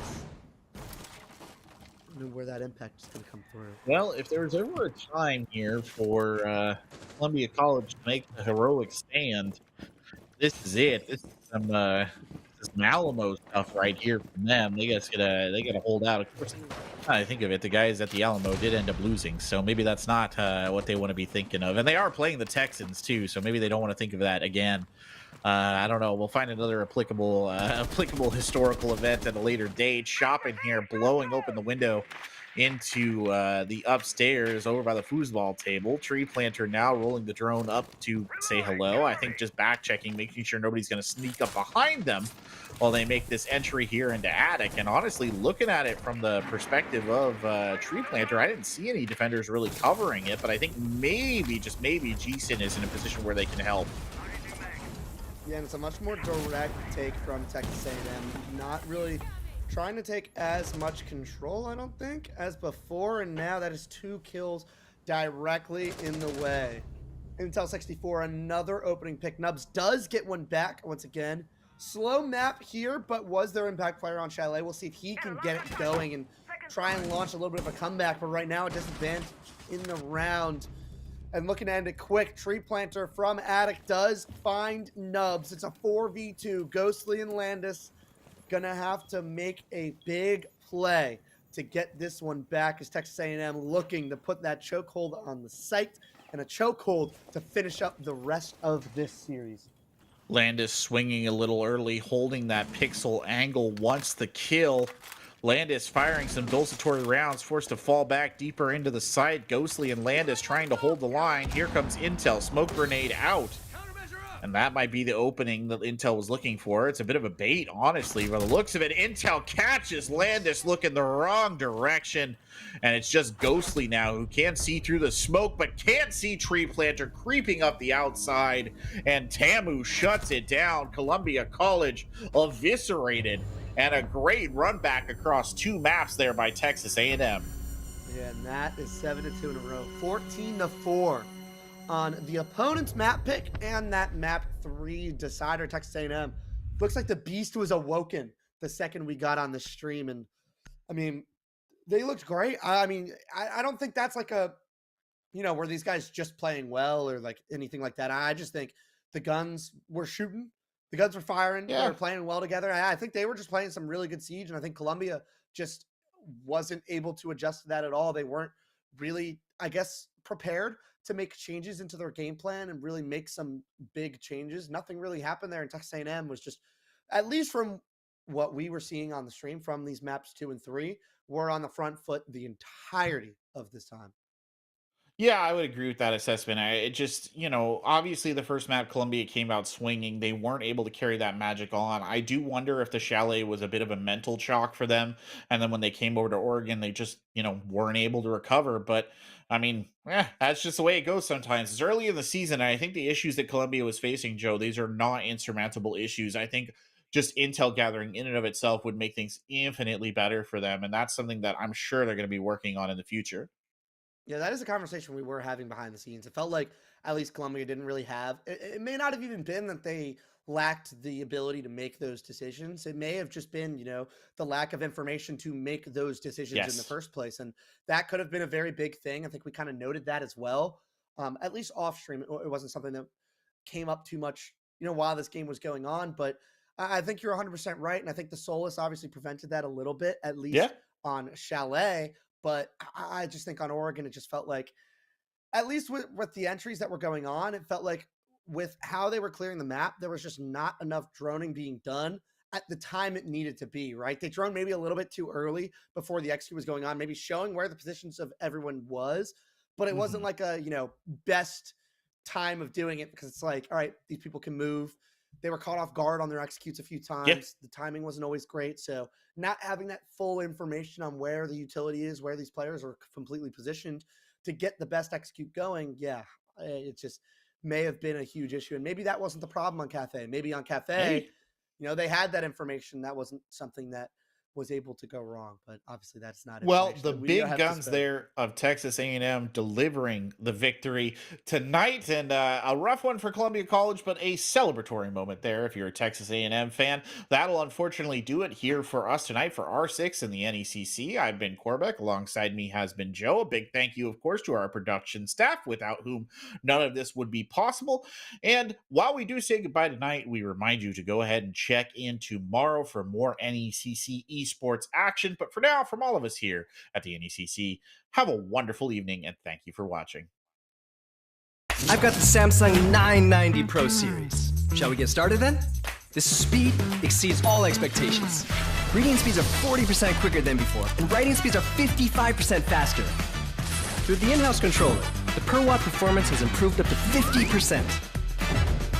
The 990 Pro's nickel coating controller for its smart thermal solution technology controls you.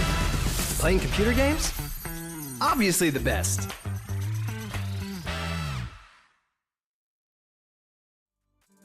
Crazy in a different role. I love the fact I didn't let her go. She loves the fact that I just let her know. Now we're together, it's a different mode. We're getting crazy in a different role. We're getting crazy in a different role. She loves the fact that I just let her know. Crazy in a different role. We getting crazy in a different role. Getting crazy in a different role. We getting crazy in a different role.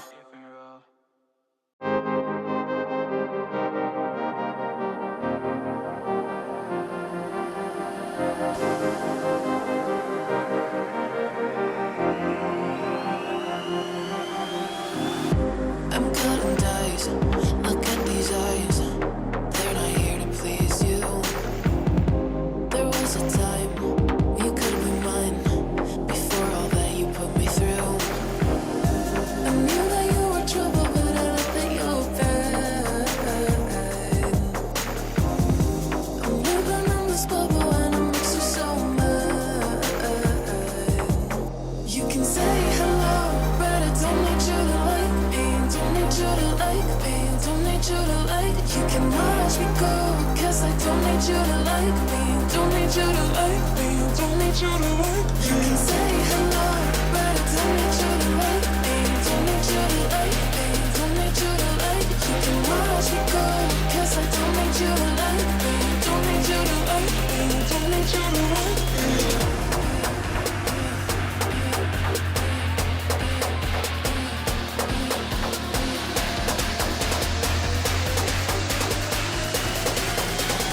Don't need you to like. Don't need you to like.